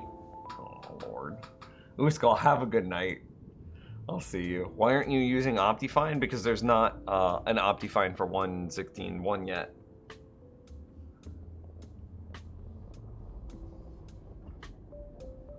Let's go get more gold. Or excuse me, more glass. It won't take but a moment.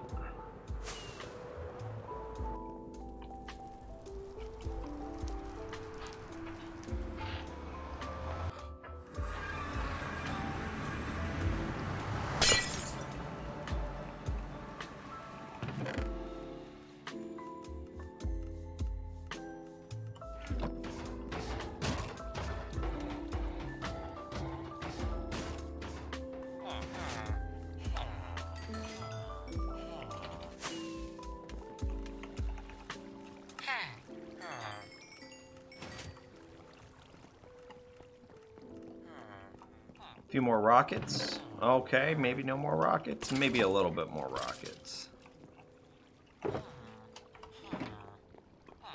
There's Optifine for 116.1 though. It's in pre-release. I don't want to turn on something for pre-release and then scuff my world because I got greedy. I'm good.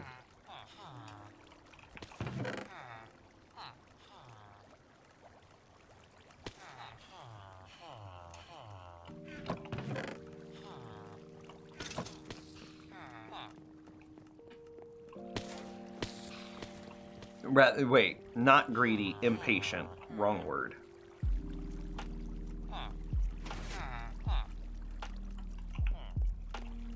Disgusting.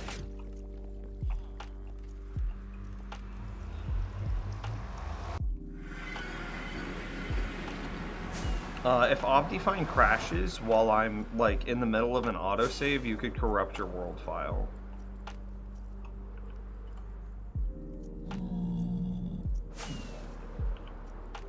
Yeah, we'll just finish off the bottom, it's fine. Well, I mean, that's a lot of dudes.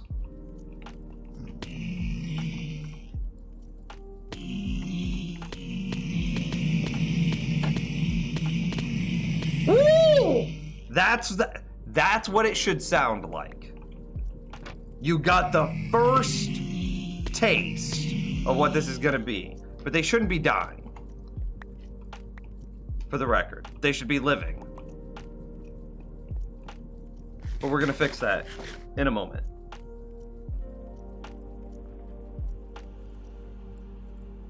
Impatience is being greedy with your time. Well, there you go. How do I get up there?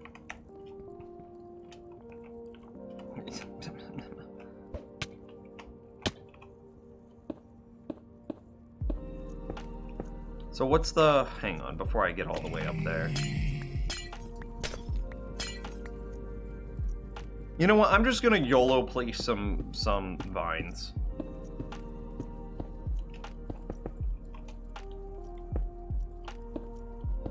We'll figure it out later.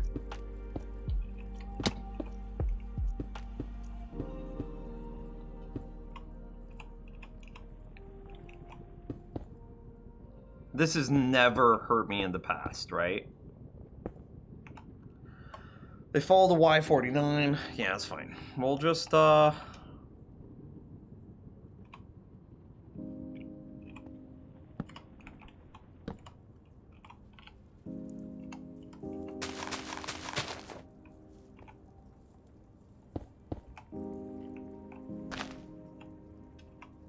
absolutely no bad will come of this.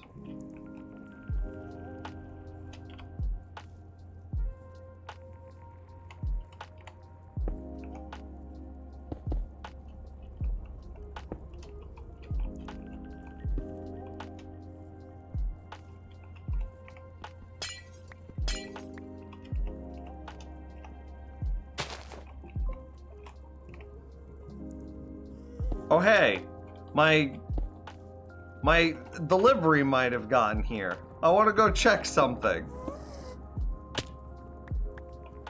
We might be hyped. So Amazon had a deal that was like 99 cents, literally 99 cents for a smart wall outlet. And I was like, sure, free, yeah, $1.07 for a smart wall outlet, yeah.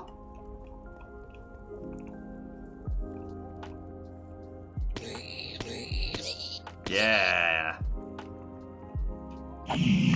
Yes. Okay, I mean, it doesn't really matter, right? Because this height was one hit kill. Okay, so let's reset all the creatures. Nims, have I ever played Subnautica? No. I've heard that I would like it, however, I'm not a big fan of, like, the tedium of building underwater, so I don't know. How has life been? It's been pretty good. I got a 99-cent smart outlet. It's great. You can also use string instead of signs, by the way. Well, too late. We're committed to signs.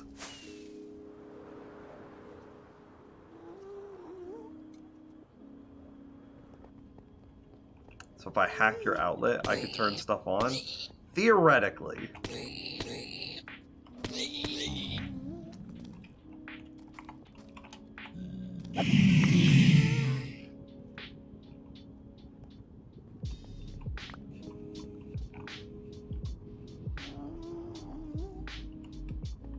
See, the fact that we're only getting like 5 spawns.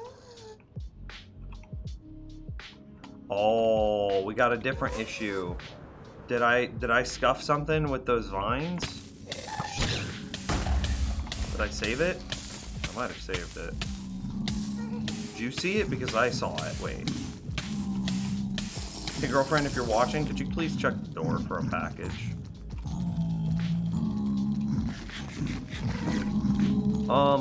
Okay. So the vines might have scuffed something. Oh my lord! I got them both.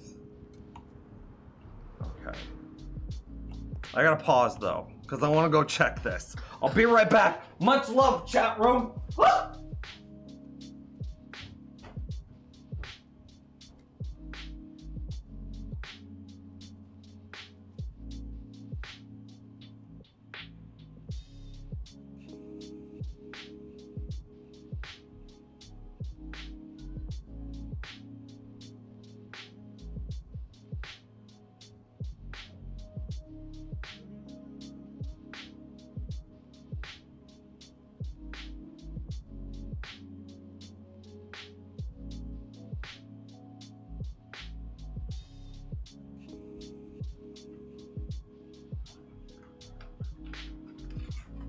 Girlfriend was big sleeping. She's passed out. She's taking a nap.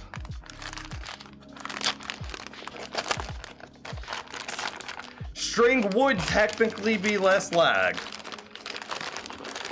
Here's mail, it never fails. It makes me wanna wag my tails. When it comes, I wanna wails. Mail.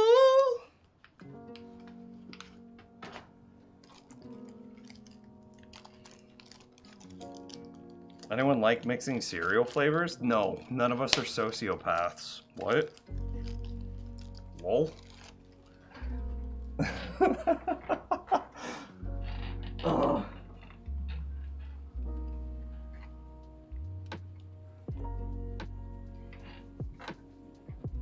Okay, what do I do? How do I make this work?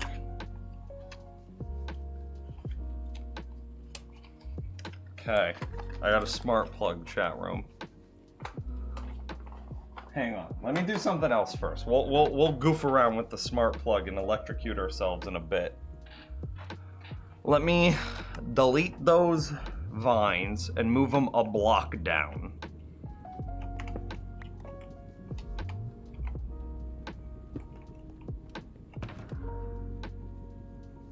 I'm looking for scaffolding. Alexa off. Alexa, clear notifications. Delete all your notifications, right? Yeah. Delete all your notifications, right? Yes! Okay, deleted your notifications.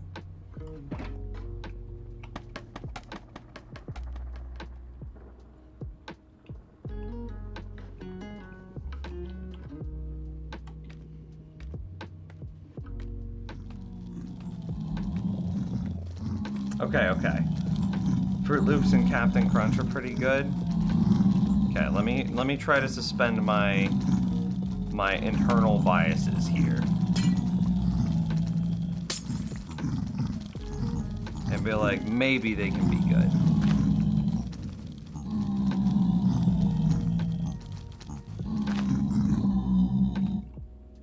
I mean, that's what we wanted to see, but for some reason it didn't like it. Why did it not like it?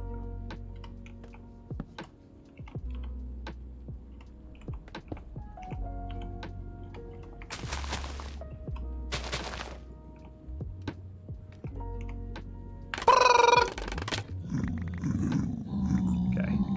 Beautiful. Calculated. Amazing. Intelligent.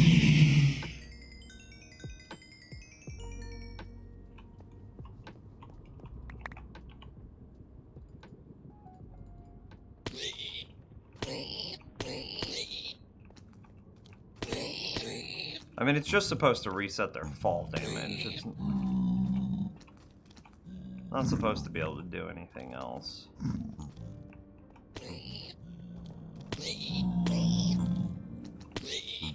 I mean, it looks like we're still getting our one-hit kill here, so... It can't be the worst thing in the world. Oh, hey, I need to make sure that the vines can't grow up in this position. That's what I'm thinking, Dane, is being directly underneath the trap doors. You know, the vines being some partial block, and then the trap doors being some partial block. It's my thought, but it doesn't look like that's the truth, because it still seems like they're failing.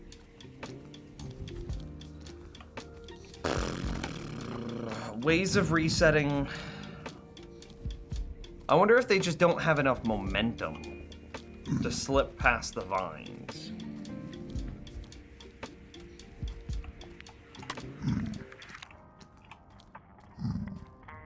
I could have sworn I heard a ghast.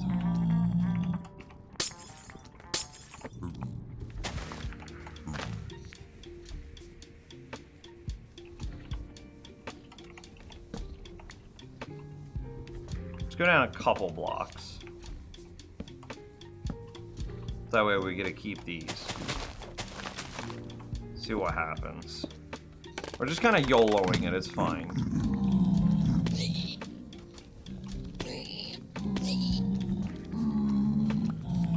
One hit.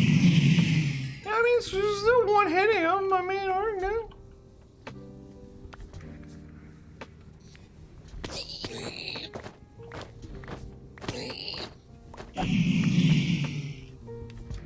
Okay, wait. Are they still getting stuck? Nah. I mean, it's much lower now, so we'd be able to very clearly tell if they were getting stuck.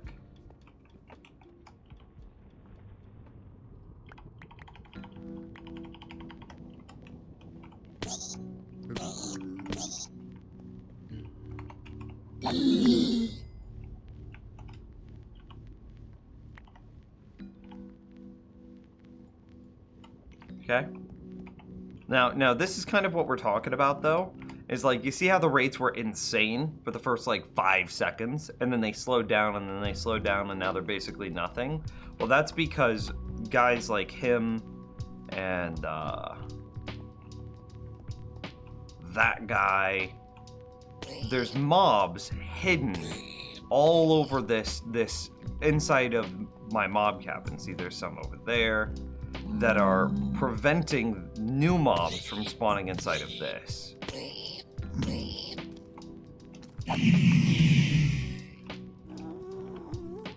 So the better I can do, and see there's some right there, the better I can do about preventing mobs from spawning in any place that's not that, the better the rates this will have, up until we reach perfection.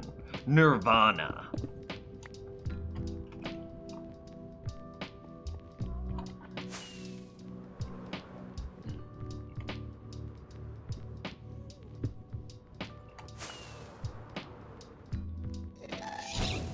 No.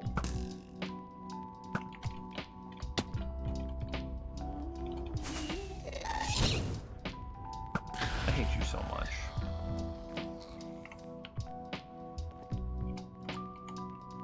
And what, we have 3.5 layers done?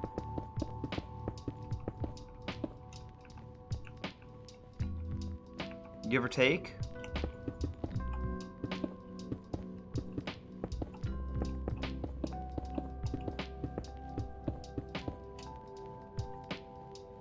No, 2.5 layers done. So what we were seeing is with 2.5 layers done and a lot of space that is unoptimized. What was the delivery, by the way? It was a smart plug. Were you not paying attention? Yeah, that's 2.5 layers. LOL.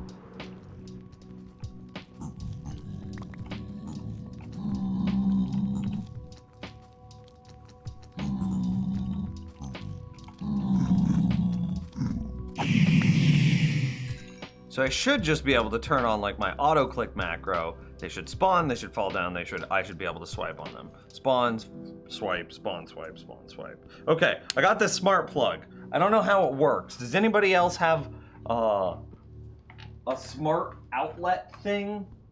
It's literally just called a smart plug. What's required? The Alexa app.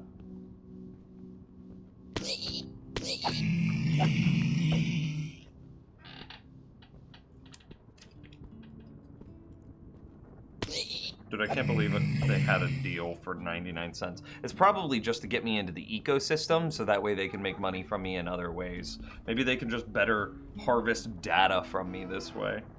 I don't know. And sell more of my data. But like, is Amazon really a data harvesting company? Isn't their end goal with harvesting your data to sell you stuff? Aren't they the harvester and the buyer? I don't know.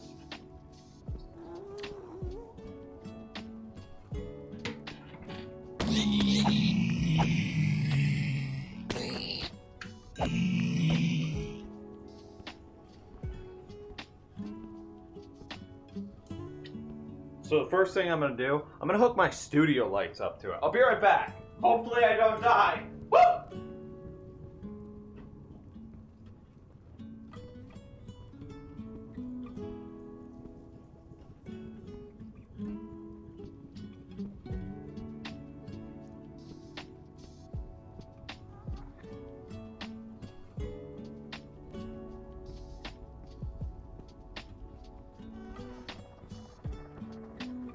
Did I die? Hopefully no die.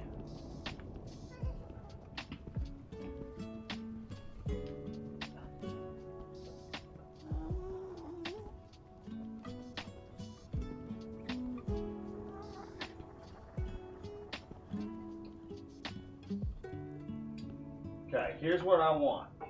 I want to be able to plug this in.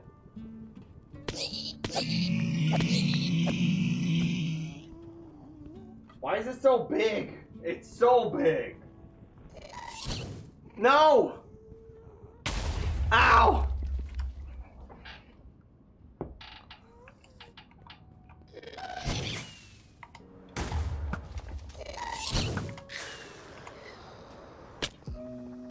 How dare. It goes without saying that we'll need a collection system and blah blah blah. Oh my god. They want you to think it's neat and get another? Probably. Okay. Oh man, I'm trying to climb under here and plug this in and it's not cooperating, and then a gas shot at me. I'm just not happy.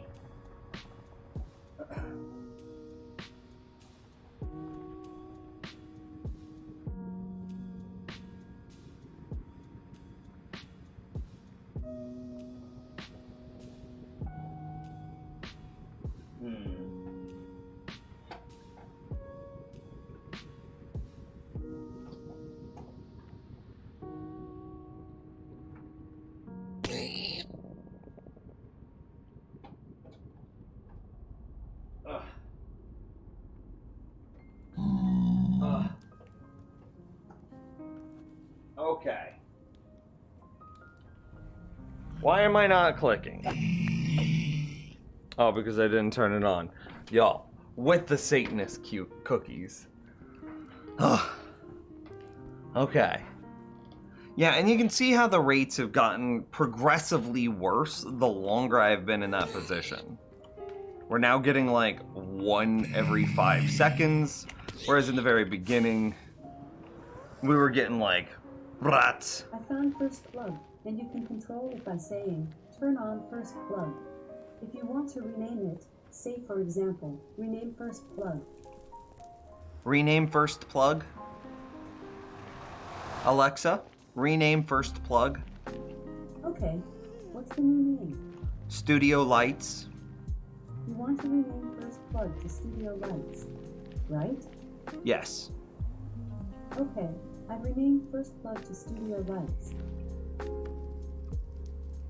Ooh, was it really that easy? Ooh! I literally plugged it in and I was like, am I gonna have to do some like convoluted setup to get this to work?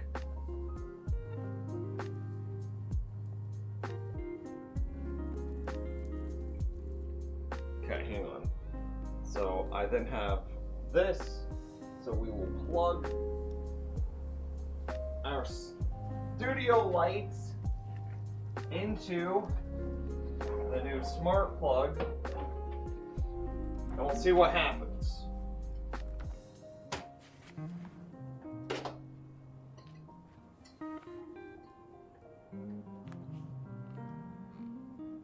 Alexa, turn on studio lights. Okay. Wow!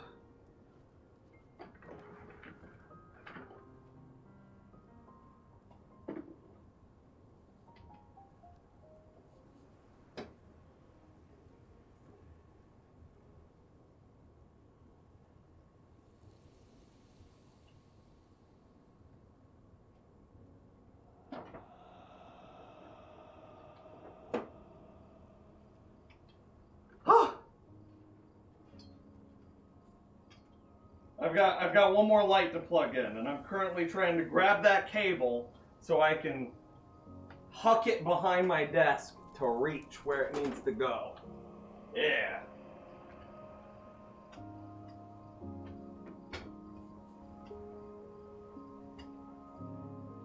This is gonna be sick, Charo.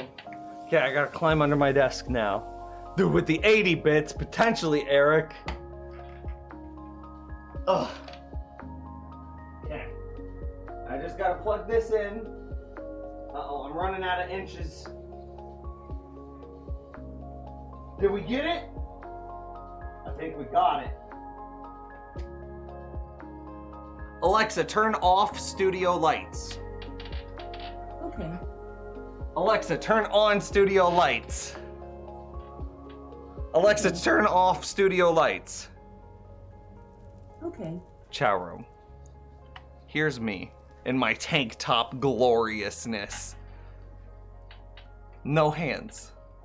Alexa, turn on studio lights. Okay. Alexa, turn off studio lights. Okay. Beautiful.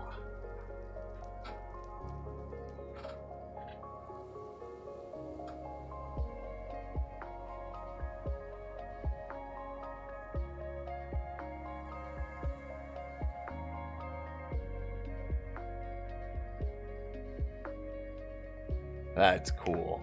Alexa, turn on studio lights. Okay. That was such a easy thing. Alexa, turn on studio lights every weekday at 2 p.m. Okay.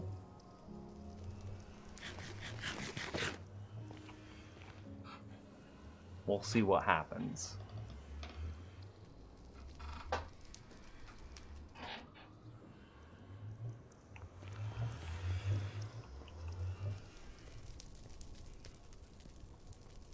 If you name it lights, you could just say Alexa lights to toggle them off. Yeah, but presumably I'm gonna get more smart things. Like, what if I want to shut off the other lights? I doubt that actually worked. How would I check?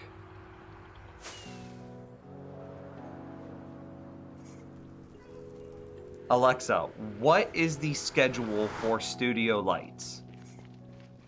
Sorry, I'm not sure.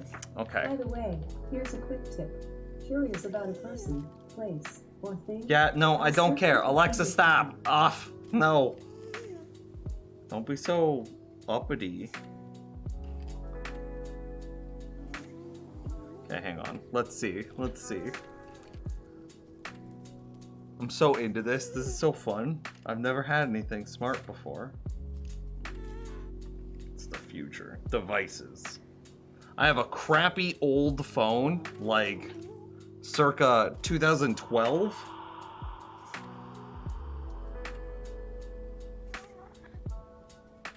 Create a routine. Your routines. There is not a routine in here. So I'm assuming that whatever routine we tried to create, it did not work. Lol.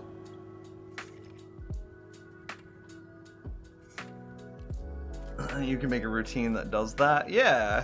Turn on the studio lights at 150. Would actually be more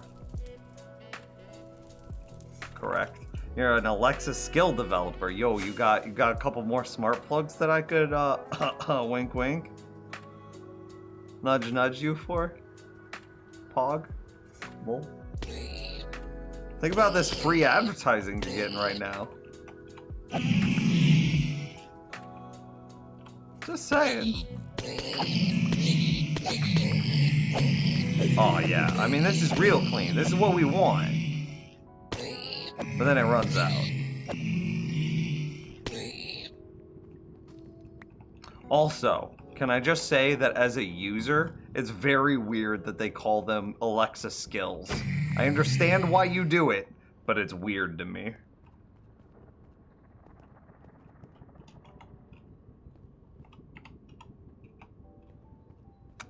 It's the same thing.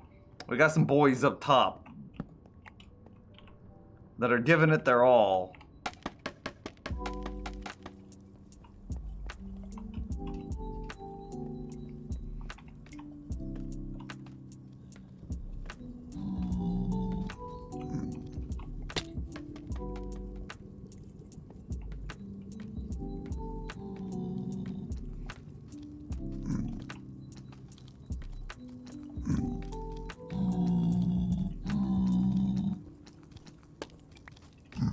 So why does Vines reset the fall damage on an Ender, but we're having this sort of dumminess here? Feels like that should be a Mary Poppins song, right? Like dumminess, dumminess, dum-daroo, dum-dum, the dum-dum, dum-dum-dum-dum-do, dum-dummery, dum-dum-dee-dum.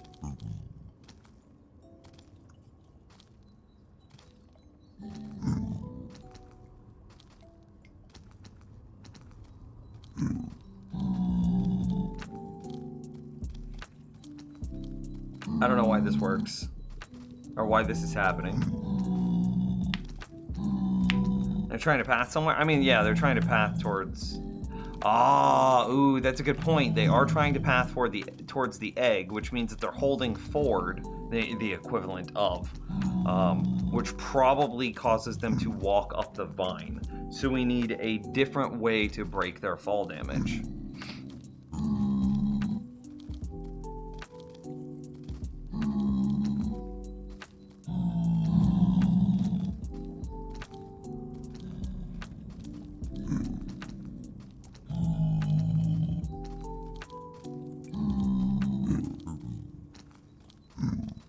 Let's just go like halfway.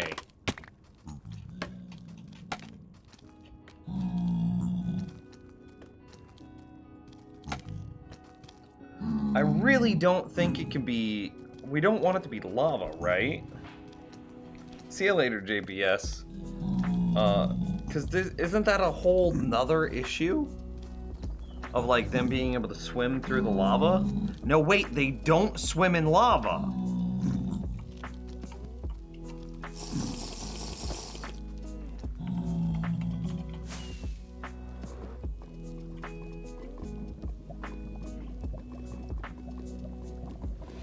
See, like, look, there's the sword.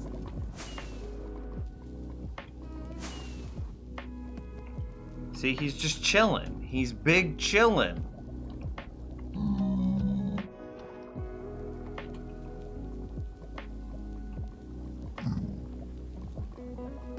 They'll get burned, though? Yep, totally get burned. 100%. They die in lava. Yep. Yep. Wouldn't work at all.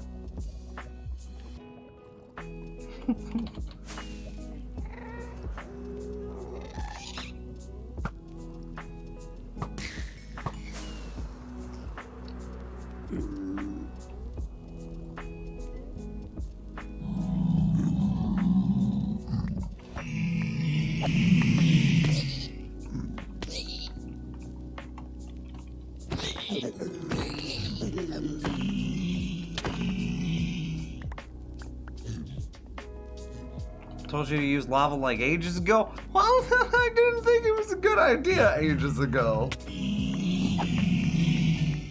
I really want to try to avoid a clock, though. But yeah, we'll give lava a try. I'm good with that.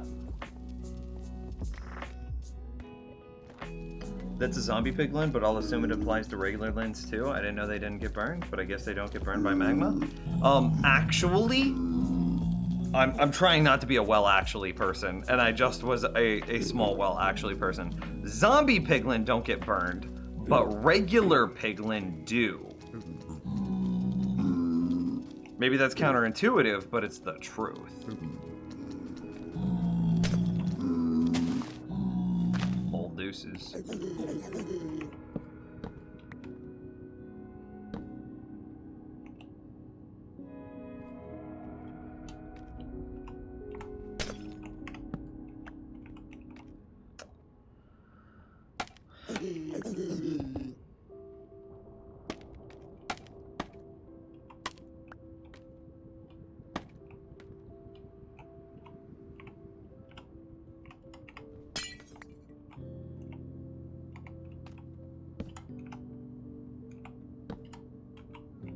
Yeah, I'm gonna be this picky about it. Don't at me.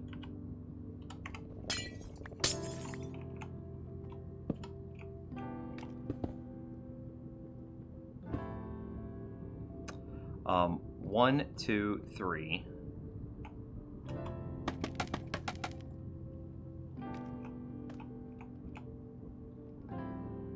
One, two, three, 4, 5, 6, 7, 8.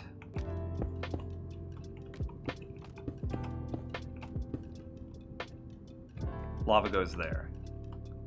And then we quickly build backwards.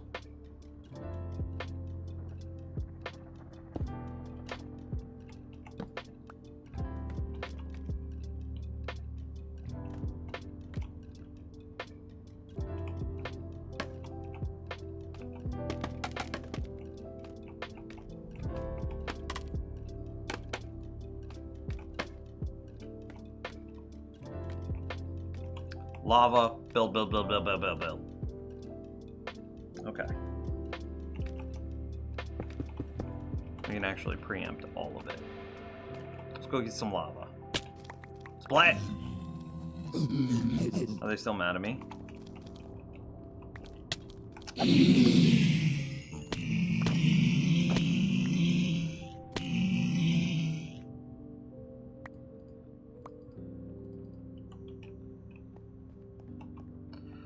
Bucket full of lava. Okay, you can build a whole wall except for the one right next to the lava, and then place the lava and one glass be done. Oh, hey, that's actually what I ended up doing. LOL.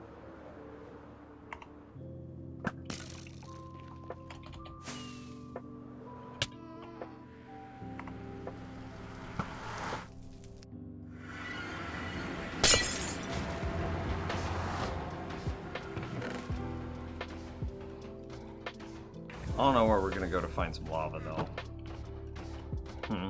Anybody have any ideas of where we could go get some lava?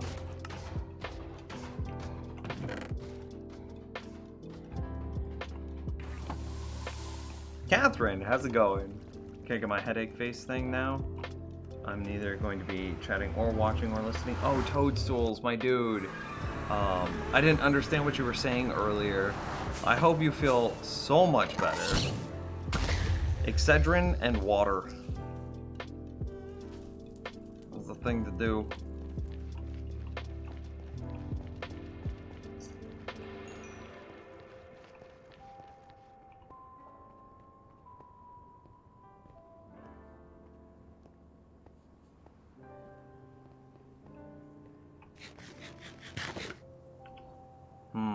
Where should we get some lava from?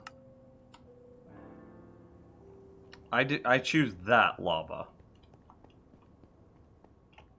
That must be the lava. No, wait. This one is even better lava. Look at it. Oh god, that was actually kind of too easy. I wanted that to be harder. Well, I hope you feel better, Toad. Take care.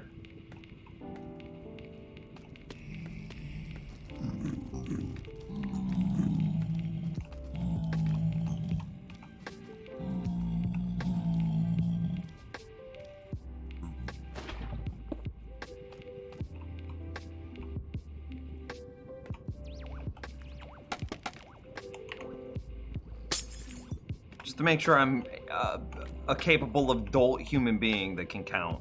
This was the correct distance. I want the blade to be as thin as possible for obvious reasons, right?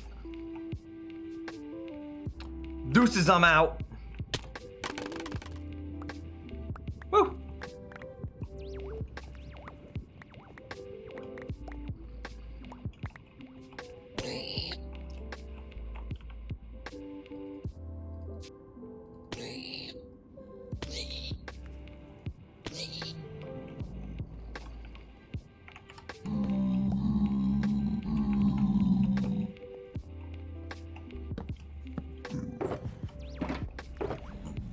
How does a shulker open with the torch? I'm not gonna question it. Well, nobody's dying anymore. That's a good sign, right? Duncan, what's up, Nims? I used to watch you all the time whenever you used to post to YouTube. I'm glad you found the Twitch as well. I still post to YouTube sometimes. Sometimes. Don't at me, chat room. I don't want to hear it. Blat. Ow. We need more magma. So we're 2.5 layers done. And we still need to clear a ton more area around the farm. Is there any spot that I can go that resets all spawns? Like if I were to just dive. No, wait, I don't have fire resistance on. If I were to just dive into the lava, would that reset most of those spawns? Cough, cough, nether tree farm, cough. Oh yeah, that's something that we need to do.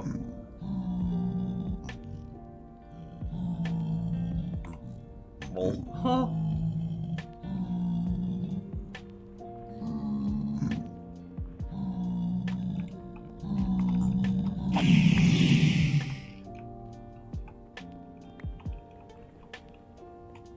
If you do 2 flows of lava, you could get 1 wide on both sides. Ooh.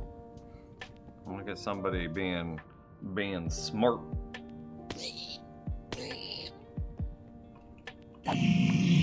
Imagine if you stream until day 10, is that 10,000? Well, I'm at day 3,112, so like I'm a third of the way there. Yeah.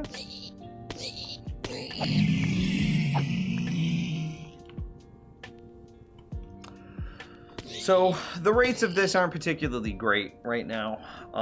We're getting still about 1 zombie every 5 seconds or so. It should be a constant waterfall. Just a blah blah blah blah blah blah blah blah blah blah blah. As we've discussed.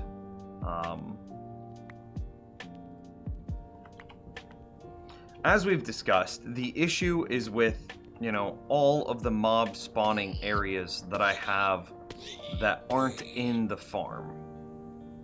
The fewer of these that I have, the higher the rates of the farm.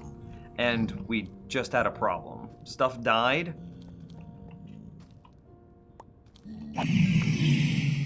Do we need to lower the lava? Yeah, let's just go like 5 blocks lower. We were still able to one-hit swipe them from 5 blocks lower.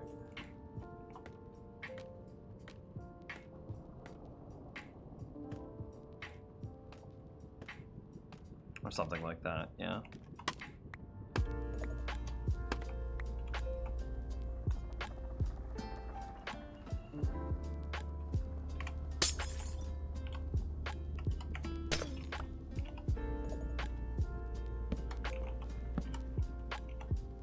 That won't be enough to kill them, right?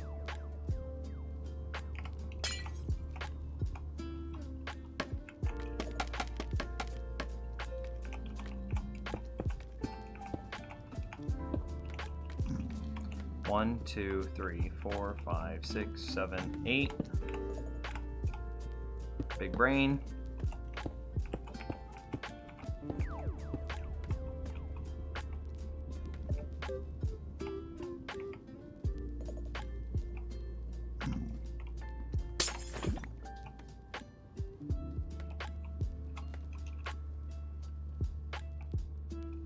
It's okay.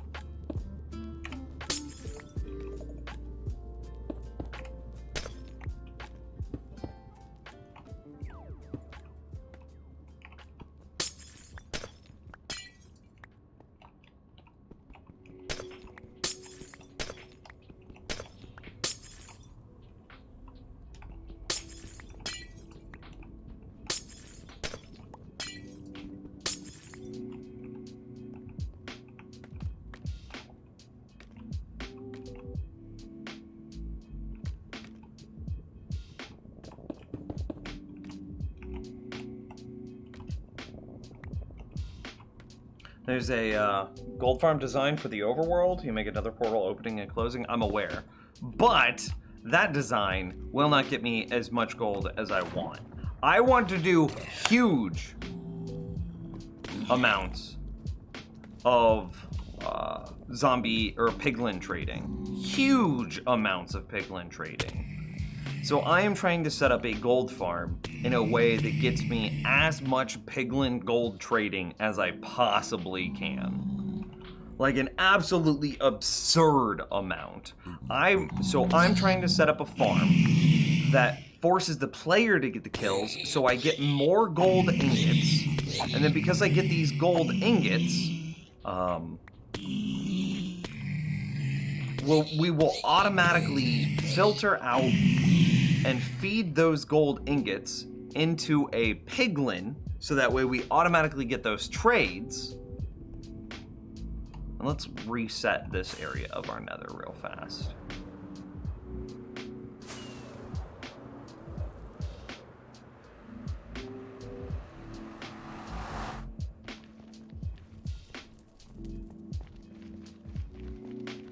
So that way we can get through all of the piglin trades very quickly because we've got a huge amount of gold. Piglins can only trade once every 6 seconds.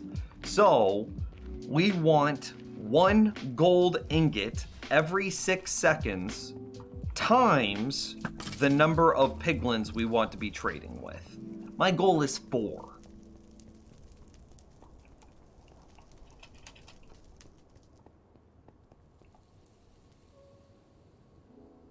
Oh, dude, yo, take care, my dude. Have a good night, man.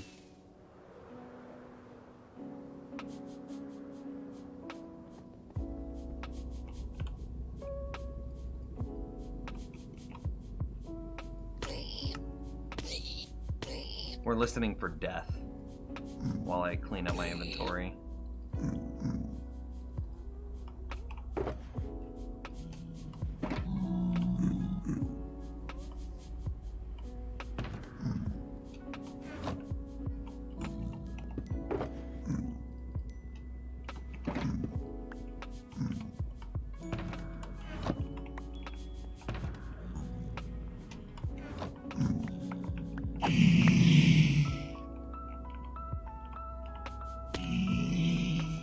That was death. They're dying. They're still dying.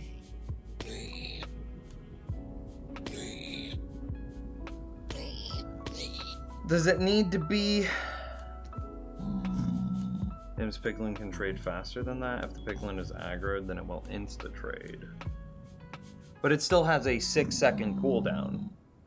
The delay of it picking the gold up goes to 0, but I believe it still can't trade faster than once every 6 seconds.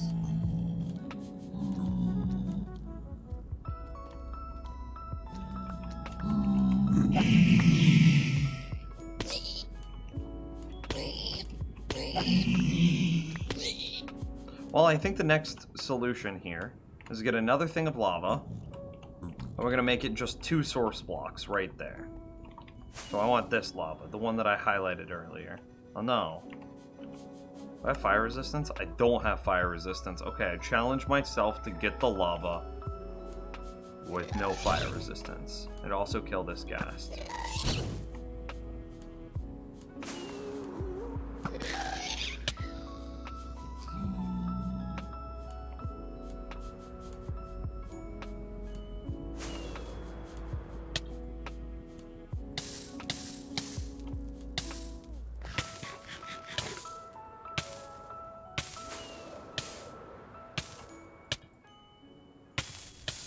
So hard.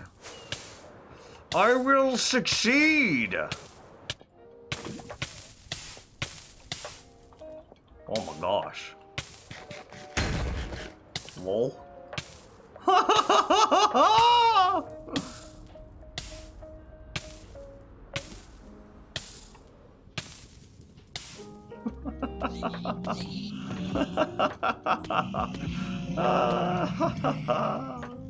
Let's get another one of those. Okay. Nothing happened. Nothing happened, chat room. You witnessed nothing.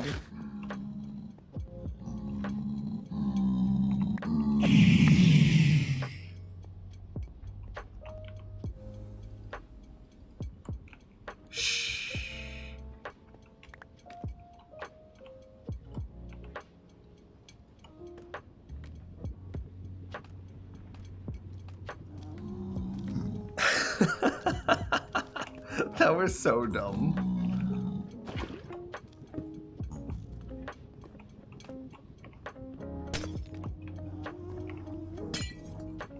Oh, that was pretty dumb too, actually.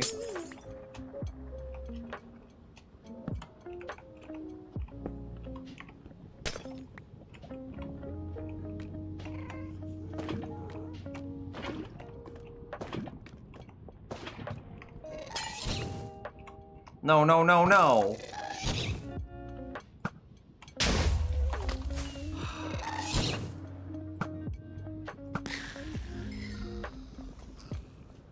Did it blow up any of my glass?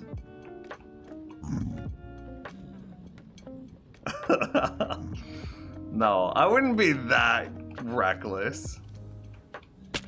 Lol. Oops.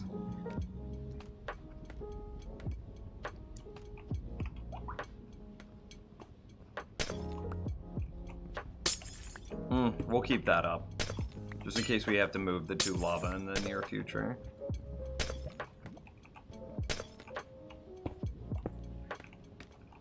Yeah.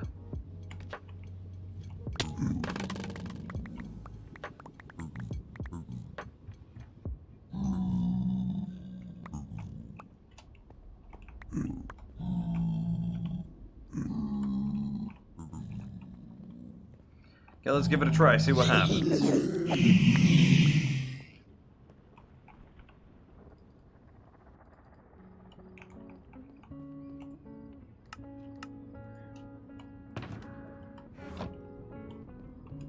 I really need to get like a more proper storage system set up. Did y'all notice that that ghast actually blew open my glass?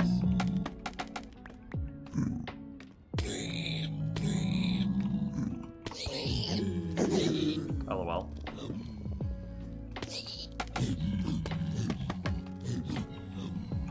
I hate gas so much.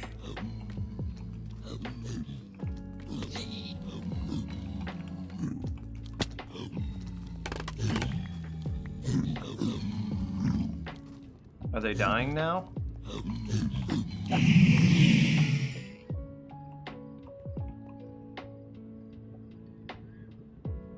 Oh, hey, with the hydrate. I see you.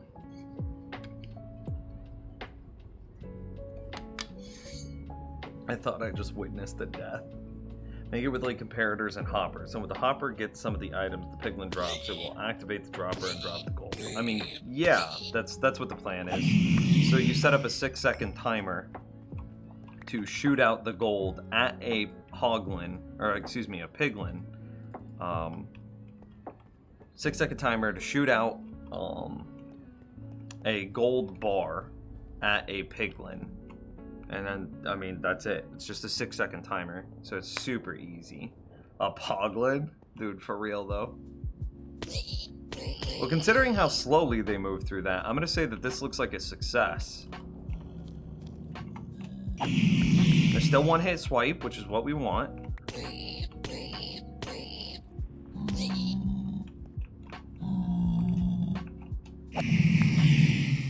Because I don't want to have, like, unnecessary risk here. We also don't want reinforcement spawns.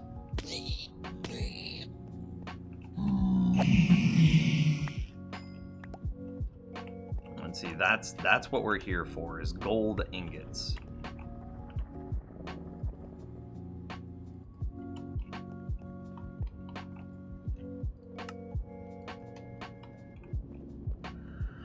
So we've got to keep adding layers and keep clearing, because, like, what is this? I currently see 1, 2, 3, 4,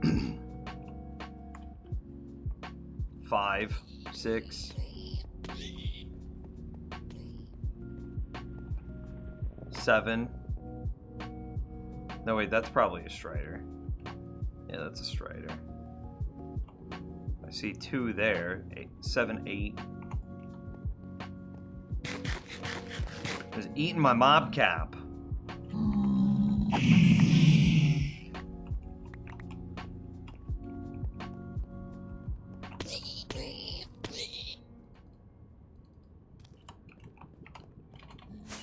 What is your opinion about the Bedrock version of Minecraft? Bedrock and Java should be brought into complete parity with each other. They should be exactly the same, have exactly the same features, exactly the same mechanics, exactly the same everything, and ideally should work across platform. But I understand if there's code limitations that prevent that from happening.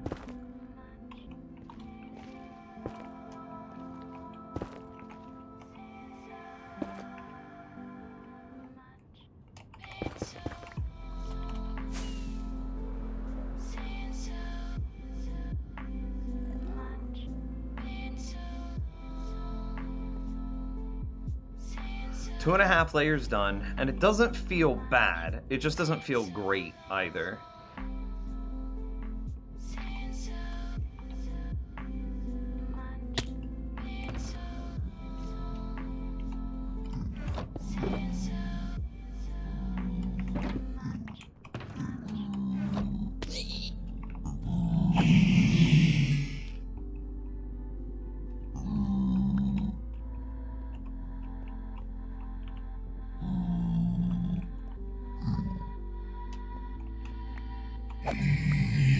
I mean, clearly the bones of this are running. But we need to get more layers and clear more area.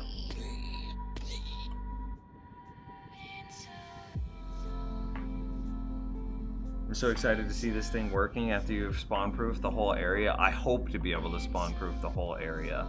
I mean, if we were to figure out where we've actually decided to AFK here, I mean, so X -84, Z -142, and then add and subtract 128 from both of those dimensions. You should then get a giant area. So, like, 142 plus 128 is what?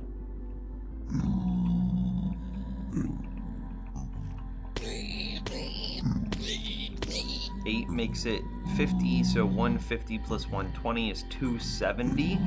So we theoretically have to spawn proof out to, jeez, here.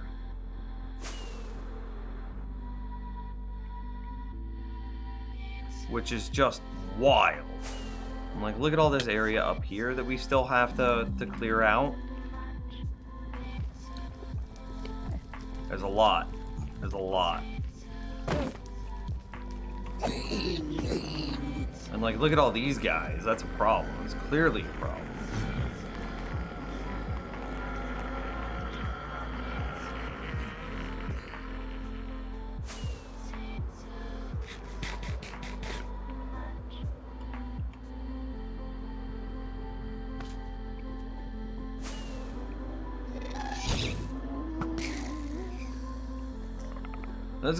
It's gonna be work. It's gonna be an effort. Each layer that we add increases the total time that we can run it before needing to reset mobs. And obviously you could just super cheese and you can build it on top of the roof, and then you have none of these problems and it would work perfectly. We would be done by now if we built it on the roof.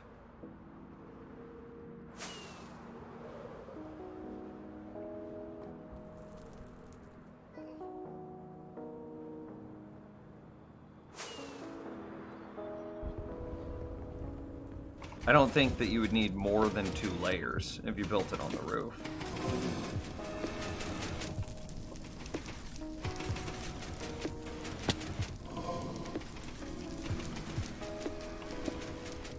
Go ahead and start loading that. Do we have another shulker that we wanted to load? I'll load this one too. It's pretty much the same thing. Yeah.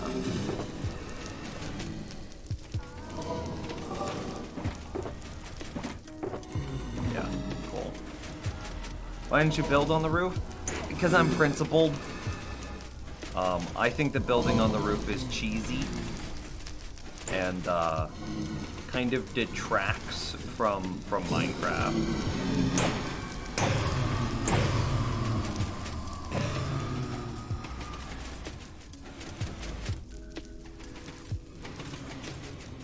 You know what we should really have done? I wonder if we did do this. For the people that don't know what we're farming right now, because there's just no line of sight to it. Yeah, it doesn't look like we left up any scaffolding. Excuse you.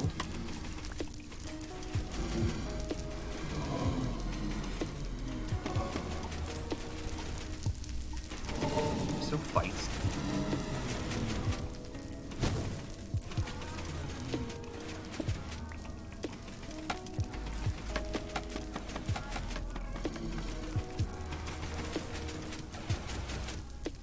That way we could come out here and we'd be able to see and be able to show people what we're doing. We got a dual blaze farm, and we've got a bunch of machinery to make sure that we process all of the blaze out of these dual blaze farm as quickly and efficiently as possible.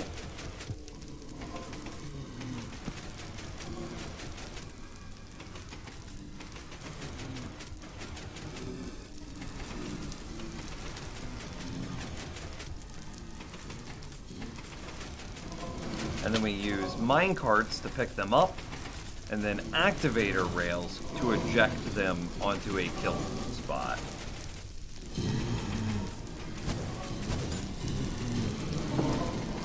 Let me make sure that nothing caught on fire. Good God, Blazer Loud!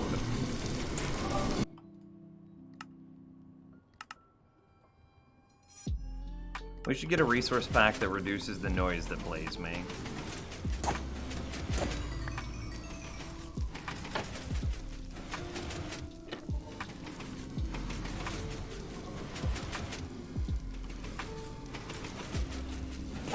I don't know why that guy died.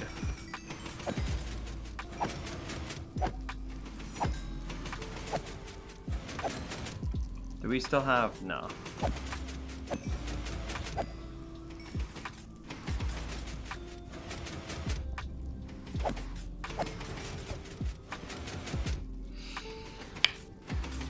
Yo, what's up, Nims? Missed a couple streams, but I'm back. Welcome back, my dude. Let me stretch. Ugh.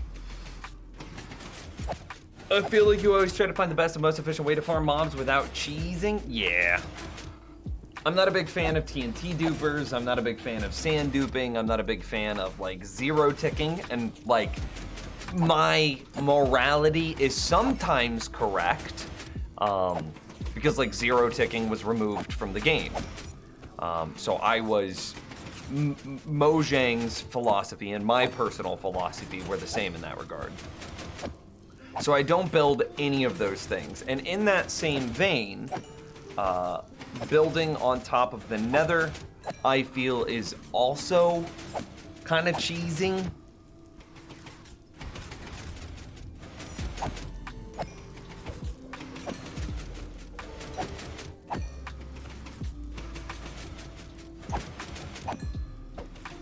Alexa, studio lights off. Oh, that's so cool. Alexa, studio lights on. Okay. You cheated for the slime farm? I mean, true. I will say that I did cheat for the slime farm. I mean, I used the seed lookup tool to find where I had slimes at.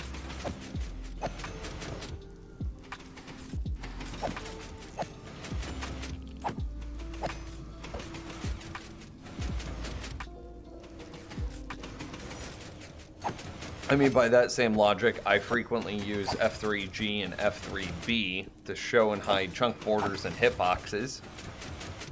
So my morality isn't, you know, isn't the end all be all. If you wanted the true Minecraft purist experience, then you should use no external tools and no F3 menus.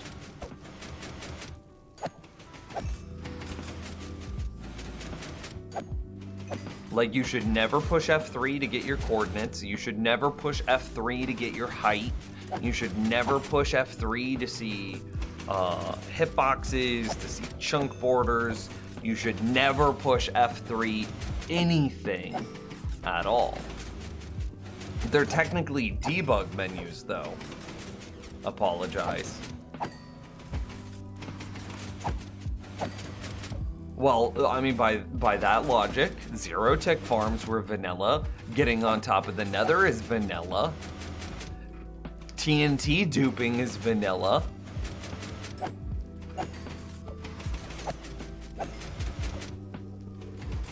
Base thing got warm. I'm back while it refreezes. Are you feeling any better, my dude? So 128 radius sphere has about 9 million blocks in it. That's a lot of clearing. What we've got the ability. Again, that's not a perfect representation because there's a lot of air in that spot, in that space, and there's a lot of space that we just don't have to worry about because it's above a lava lake. So, like, the bottom half of that sphere is just irrelevant because we built in the middle of the lava lake. So cut that in half right off the bat. And let me see real quick how our shulkers are doing. Yeah, that's about right. We should make a bigger buffer to autofill these.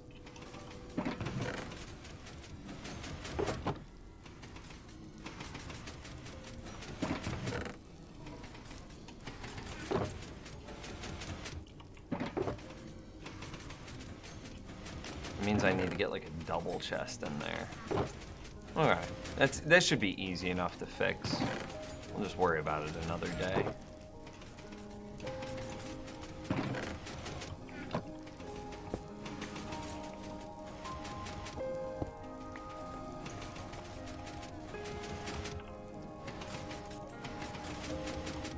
Seems good.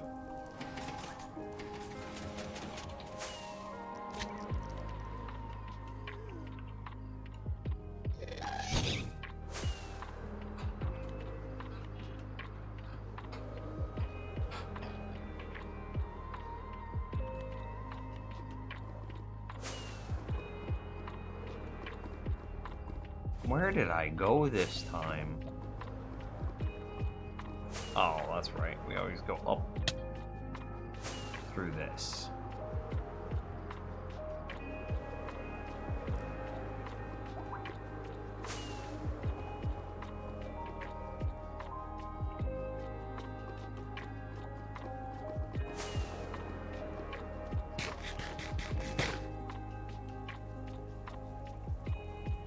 Feeling significantly worse, but that's probably because I'm thinking about it now instead of dang, my face is cold.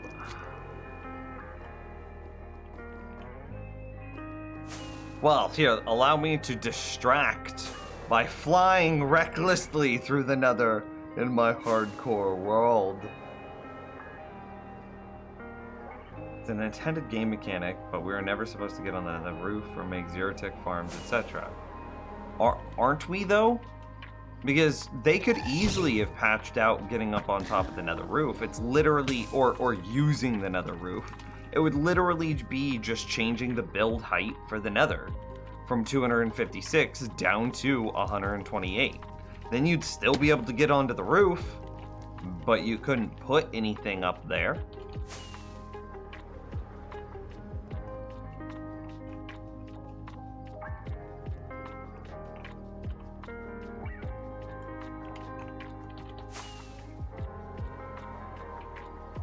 Or like quasi-connectivity. It clearly was never intended, but it's now bug-turned feature.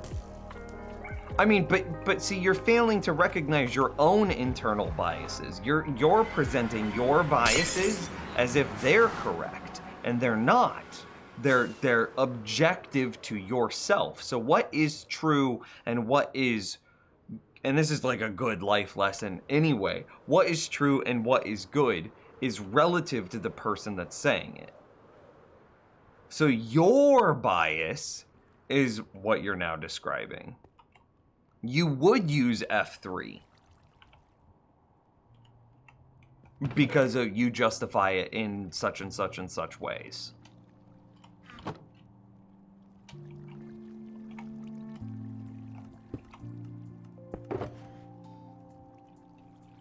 Oh god, my inventory is just a disaster.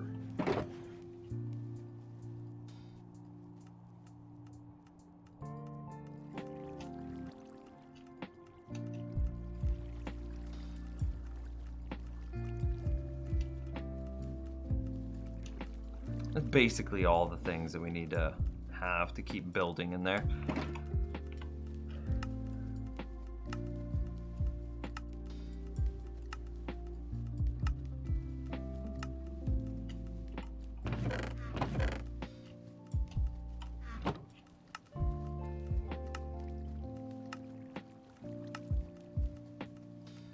Don't look at art. Why don't I want to look at art?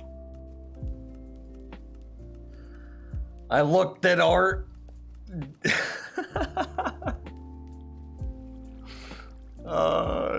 Who made this? It's like, it's clearly not Uskal's art style. Oh, it's JPS. What up, dude? You can't see it because it's gone black, but it says, I'm no big baby. Right in this area. I don't know if I can get it to be, because I use dark mode everything. Dude, I love it. I love it so much. Nims can have nuanced discussion on individual biases on Minecraft and maintains that people who like Brussels sprouts are objectively wrong. I mean, they are. It's true. I will not relent.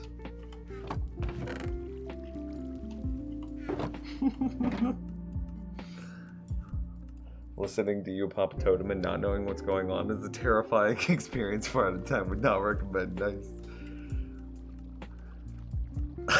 JB, yes. That's so good. Every time I look over and I see the little feetsies and like poking out of the diaper.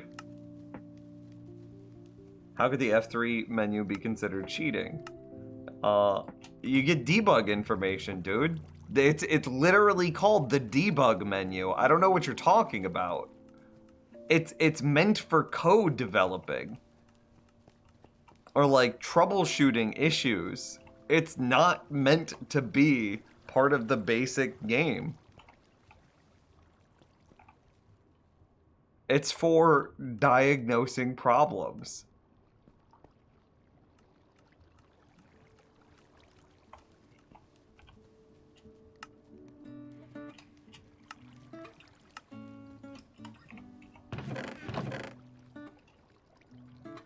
Now, if you think looking at it is not cheating, then that's fine. But it was not intended, objectively was not intended to be a core gameplay mechanic.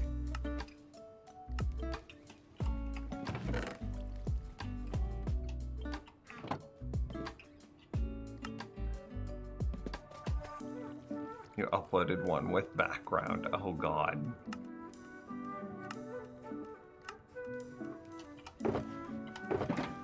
So there's multiple things to unpack there. Apologize. Oh God, I see it. Yeah, okay.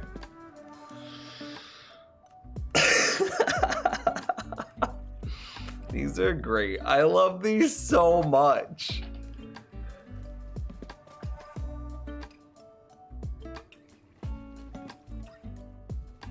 Feel better, toadstools.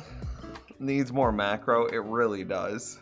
I think about that every time I do this conversion. I don't know if Corsair's macro system is relative mouse position or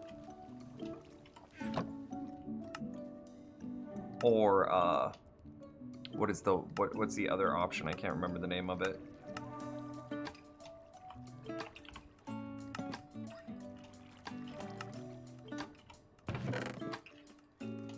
We might run out of blaze or slime here.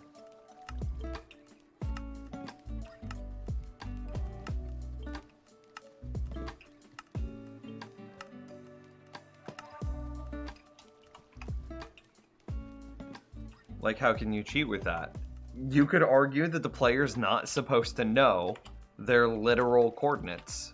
You could argue that the player is not supposed to know what chunk they're in. You could argue that the player is not supposed to know which direction that he's facing, what the light levels are. All of this is debug or diagnostic information, not strict game mechanics.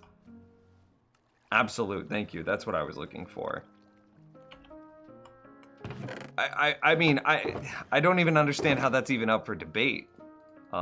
Like, actually not joking here. It is called the debug menu for a reason. It says it right here.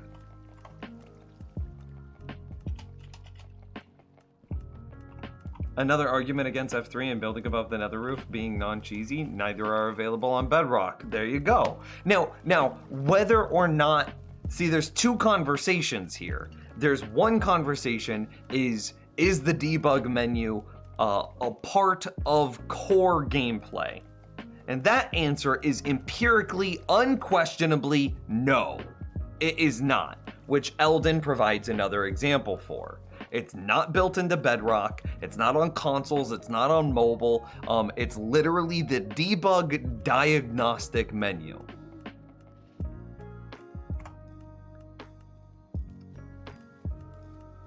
But, and so that's the first one, it unquestionably is not part of core gameplay mechanics. This is called Minecraft. You are supposed to go mine things and then craft things. Not debug craft, where you're supposed to stare at a debug menu. It's not part of core gameplay. That is unquestionably truth. Now, is using the debug menu a form of cheese? Well, that is now an objective thing. Everybody's opinion on whether it is or isn't cheesy is completely different. And there is no right or wrong answer to that question.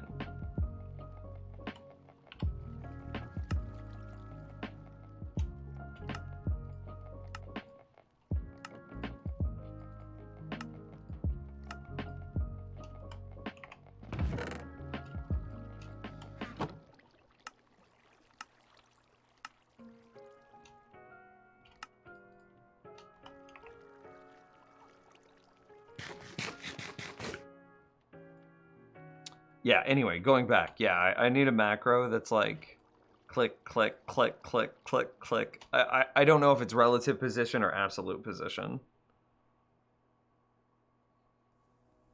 The coordinates are available on Bedrock. I don't know anything about Bedrock. I'm just regurgitating what Eldin said. Coordinates were eventually enabled on Bedrock, even allowed without losing the ability to gain achievements. The rest of the F3 screen, though, no. Well, there you go.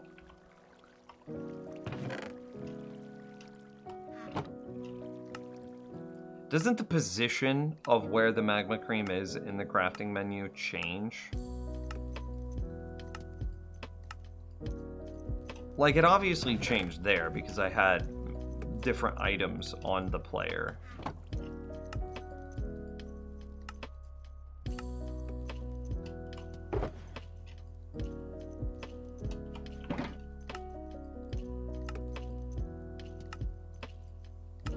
That's in the third.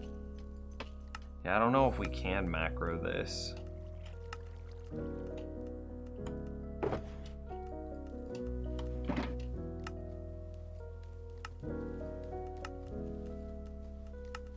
Second, third.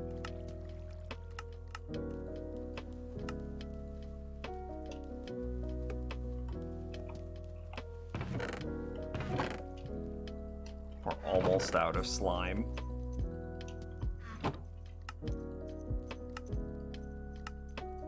Let me catch up. Yeah. You also start with the map on Bedrock, at least last time I played. I mean, yeah, there's... So you're putting two arguments together, apologize. The first argument is the debug menu supposed to be part of core gameplay? And that answer is very clearly no. That's not even a question. Is it cheating? Is it cheesy? All of those statements are subjective. And that's a second question. So if, you know, as somebody who's like, I'm a little bit more pure in Minecraft, I don't build on top of the nether, I don't build TNT dupers, you know, I'm a little bit of a Minecraft purist, but I still use the debug menu. You know, I don't know exactly where my Blaze farm is, I fly around until I get to negative 500, negative 1500. Like, so clearly I'm not a perfect, like, purist here, but that's the objective side of it.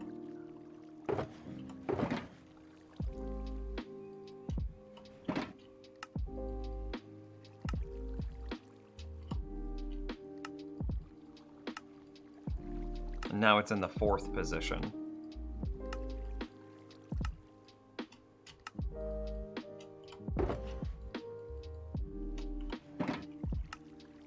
Oh, hey, this is wrong.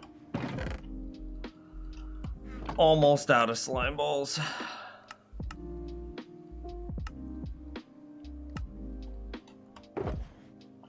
I guess I should drop this off, free up some inventory space.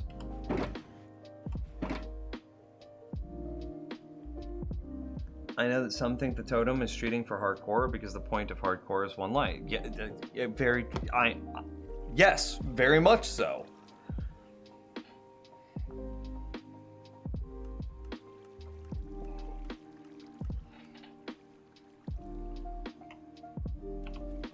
Well, that's a really poopy way to have a conversation. Apologize.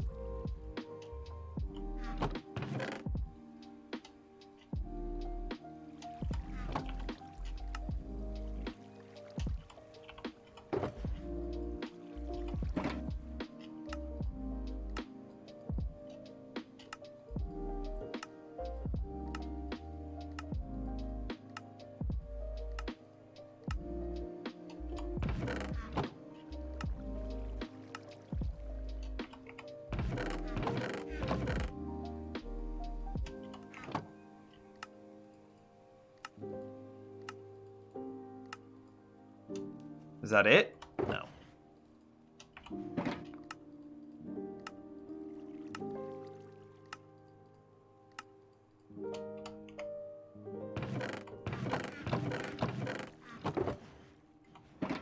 And it's dark, and the slime farm stops working because the mob cap is dedicated to basically every mob that's not slime. Okay, well, we still got enough magma blocks in order to throw out a couple more layers.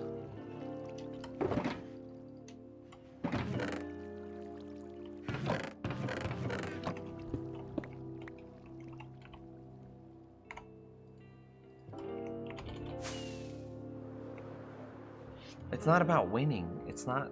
That's also... If my goal was winning, then, like, that wouldn't be a good way to have a conversation either. It's to come to a deeper understanding.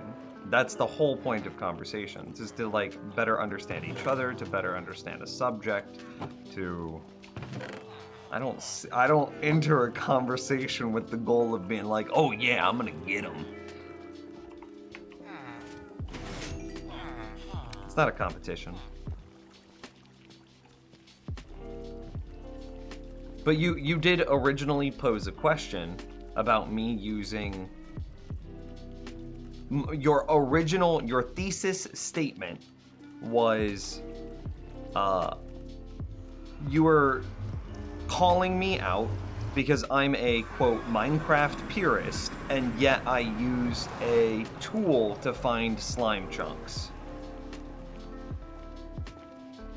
Yeah, everybody's different. Everybody's opinion of what is and isn't cheese is different, and that's the whole point.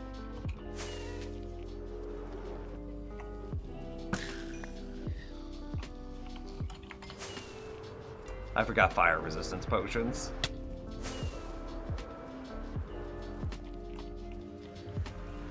So, Nims, I just wanted to say stuff regarding a macro. First, you can search the crafting menu to make the item you want to craft always in the first slot. Second, you can now shift-click items into a crafting table, so the location of the item in the crafting menu doesn't really matter. Yeah, but then I would have to, like, have the items perfectly stacked in my,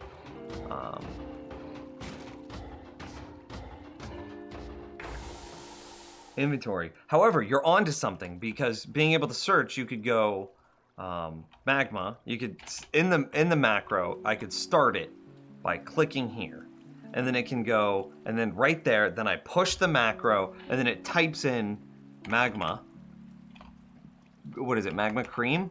And then it would go, and then it would just go blap, blap, blap, blap, blap, blap, blap, blap, blap, blap, blap, blap, blap, blap, a billion times in 5 seconds.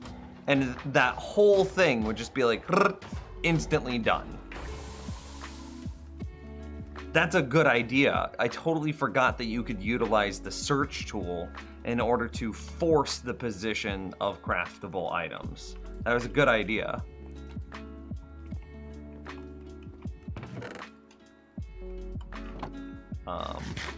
Fire resistance potions.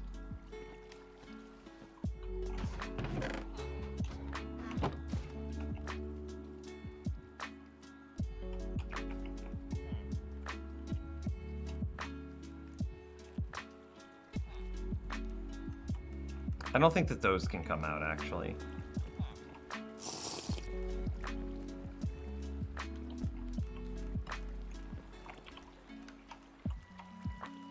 Nope, not this one.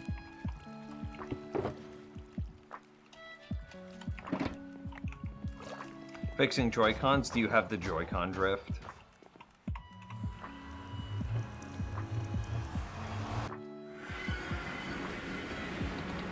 And is it on a light or a full switch?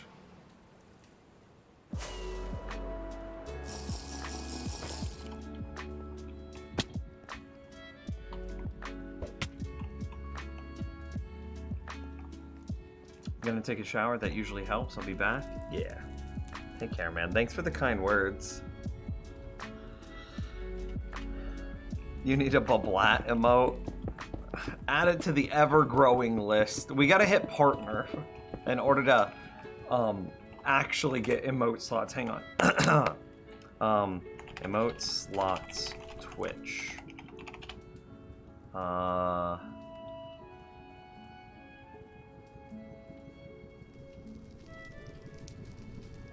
Partner, hang on.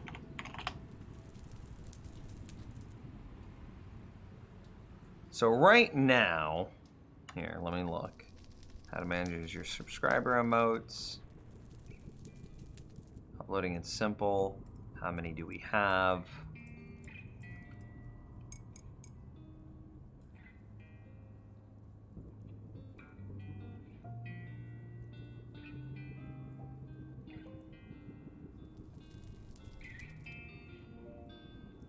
I'm trying to look at how many, what's the chart? There we go. Okay, right here, right here. So subscriber points are just basically a numerical representation of intervals of $5. So a tier 2 sub is worth 2 points because it's 2 $5. For simple math, I'm gonna simplify here, but a tier 3 sub, which is a $25 sub, is 5.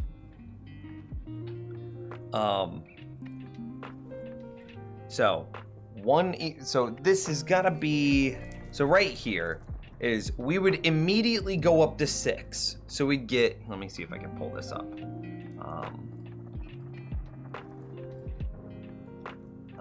Insights, no, it's like preferences, affiliate.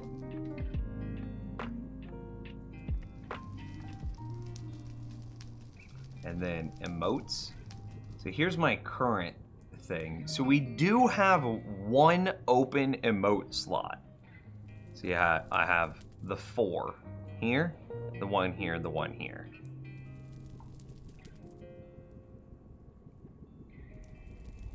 So we've just got to figure out what this 5th one is gonna be. That's the question.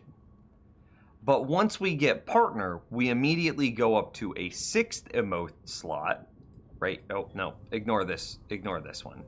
We'd immediately go up to a 6th, and then at 65 subscriber points, which you can see under the little phoenix at the top center of your screen, we are at 164. And actually, keeping in mind, I'll tell you my sub points, which remember that these are like intervals of $5. 183 So we would actually be at this spot.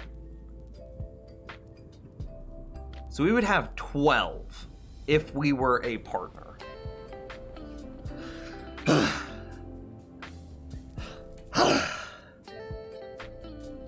And right now we have 5. To get to partner, we need to... I'll show you that too. What's the project? Gold Farm. Actually, Gold Farm, Experience Farm, and Piglin Bartering Farms, all in one. They do everything. So I'll show you one more thing. IdGaff. I don't know if I'm supposed to show this, but... IdGaff. I don't know if I'm... Trying to find the menu here.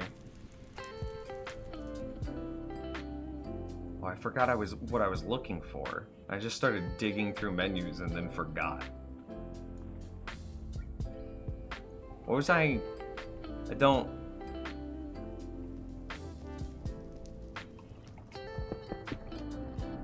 I'm thinking. What was I gonna show you?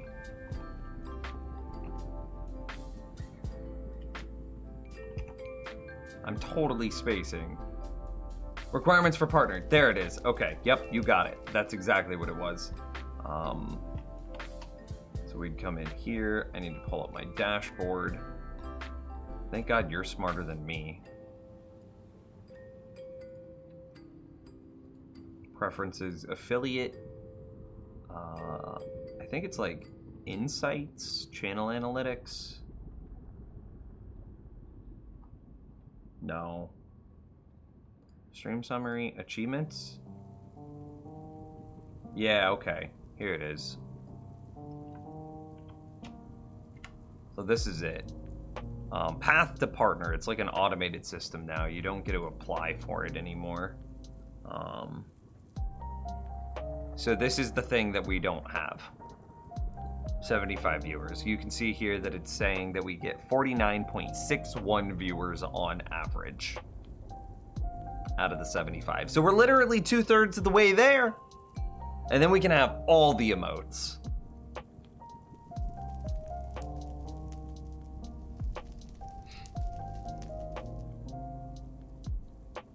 Excluding host raids and embeds, yeah. Yeah, you don't get to apply for it anymore. And even then, I did apply for it a lot, trying to say like, oh, hey, I have 100,000 subscribers on YouTube. And then they're like, no.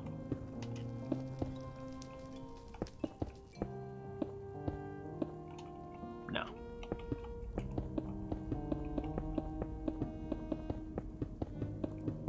See, I'm not a big fan of streams that put like numbers and like goals and whatnot everywhere. I think that those are super obnoxious. Obviously, we have like this really nice minimal thing up here at the top of your screen. And like even that is just like really to just have a thank you point for the people that are supporting us.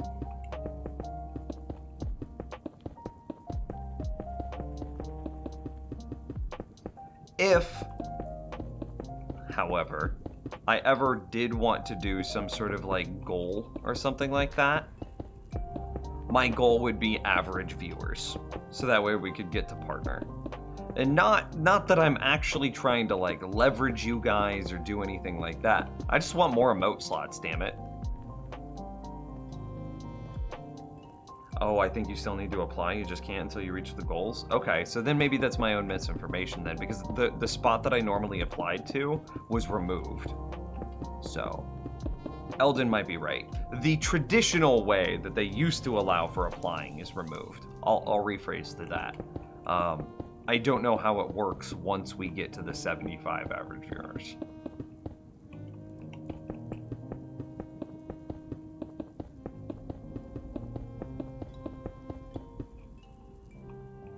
Do we need to immediately drink a fire resistance potion? Because we crouch the entire time we do this.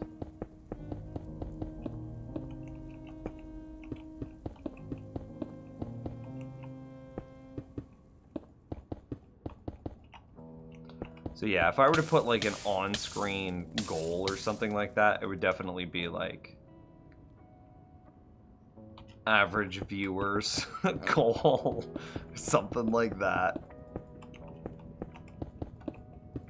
See, I apologize.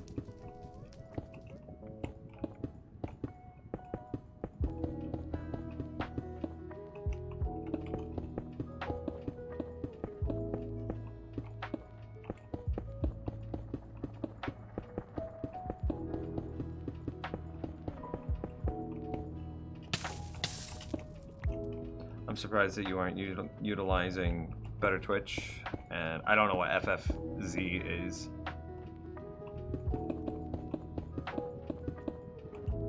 I mean, I have Better Twitch, but, you know, I don't want emotes to be gated behind a browser extension. That feels really weird. And, like, especially, like, look at me, I'm building a gold farm inside the Nether. Do you think I'm really the type of person that's gonna tell my community that they all need to go download Better Twitch TV? Like, I don't play with mods. Do you really think that I'm gonna tell my community that they all need to go get Better Twitch?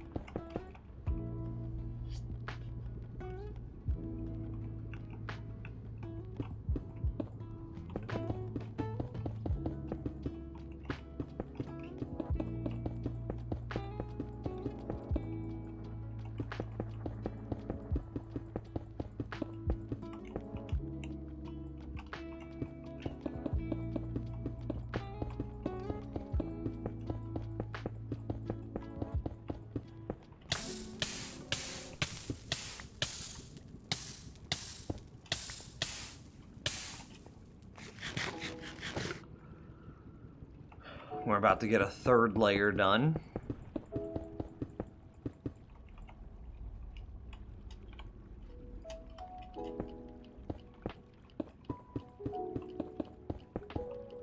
It just kind of becomes like a sea of orange and red after a bit, doesn't it?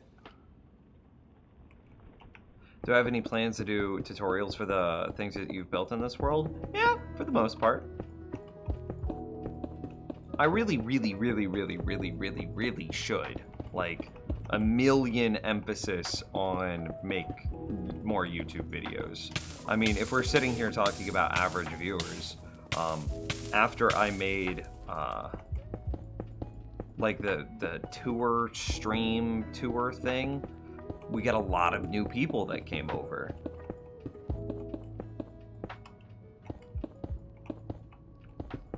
And so any amount of like, oh hey, we're over on Twitch, blah blah blah, on the YouTube page would be strictly good. There would be no downside.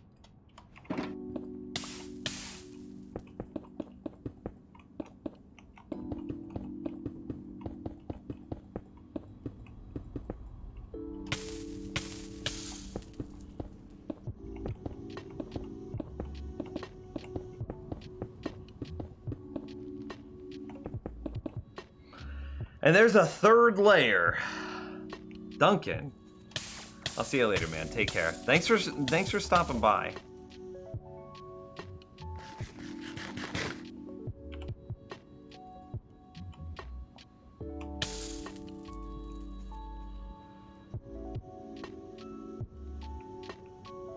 Just thinking. Making sure that we're not risking breaking anything here. I don't think we are by adding this layer. Yeah.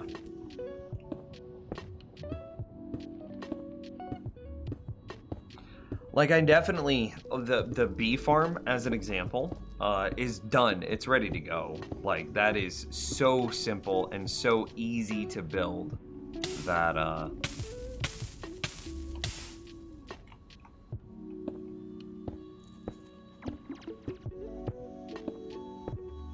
it's so easy and simple to build that, I mean, there's no real reason why it shouldn't be a tutorial. Everybody understands how it would work. I mean, most people would understand how to hook it up and use it. And it's so small that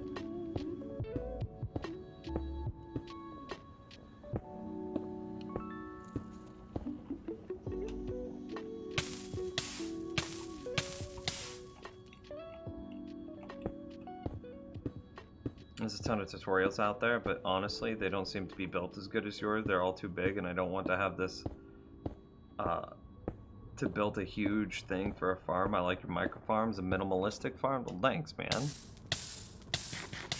A lot of the tutorials out there are like, here's how to get 400,000 items per minute. And it's like, okay, buddy. Yeah, I see your clickbait. It's not even a true number, but sure.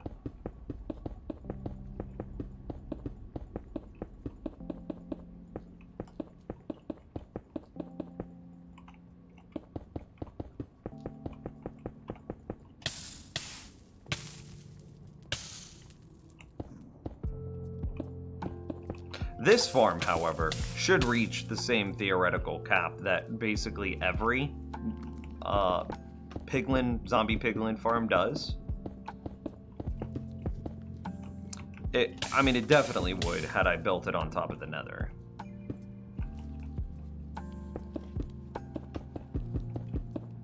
Maybe there's a difference between a piglin that's aggroed at a player and how fast that piglin moves versus how fast a piglin moves towards a turtle egg. And therefore, it might be possible that the slower walking speed and the longer fall distance, because you're killing them slower, would be slightly less than a design that used 24 minecart cramming with aggro instead of egg trample.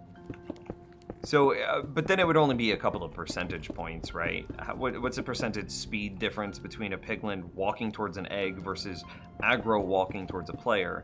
And what's the total time it takes for a piglin to fall down this chamber versus to fall down, which, you know, is like a 20 or 30 block fall, versus how long does it take for a piglin to fall down a 3 block tall chamber? You know, but that should only result in like a 5 or 10% difference in rates. I could believe if it went up to like 15%, but more than that would just be outlandish.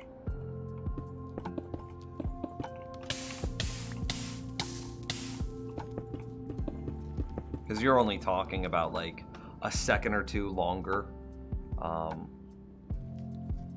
in order to kill a pigman in this. If they aggro walk at a different speed, it would only, them egg walk speed would only be a second longer. So in a 5-second path, they would be 20% slower there. And then how long does it take to fall and die in a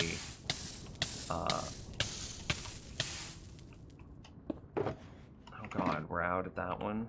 Are we out of this one too? Oh my God, we're already emptied. And we're out of slime as well. And then how long does it take to fall here? Maybe 2 seconds. And how long does it take to fall in the other one? And die? Maybe 1 second.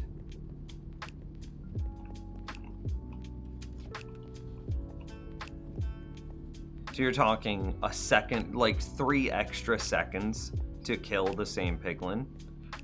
I can't imagine that 2 or 3 seconds would result in a 30% rate decline whenever you start to account for like all the other random events that go into mob spawning and mob pathing.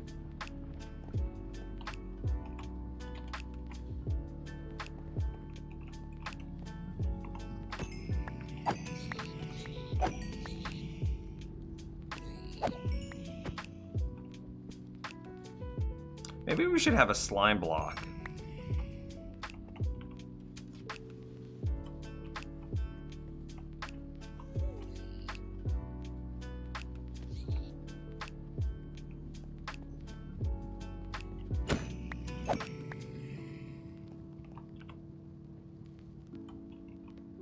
Or, excuse me, not a slime block, but a honey block, so they can't jump anymore.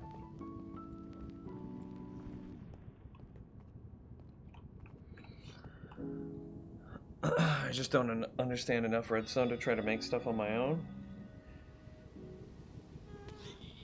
I mean, no time like the present. I'm stretching while we wait for them to fall.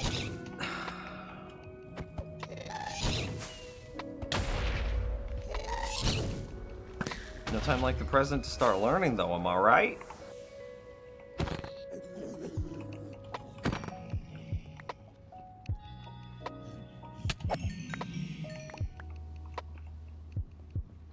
Also, you've mentioned things like your villager breeder being simpler and better in general than the videos that you've seen on YouTube. That is true. However, in 1.16, my villager breeder broke. So we're kind of fortunate that we didn't make a video on it. Lol. 5-head? Oh, somebody just died. How's that possible? How is that possible?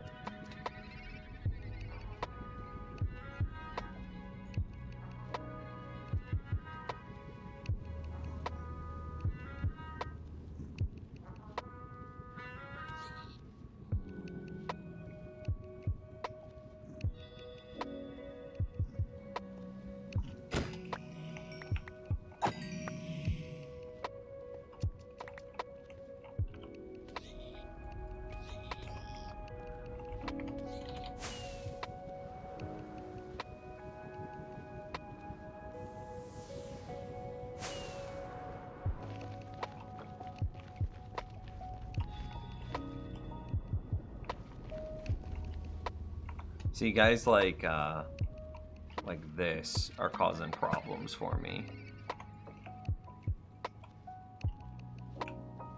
I think there's one right there, too.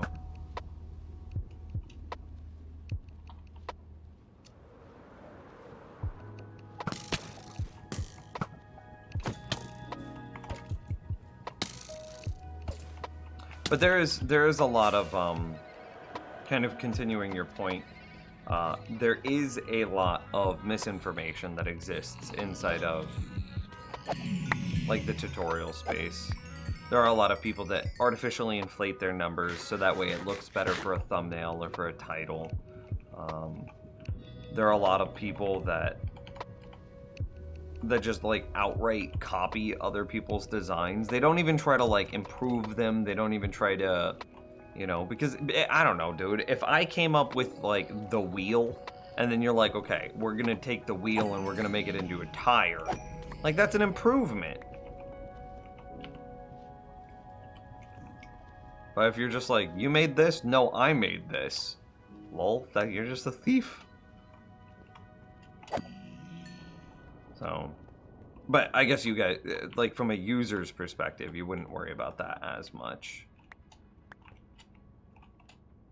Why is there lava? Ideally to break the fall damage and make it so they don't die upon impacting the ground. But, considering that we just saw one die, clearly it's not working perfectly.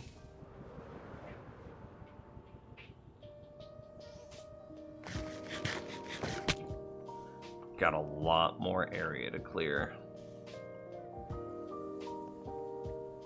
Nims, I know that you probably have so many emeralds, but what do you get to trade all of your emeralds? Sure.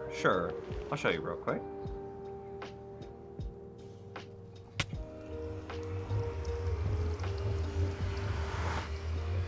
So the easiest things, in my opinion, to do emerald trading are 4 things, and kind of 3 things, for actual, like, bulk emerald trading. And that is carrots, potatoes, pumpkins, and then kind of melons. But the only reason that I consider melons is because we already have the carrots, potatoes, and pumpkins. Ooh, buddy. So you would grab, you know, like a stack of potatoes. You grab 9 stacks of melon slices. You quickly convert them into melons. You grab a whole bunch of carrots. And a whole bunch of potatoes. And then you just bulk trade. There's 12. There's 16. There's another 12. And there's another 12. Let's do it again. I have a macro that speeds it up, by the way. That's what I'm clicking.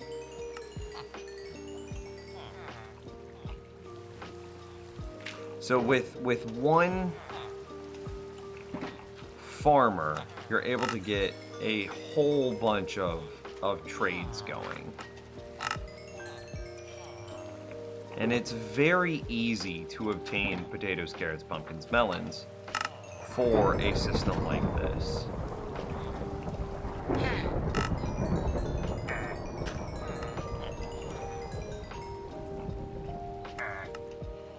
Yeah, and there we go. I think we've just locked them both. And we didn't even get good resets there. What are the Endermen doing? Since 116, Endermen don't despawn if they're holding an item. So Endermen just chill a lot more. I need to open this up and I need to kill those Endermen at some point. So anyway, this is how I started getting all of my emeralds. And it's pretty easy, even without zombifying the village. The trades are very favorable. If you do zombify your villager, there's another one that's very similar to this, and that's the fisherman. And I only have one fisherman here.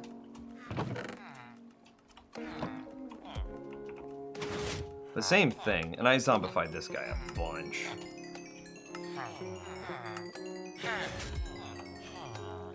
And then we would wait and see. I don't have a second one to trade back and forth between. But you set up a fishing farm, and fishing farms in 116 are even more likely to give you pufferfish, tropfish, raw cod, raw salmon, which makes trading with this guy super easy.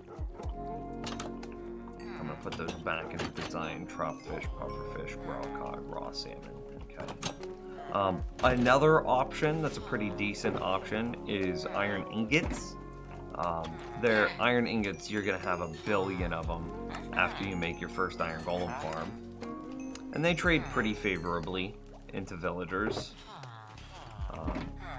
Another even easier thing, but it's kind of awkward because it requires crafting. Technically doesn't require crafting, but it's even more awkward if you do it that way, is sticks. So Fletchers will just straight up, oh hey, these guys are locked. Oh, I must have they must have their workbenches backwards. He must want that workbench and he must want that workbench. But you can do sticks as well.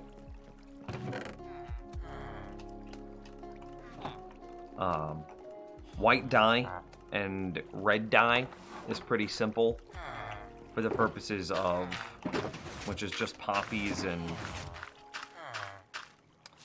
bone meal. Don't ask me how long it took to get me this villager.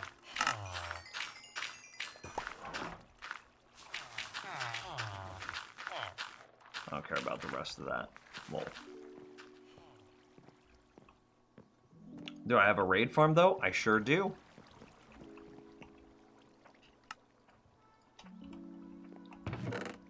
And so all of that is negated by a raid farm. Every last bit of advice, every last bit of everything that I just told you is completely irrelevant if you have a raid farm.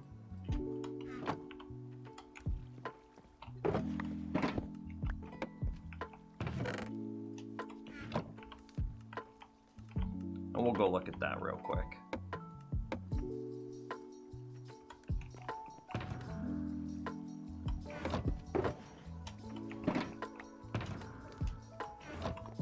I almost went to fly to it, but then I remembered that I have nether pathways.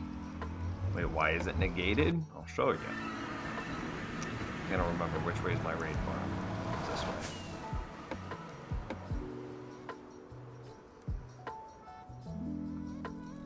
Out of curiosity, chat room, do you remember which one's the outpost? Is it this?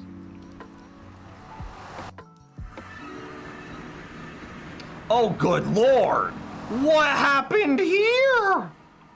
Y'all, let's fight. Alexa, play some battle music.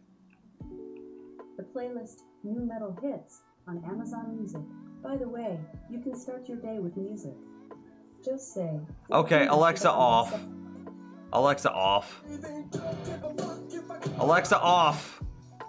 This is gonna be a bunch of like super cringy copyrighted music. Like circa 2008 Nims would have appreciated the Papa Roach, but not. I'm good. Blah blah. Oh, did he die in one hit? Here, we'll make sure we get up. Okay. Let's get them all aggroed. Yes! Fight me!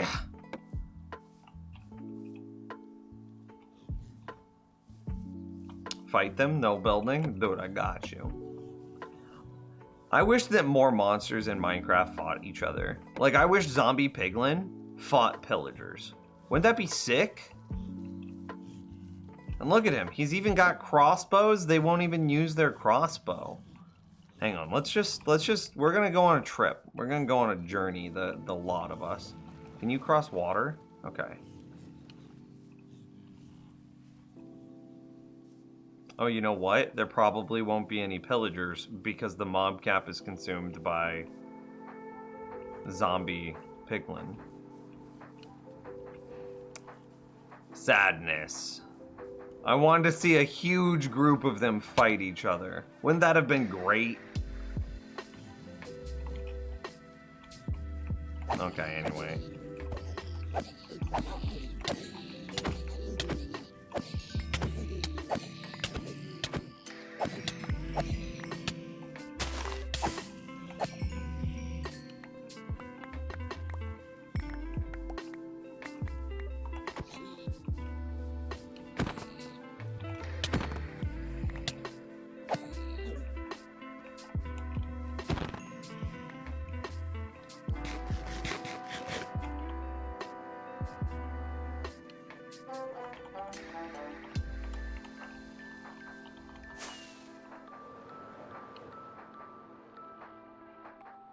That would be sick. I would love it if more...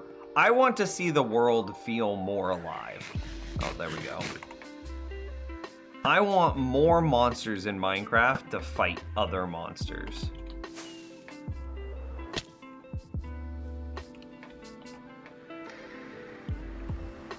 Okay, so I got the Bad Omen effect. We pop in here. Oh.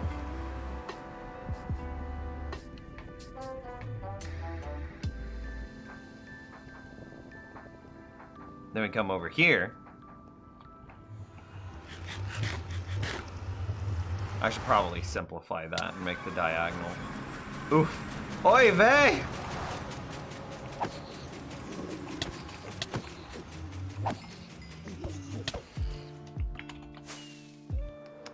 That is a problem if I get knocked down.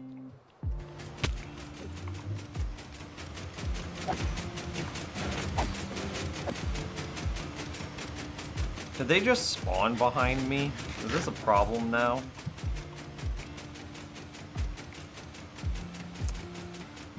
Huh, I didn't consider that whenever I built this, being honest. Okay, anyway. We're now at a pillager farm. So I will turn this guy on. I don't even know if this works. Post 116. I don't think I've tried it yet.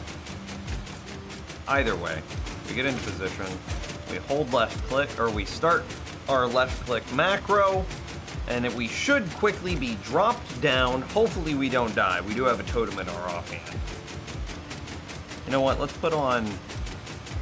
No, I'll keep the Elytra on. Good. It's good.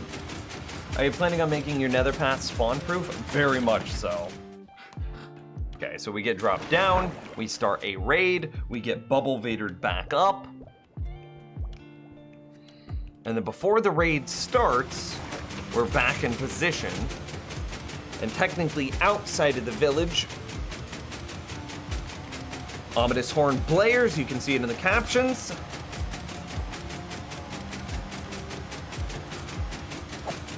And now mobs start falling in.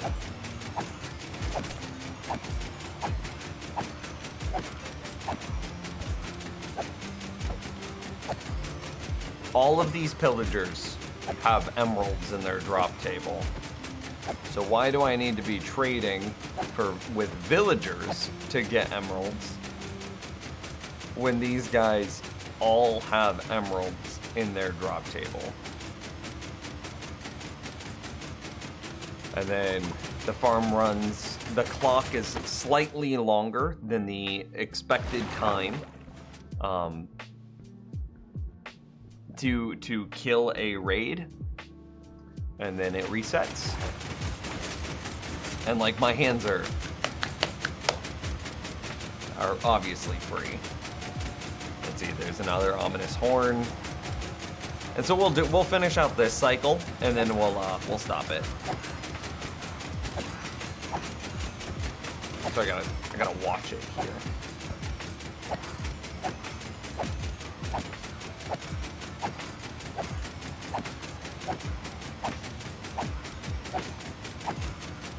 Wait for the mobs to stop coming.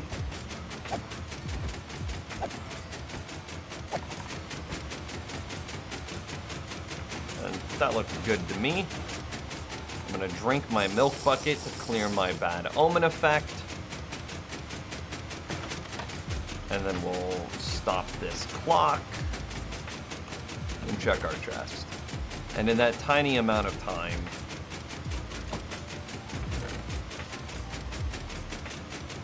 almost 3 stacks of emeralds, 2 waves, 3 stacks. You get totems of undying in this. You get crossbows, you get glass bottles, you get, I mean, everything.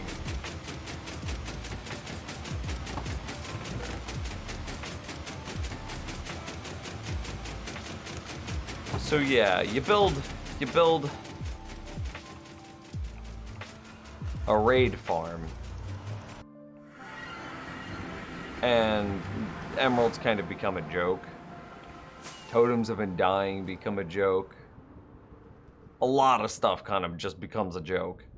Some of the new farms that exist now between like raid farms and piglin bartering farms are insanely strong.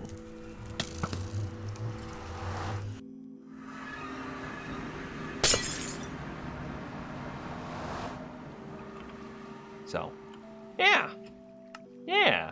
So everything that we just talked about with emeralds and with everything like that, yep.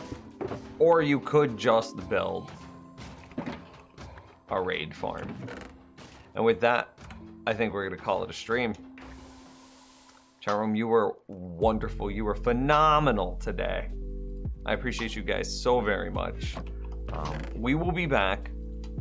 So typically I take the weekends off to be able to hang out with girlfriend. We might have a bonus stream tomorrow or Saturday. We'll discuss it. Join the Discord to keep an eye out for any sort of bonus stream. Join the Discord anyway, actually. And then don't forget to hit the follow button. That's all. You guys were wonderful.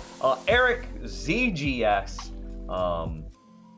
Double A, E Jones, and Necrowolf. Thank you guys for the support today. I really appreciate it. Without people like that supporting the stream, just what we do here would not be possible. So shout out those guys. I'll see you later, chat room. Either Monday at the latest, maybe sooner with the bonus stream. Have a nice weekend.